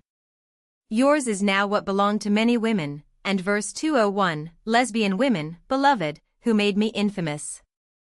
Sappho speaks first in general of those that have submitted to her caresses, the maidens of Pyrrha and Methymna, then she mentions by name Anactoria, Cydno, and Athos, to whom Suidas adds Telesippa and Megara, her favorites, whom she loved well, were 3 in number, Athos, Telesippa, Megara, and for those she burnt in impure passion. These passages from the ancients are clear enough, and do not admit of any doubt. They even assist us in explaining other sentences, which otherwise seem obscure or ambiguous. For instance, the masculine Sappho of Horace, epistles I, 19-28, making plaint against the maids of her country, odes 2, 13-25, also Ovid, art of love 3, 331. Sappho should be well known, too, what more wanton than she? Tristia 2, 363, what was the lore lesbian Sappho taught, but to love maids, and Martial, 7, 68, 123. Sappho, the amorous, praised our poetess, the latter was more pure, the former not more perfect in art. Lucian's witty and licentious pen has made famous another tribad, Megillah, in the above-quoted dialogue. This dialogue is not outrageously obscene, for it breaks off just at the moment when things would have had to be said very plainly. Nevertheless, the virginal modesty of our Wieland has not dared to translate it into German. The philosopher of Samosata brings Liina upon the scene, and makes her disclose by what artifices Megillah gained her consent. Liina asks Megillah, "Are you then made like a man, and do with Demonassa, whom Megillah used after the manner of tribads, as men do?" "I have not got exactly all that, my Liina," answers Megillah, "but I am not entirely without it. However, you will see me at work, and in a very pleasant manner. I have been born like all of you, but I have the tastes, the desires, and something else of a man. Let me do it to you, if you do not believe me, and you will see that I have everything that men have. Give me leave to work you, and you will see." Liina confesses that she at last consented, moved by her solicitations and promises, and no doubt also by the novelty of the thing. "I let her have her way," she says, yielding to her entreaties, seconded by a magnificent necklet and a robe of fine linen. "I took her in my arms like a man, she went to work caressing me, panting with excitement and evidently experiencing the extreme of pleasure." Clonarion asks her inquisitively, "But what did she do to you, Liina, and how did she manage?" But Liina eludes the question. "Do not ask me anything more, these are nasty doings. By Urania, I shall not breathe a word more," she answers, to the great regret of the reader, who would like to penetrate further this mystery. Amongst the tribads is still to be named Philenes, the same, no doubt, who according to Lucian, Amores ch. 28, Works Volume 5, page 88, wrote about erotic postures. "Let our women's apartments be filled by women like Philenes, dishonored by androgynic, 124, loves." Sophoclediska in Plautus, to whom Panion says, "Do not caress me, subagitatrix." Persa Act 2, 41, and Folia of Ariminum, who according to Horace, epodes vive 41, was of masculine lubricity. However, writers as a rule touch upon these points more lightly than is agreeable to the curiosity of the reader. For the same reason the too great reserve of Seneca, controversia 2, is to be regretted, where he says at the end, Hybria's having to plead in favor of a man who had surprised and killed a tribad, described the grief of the husband. On such a subject one must not ask for a too particular investigation. Much more complete, full and explicit is our good friend of Bilbilus, Martial. Hear him.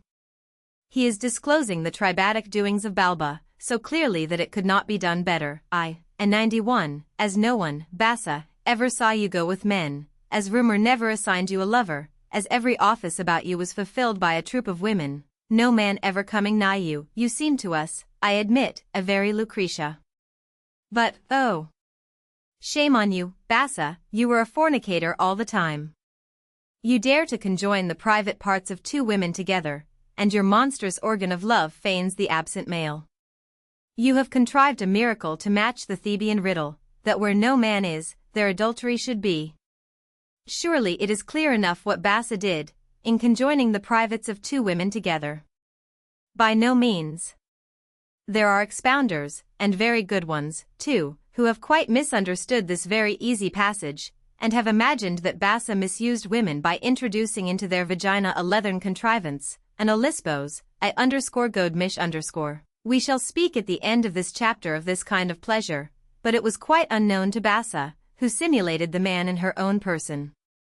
Nothing could be more monstrous than the libertine passion of Fellini's. She did not content herself with introducing her stiff clitoris in the vulva of Tribads, Martial, 7, 69, Tribad of Tribads, you, Fellini's, you are well justified in calling her your mistress whom you work, or in those of other young girls, and to get a dozen of them under her in a day, but she even peticated boys, Martial, 7, 67, Fellini's the Tribad peticates boys, 125, and stiffer than a man in one day works 11 girls. In order to leave nothing untasted in the way of virile lusts, she was also a _cunniling _ same epigram, at the end. After all that, when she is in good feather, she does not suck, that is too feminine. She devours right out girls' middle parts. May all the gods confound you, Fellini's, who think it manly work to lick the vulva. Fellini's, when overmuch in rut, caused herself also to be served by _cunnilings _ This is clear enough from Martial, 9:41, when Diodorus, wanting the Tarpeian crowns, left Pharos behind and sailed for Rome. Fellini's vowed that to celebrate her mate's return an innocent maid should lick her, such a one as the chaste Sabine women still cherish. She vowed if her husband returned to have her vulva licked by a young girl, well known for her innocence and chastity. To have it done by prostitutes was for Fellini's nothing new. She wanted on that occasion to experiment with a virgin, exactly like men, who always want something new and strange to spur their lust. How rare it was for women to use other women for that purpose appears from Juvenal 2, 47-49. There will no other instance be found so abominable in our sex. Tadia does not lick Cluvia, nor Flora Catulla. But what could you find stronger, more energetic and plainer to enlighten the reader completely on this subject than the following verses in _satire _6, 308-333, where Juvenal's ire against the tribadic orgies in Rome breaks out in words of fire? At night they stop their litters here, make water here, and flood with long siphons the goddess statue, and ride turn and turn about and go through the motions under the eye of the conscious moon. Then they make for home. When the morning light returns, you walk through your wife's piss, to visit your great friends. Known are the secret rites of the _bona dea _ when the flute excite their wanton loins, when drunk with music and with wine they rush along, whirling their locks and howling, these Maenads of Priapus. How they yearn for instant copulation! How their voice trembles with passionate longing!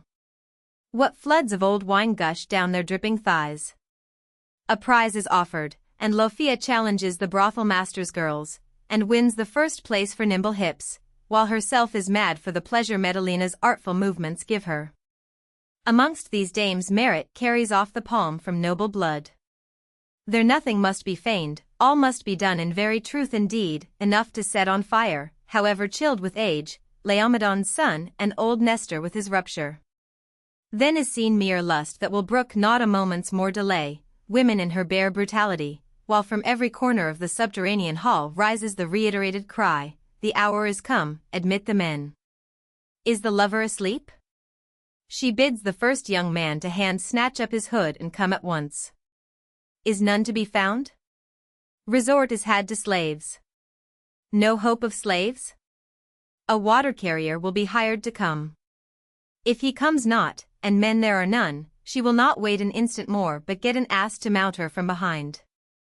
The tribadic orgies were divided into two kinds. In one of them the Roman dames, giving free course to their lust, defiled the altar of chastity. In the other they celebrated the mysteries of the _bona dea _ You see, in the first place the tribads go at night in litters to the altar of chastity, there pass their water, 126, against the statue of the goddess, and having perhaps spurt their urine up to her face, 127, they at all events wet the area all about, their husbands walking right through it in the morning, when they go to see their patrons, and then they ride or allow themselves to be ridden alternately. Here we have more than one Fellini's, tribad of tribads. Other ladies go to celebrate the mysteries of the _bona dea _ well known to the public since the adventures of Clodius, 128. You observe them rousing themselves with the sounds of flutes and trumpets, as also with fumes of wine, to undergo valiantly the justs of mutual love. You see their amorous frenzy, their hair flying in the wind, you note their sighs of longing, and how they piss with excitement. A prize is set, as in the feast of Pope Alexander VI, to be given to the most intrepid tribad. Lofia calls upon the brothel girls to let her ride them, and carries off the crown. 129. There is none there of better heart than Medalina, expert in plying her loins and buttocks. There all etiquette ceases, mistresses and servants alike contest for the palm of obscenity. There is no sham, all is tribadic reality. 130. But, after all, finally nature got the upper hand again, the tribad disappeared, and the woman became again a woman, leaving alone tribadism, as a phantom only of pleasure, and not satisfying them. From all parts a cry is raised, now is the time for the men to come in. Go and find young men, if you cannot find any, then slaves will do. If they are lacking, bring the first men you can find in the streets. And if all fails, in their shameless wantonness, they will offer their buttocks to an ass. 131. On the origin of tribads. 132, Phaedrus has a fable. 14. Another asked the reason why tribads and synodies were created. The old man thus explained, the same Prometheus, modeler of the human clay, that if it knock against fortune is shivered in pieces. Once when he had been fashioning all day long separately those parts that modesty keeps hidden beneath a garment, to fit them presently to the bodies he had made, was unexpectedly invited to supper by Bacchus. There he imbibed the nectar in large draughts, and returned late home with unsteady foot. Then what with fumes of wine and sleepiness, he joined the female parts to male bodies, and fixed male members on to the women. Thus it is we find lust indulging in depraved pleasures. The masculine member applied to women is evidently that clitoris of such proportions in erection, that the tribads can use it like a penis. The female apparatus fitted on to man is nothing else but the posterior orifice, which itches in the case of synodies, just as the vulva titillates women. Tribads were not wanting in the times of Tertullian, he calls them frictresses. De Palio _ch4, look at those she-wolves who make their bread by the general incontinence, amongst themselves they are also frictresses. The same author says in the _de resurrection carnis _ch16, I do not call a cup poisoned which has received the last sigh of a dying man. I give that name to one that has been infected by the breath of a frictrix, of a high priest of Cybele, of a gladiator, of an executioner, and I ask if you will not refuse it as you would such persons actual kisses. Nor was the trade of tribad out of date in the time of Aloysia Sigaye, nay. Do not think me, says Tullia, Dialogue 2, worse than others. This taste is spread almost over the universe. Italians, Spaniards, French, are all alike as to the tribadism of their women. If they were not ashamed, they would always be rutting in each other's arms. More, she quotes herself some examples of the hot transports of tribads. Dialogue 7, Enamunda, the sister of Fernando Porcio, was very beautiful, and not less so was a friend of hers, Francisca Bellina. They frequently slept together in Fernando's house.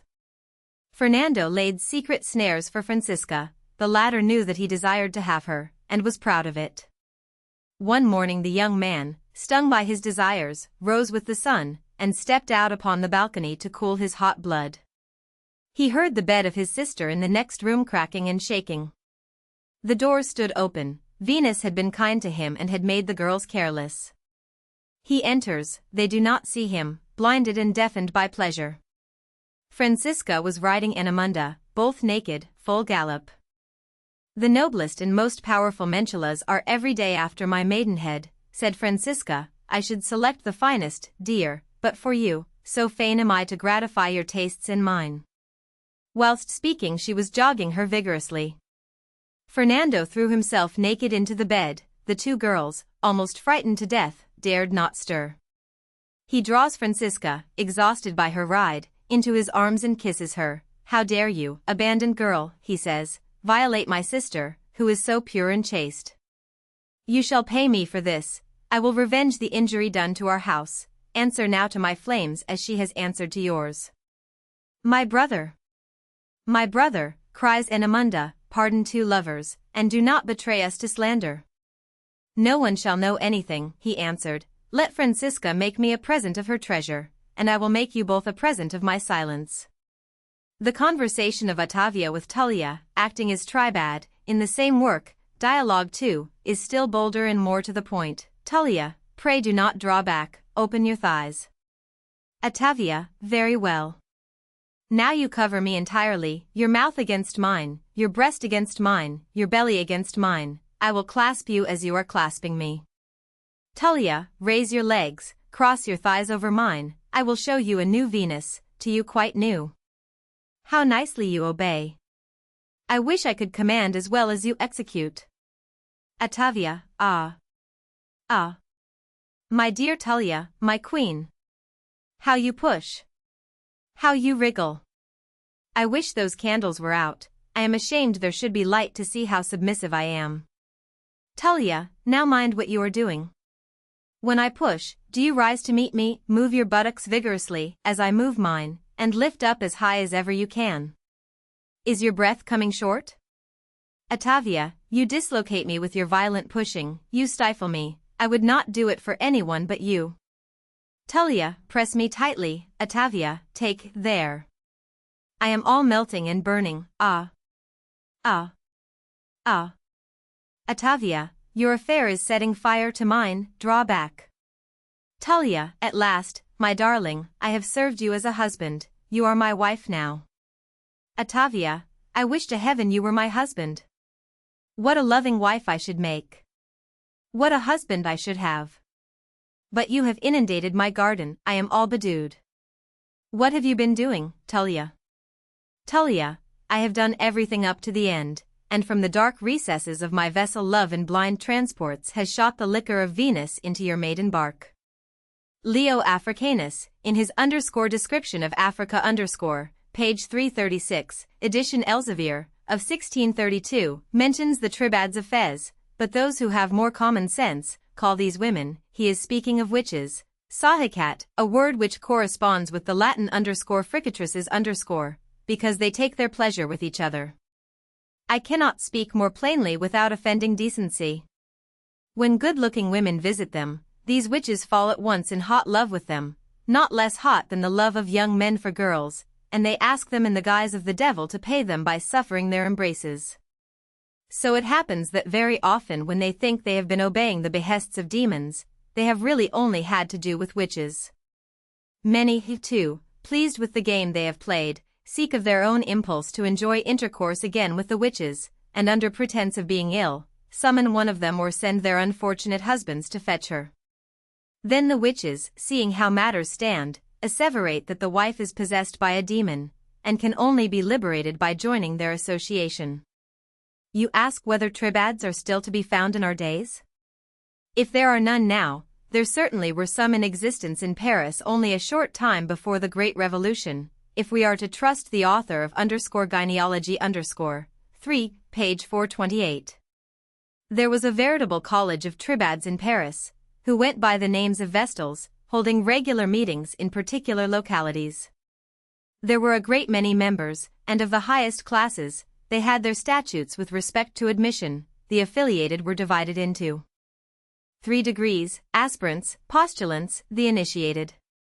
Before the postulant could be admitted to the secret of the order, she had to undergo for 3 days a difficult probation, shut up in a cell tapestried with lewd pictures, and ornamented with carved priapi of magnificent proportions. She had to keep up a fire with I do not know how many ingredients, and arranged in such a manner that it would go out if there was taken too much or too little of any of the materials, on the 4 altars of the temple, which was adorned with statues of Sappho, of the lesbians she had loved, and of the Chevalier d'Eon, who for so many years successfully dissimulated his sex, and with splendid hangings, perpetual fires were burning.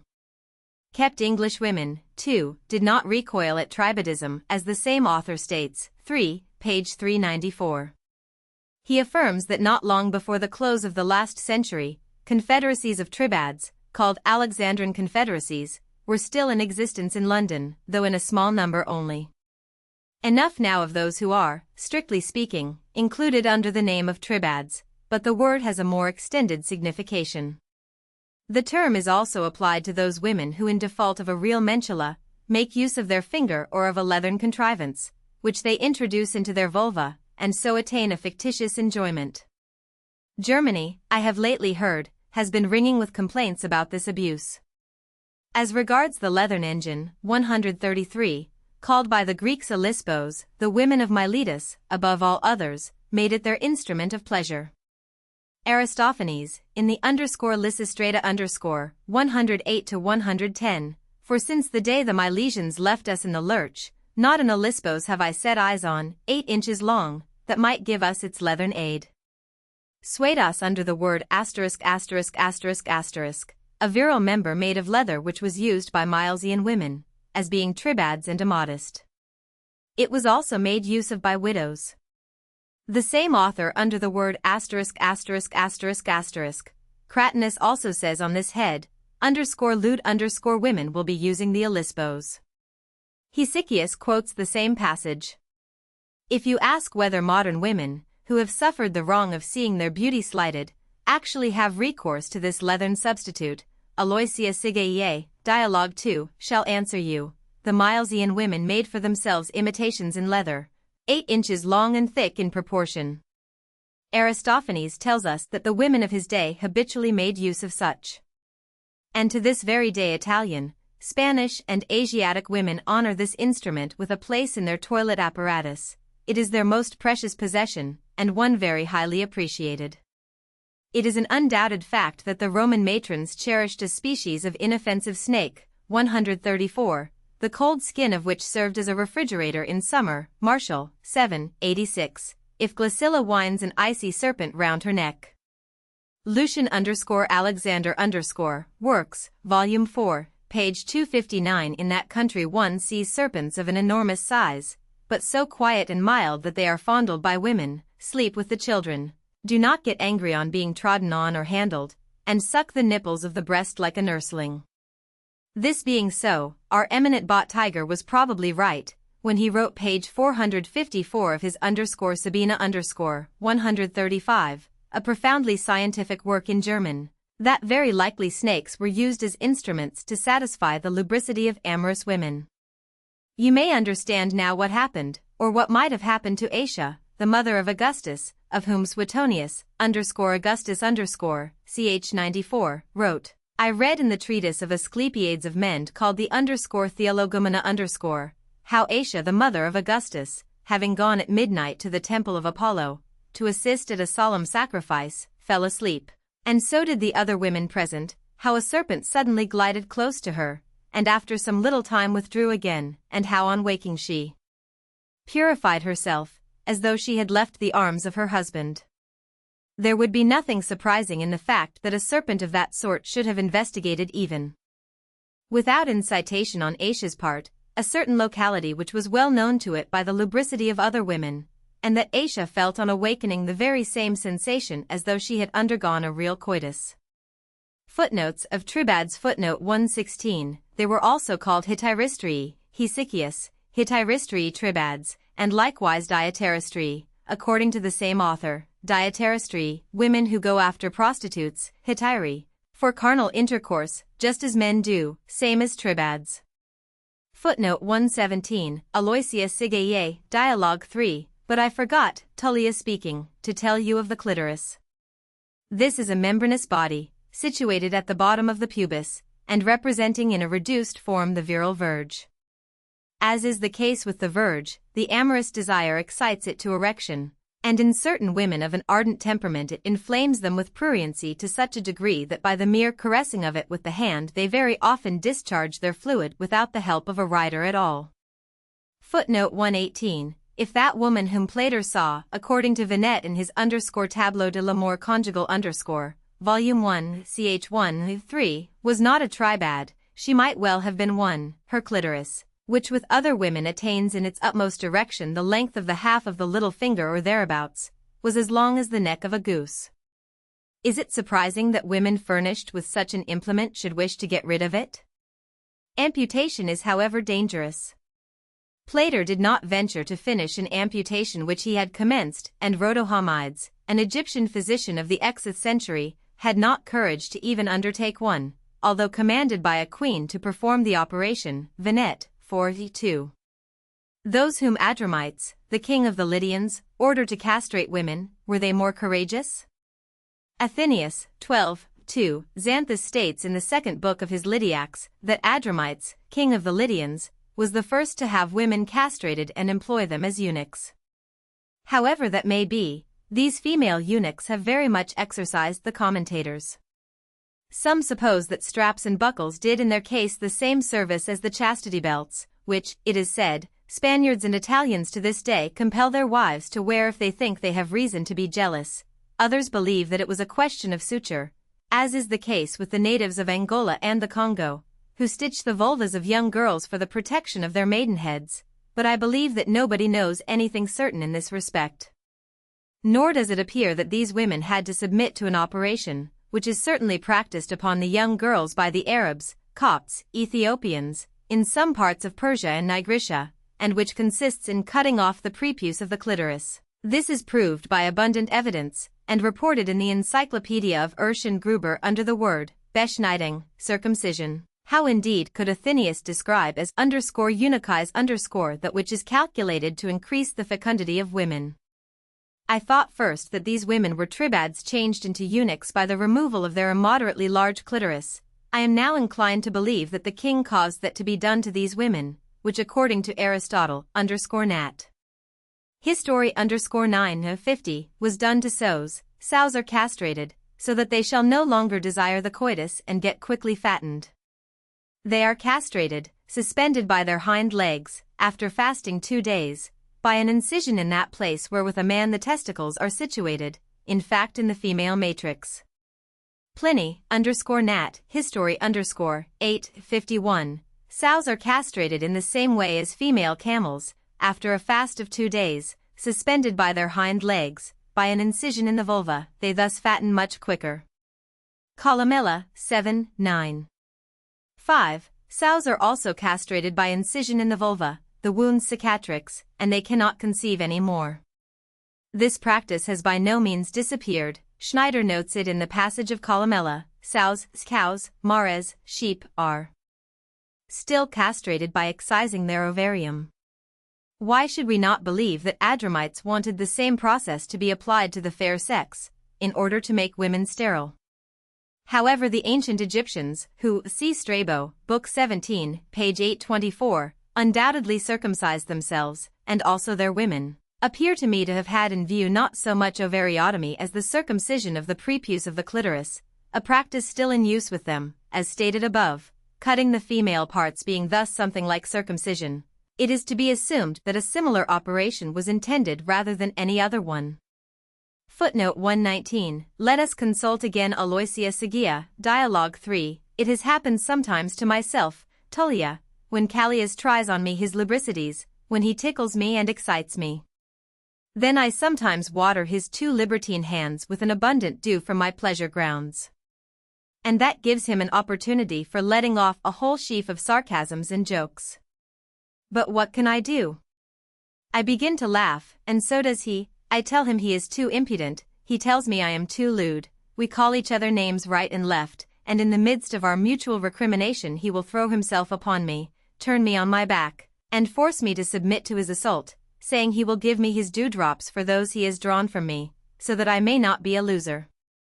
Further on, Dial, for Callias, pressing me more closely to him, buried his weapon deeper into my belly, almost as though he were trying to get himself in altogether.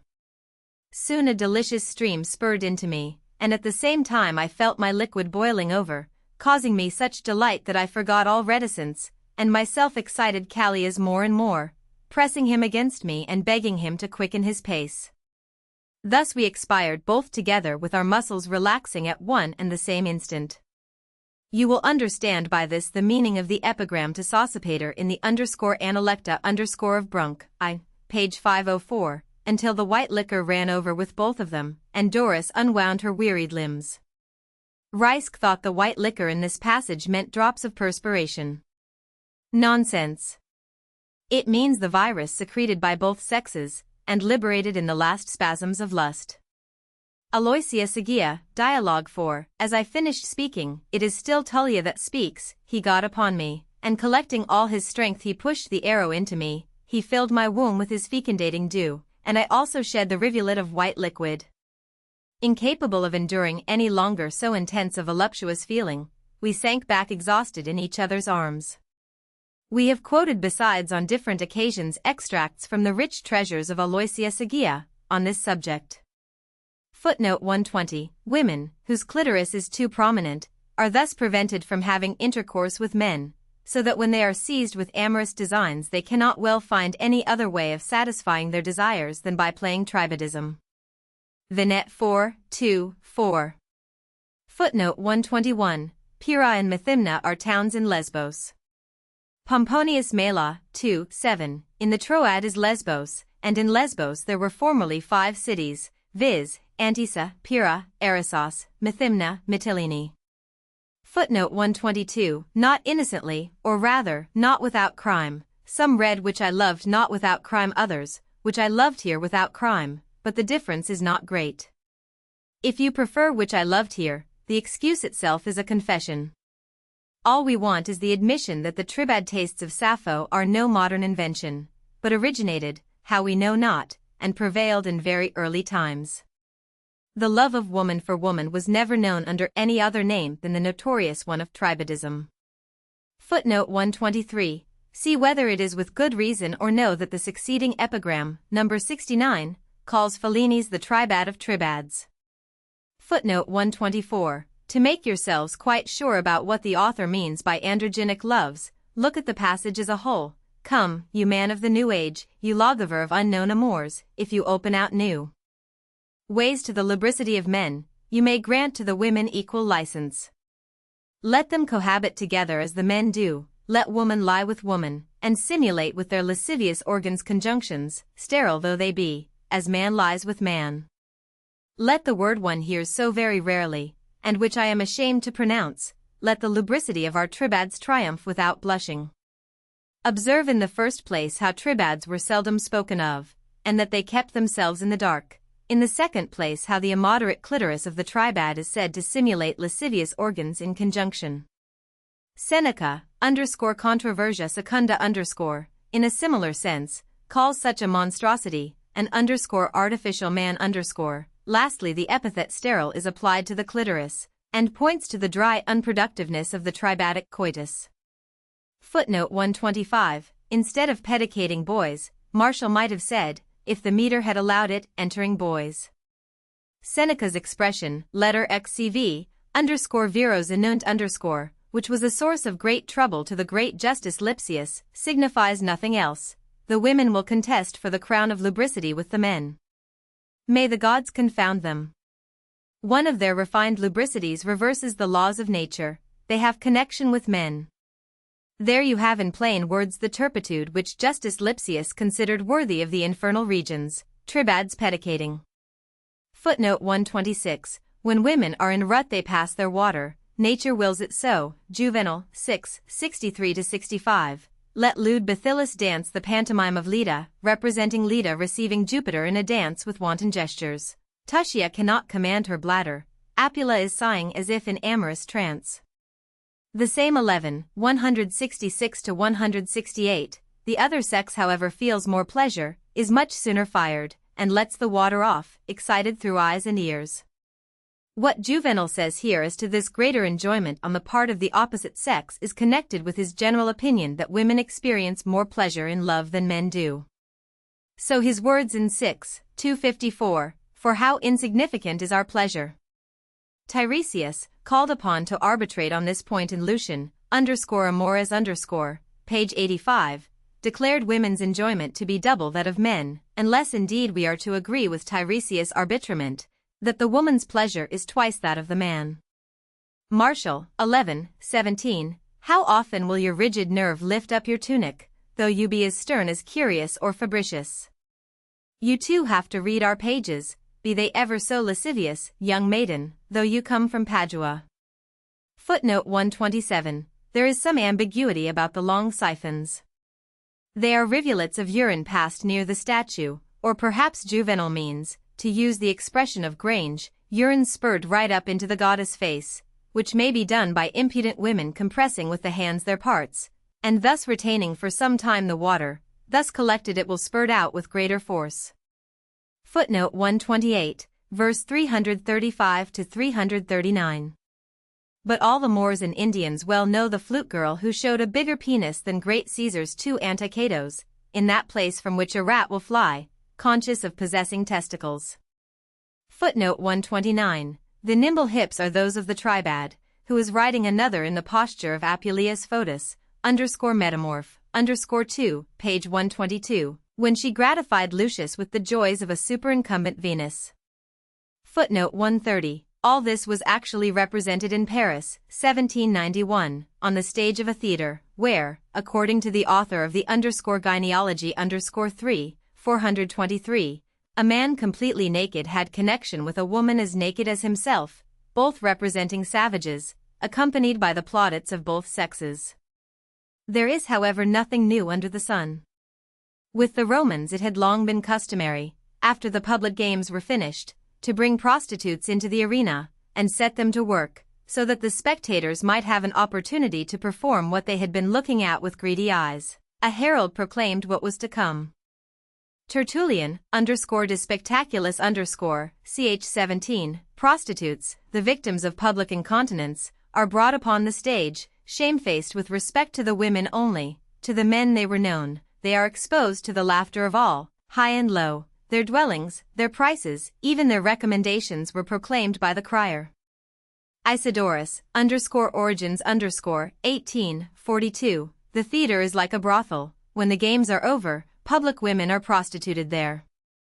The rape of the Sabines described in Livy, 2:18, would seem to have been a not dissimilar form of amusement, in this year young Sabines in Rome having, in the midst of the games, abducted some prostitutes. The tumult ensuing thereupon degenerated into a riot, in fact nearly into a battle. Footnote 131. Observe the subtlety of the expression adopted by the poet, offers her buttocks to an ass to get on them. Juvenal knows that a woman has no chance to have an ass's mentula in her except by turning her back to the beast. Footnote 132. Plato, _symposium works, Zweibrücken edition, volume 10, page 205, imagines another origin, in the passage where he relates the celebrated fable, according to which Jupiter had cut the men in halves. He says, as to those women who are halves of women, they are not much harassed by desires after men, but are much more given to amuse themselves with women. The Hetairistrae descend from their category. Footnote 133. Another use of these leathern engines has been noted in ch. 2. Footnote 134. This sort of snake served also to amuse men. Suetonius, _Tiberius ch. 72, he kept for amusement a snake. One day, when he went as usual to feed it, he found it devoured entirely by ants, which he took as a warning to guard against being attacked by a mob. Pliny, _Nat. History _Zix, ch. 4, the Aesculapian serpent was brought to Rome from Epidaurus. It was kept in the public edifices, and also in private houses. Seneca, in the _de ira 2, ch. 31, speaks of those snakes that glide harmlessly amid the cups and into the bosoms of the guests. They were not of a small size. This appears from what Philostratus says in his _heroics 8, 1, Ajax had a tame snake of 5 cubits length, which kept close to him, guided him on his way, and followed him about like a dog. This kind of snake was very common at Pella, in Macedonia. As Lucian says in a passage quoted in the text, there are many such in their country. They are still to be found in Italy, according to Justus Lipsius in his notes to Seneca. Footnote 135. Sabina, or the morning toilette of a Roman lady at the end of the 1st century, translated into French by Clapier, 1813, 8 vo. Chapter 7 of Intercourse with Animals. It will not be out of place to say something here of the incontinence of those who have carried out carnal intercourse with animals. It appears that in Egypt the Mendesians, who paid divine honors to a he-goat, 136, prostituted to him publicly women, even against his inclination, in celebrating his rites. Herodotus 2:46, a monstrous affair was connected with this district, viz., the Mendesian. In my time, a he-goat covered a woman in public. Strabo, 17, page 802, Mendes, where they worship Pan, and a live he-goat, the latter in that place have intercourse with women, 137. The Jews also knew something of the practice, as we know from the law of Moses, Leviticus XX, 15-16, and if a man lie with a beast, he shall surely be put to death, and ye shall slay the beast. And if a woman approach unto any beast, and lie down thereto, thou shalt kill the woman, and the beast, they shall surely be put to death. How should Juvenal have come to tell us, Satire 6, 332-33, no more delay is there, she hastens to make a donkey ride her from behind, if it had not been known that women sometimes submitted themselves to asses. Would Apuleius have thought of describing to us with no less minuteness than with the scene in which Lucius, changed into an ass by a mistake of Fotis, affects intercourse with a matron? Metamorphoses Book X, page 249, but I was a prey to grave apprehensions. I asked myself how I, with my long and coarse legs, could mount a delicate woman, clasp with my hard hoofs her soft and tender limbs that looked like milk and honey. How could I with my enormous mouth, furnished with teeth as big as tombstones, kiss those small, rosy, scented lips? How lastly this lady, although in rut to her very fingernails, could take in such a big genital verge. She, however, doubled her tender allurements, her endless kisses, her sweet murmurings, interspersed with sweet glances like stings. I hold you at last, she cried, I hold my dove, my sparrow, and having said this, she showed me how vain my fears had been for embracing me as closely as she could. She received me inside entirely, out and out. Even more than that, whenever I drew back in order to spare her, she pushed closer to me, and clasping my backbone like mad, she clung to me so closely that, by Hercules, I began to think that I was not well enough furnished to assuage her passion completely. A young girl of Tuscany got herself covered by a dog in the time of Pius V, the Roman Pope, as reported by Venet 2, for ch. 3, and according to a note of Elmenhorst on the above-quoted passage of Apuleius, a woman was discovered in Paris, in October, 1601, to have had connection with a dog. The law was appealed to, and in conformity with the unanimous verdict pronounced by the Parliament, the adulterous woman and the dog were both burnt alive. Nay, more, a woman has been known to submit to a crocodile, if we may believe Plutarch, who reports in his treatise on the sagacity of animals page 976, volume 2. Of the complete works, quite lately our excellent Philinus, on returning from a long voyage to Egypt, told me that he had seen at Antiopolis an old woman sleeping with a crocodile stretched comfortably beside her on her pallet. Nor have men despised the vulva of animals. Plate 3 of the Monuments du Culte Secret de Dames Romaines shows the picture of a man working away in a goat, though the annotator ought not to have quoted in illustration of it a passage of Virgil, Bucolics 3-8, which has nothing whatever to do with this matter. We know who pedicated you, while the he-goats looked at you askance. In our country's legal cases show that not only goats, but also sheep, cows, and mares, have sometimes charmed shepherds and other people of low breeding. Footnotes of intercourse with animals. Footnote 136, Plutarch, of animals that have reason page 989, volume 2, of his works. It is reported in Egypt the he-goat Mendes, shut up with a great number of women, all of them beautiful, refused to have anything to do with them, and prefers goats by far. Footnote 137, if we may believe Venet 2, 4. 3. There is nothing more common in Egypt at the present day than for young women to have intercourse with he-goats. Chapter 8 of Spintrian Postures. In the sundry kinds of voluptuous enjoyment which we have studied so far, there are almost always only two persons in action. It happens, nevertheless, that more than 2, 3, or even more, may enjoy themselves together. This is what we call after Tiberius, the Spintrian kind.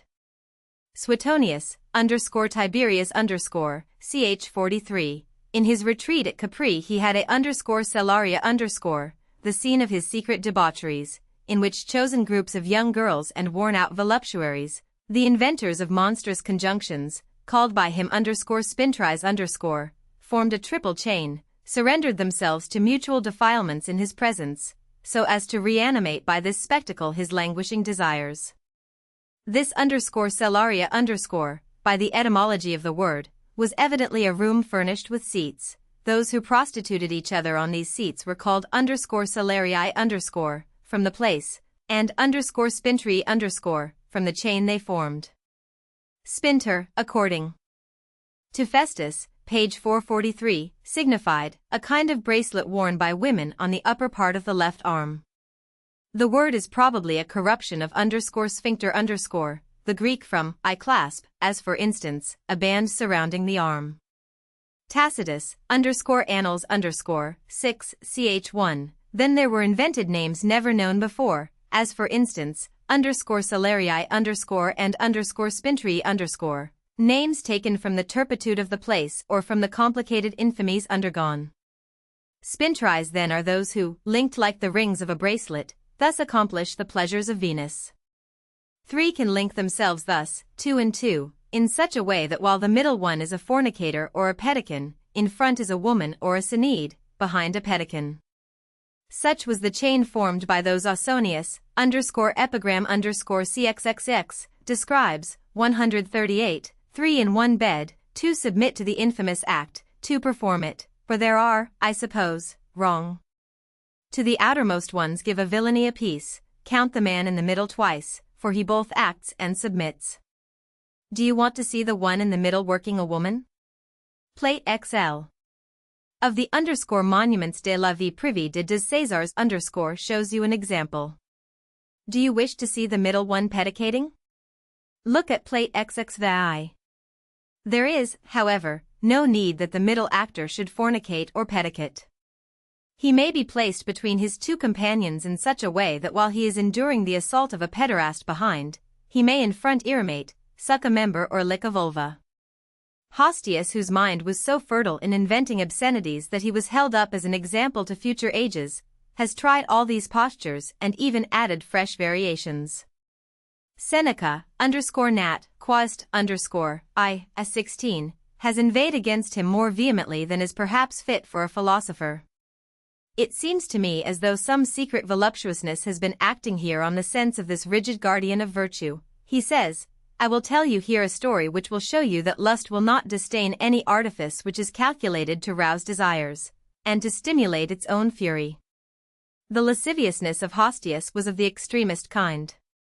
It was this rich miser, this slave of 100,000,000 sesterces, whose death, when he had been assassinated by his slaves, Augustus would not avenge, although he would not say that they were right to kill him. His lewdness was not contented with one sex, he was as passionate for men as for women. He had mirrors made which magnified the reflections so much that a finger appeared as big as an arm. These mirrors were placed in such a manner that when he had a man under him he could watch every movement of his accomplice, and enjoy as it were the fictitious size of his member. He chose his men carefully, the measuring tape in hand, and still had to deceive his insatiable passion. It would be too outrageous to report everything which this monster, that ought to have been torn into pieces, dared to say and do with his mouth. When surrounded on all sides by his mirrors he was the spectator of his own turpitudes, and those secret infamies which every man would deny, if accused of them, of such he took his fill not with his mouth only, but also with eyes. And, by Hercules, generally speaking crimes shun their own reflection. Men who are bare of every feeling of honor and exposed to every insult, still have some sense of shame, and do not appear as they are. But he feasted his eyes on unheard of and unknown infamies, and, not content to see simply how he dishonored himself, he surrounded himself with mirrors, for the sake of multiplying and grouping his lubricities. As he could not see unaided everything distinctly when, pedicated by one man, he had his head between the thighs of another, he saw by his mirrors what he was doing and how. He saw the lewd work of his mouth, and watched himself absorbing men by every orifice. Sometimes placed between a man and a woman, playing both ways the passive part, he was able to see the greatest abominations. Darkness was not for him.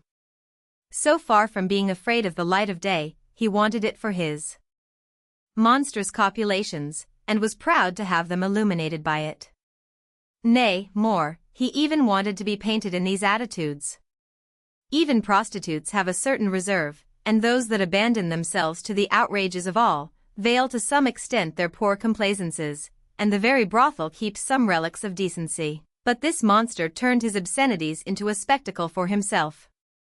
Yes, he said, I submit myself to a man and a woman at the same time, but nevertheless with the organs which are left free to me I am still able to commit a worse ignominy. All my limbs are polluted, then shall my eyes also take part in my enjoyments, they shall be witnesses and judges. What I cannot see in a natural way let me see by the help of art, so that I may not be ignorant of what I am doing. No matter to me that nature has provided man with such insignificant organs of voluptuousness, the same nature which has furnished animals so well, I find means to deceive my passion, and to satisfy myself. Where is the harm, if I try to imitate nature? I will have mirrors which shall reflect images of incredible dimensions. If I could, I would make these images real, as I cannot, I must be satisfied with phantoms. Let me see these objects of obscenity larger than they are in reality, and surprise myself by the sight of them. Plate XXI.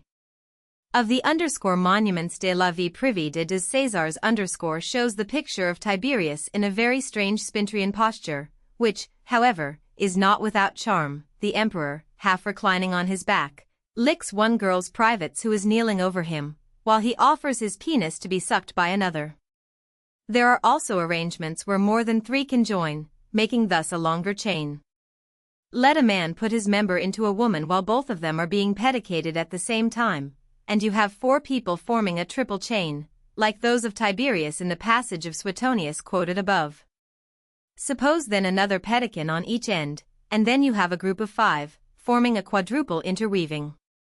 Martial, 1243. There are to be found novel figures of love, such as the impassioned fornicator may try, such as experienced libertines perform and keep the secret of, how five can copulate in a group, how more still may be connected in a chain.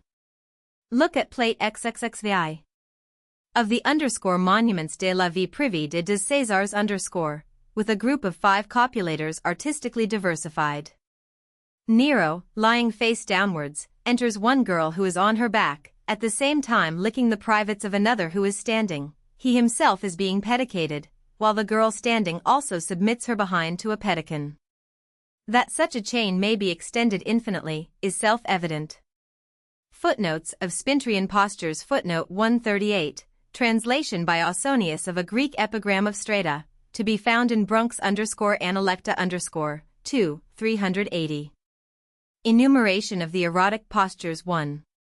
The man face downwards taking between his thighs the woman, who lies on her back with her legs stretched out straight. 2. The man face downwards taken between her thighs by the woman, who lies on her back with the legs apart. 3. The woman lying on her back taking only one leg of her cavalier between her thighs. 4. The woman lying on her back with her feet crossed over the loins of the man. 5. The woman lying on her back with one of her legs stretched out, and the other over the man's loins. 6. The woman lying on her back with the cavalier mounted on her with his back towards her face. 7. The woman lying on her back, with the cavalier mounted athwart her. 8. The man lying with the woman half couched on her side with the legs stretched out. 9. The man lying with the woman half couched on her side, one leg stretched out, the other one over the man's loins. 10. The woman half couched, the man mounted with his back to her. 11. The man on his knees, the woman on her back with her legs open. 12. The woman on her back with her legs resting on the man's loins, who is kneeling. 13. The woman on her back, one leg stretched out, the other one resting on the loins of the man, who is kneeling. 14. The woman on her back with her legs on the shoulders of the man, who is kneeling. 15. The woman on her back with one leg resting on the loins of the man, who is on his knees, and the other one on his shoulder. 17. The man kneeling gets into the woman, who is in a sitting position with her thighs open. 18. The woman sitting with one leg stretched out, and the other resting on the loins of the man, who is kneeling. 19. The woman sitting, with her two legs resting on the loins of the kneeling man. 20. The woman sitting with one leg stretched out, and the other on the shoulder of her cavalier on his knees. 21. The woman sitting with her two legs on the shoulders of her cavalier on his knees. 22. The woman sitting, one of her legs on the shoulder of the man on his knees, the other one stretched out. 23. The man on his knees, the woman with her back to him. 24. The man on his back, the woman facing him. 25. The man on his back with the woman turning her back to him.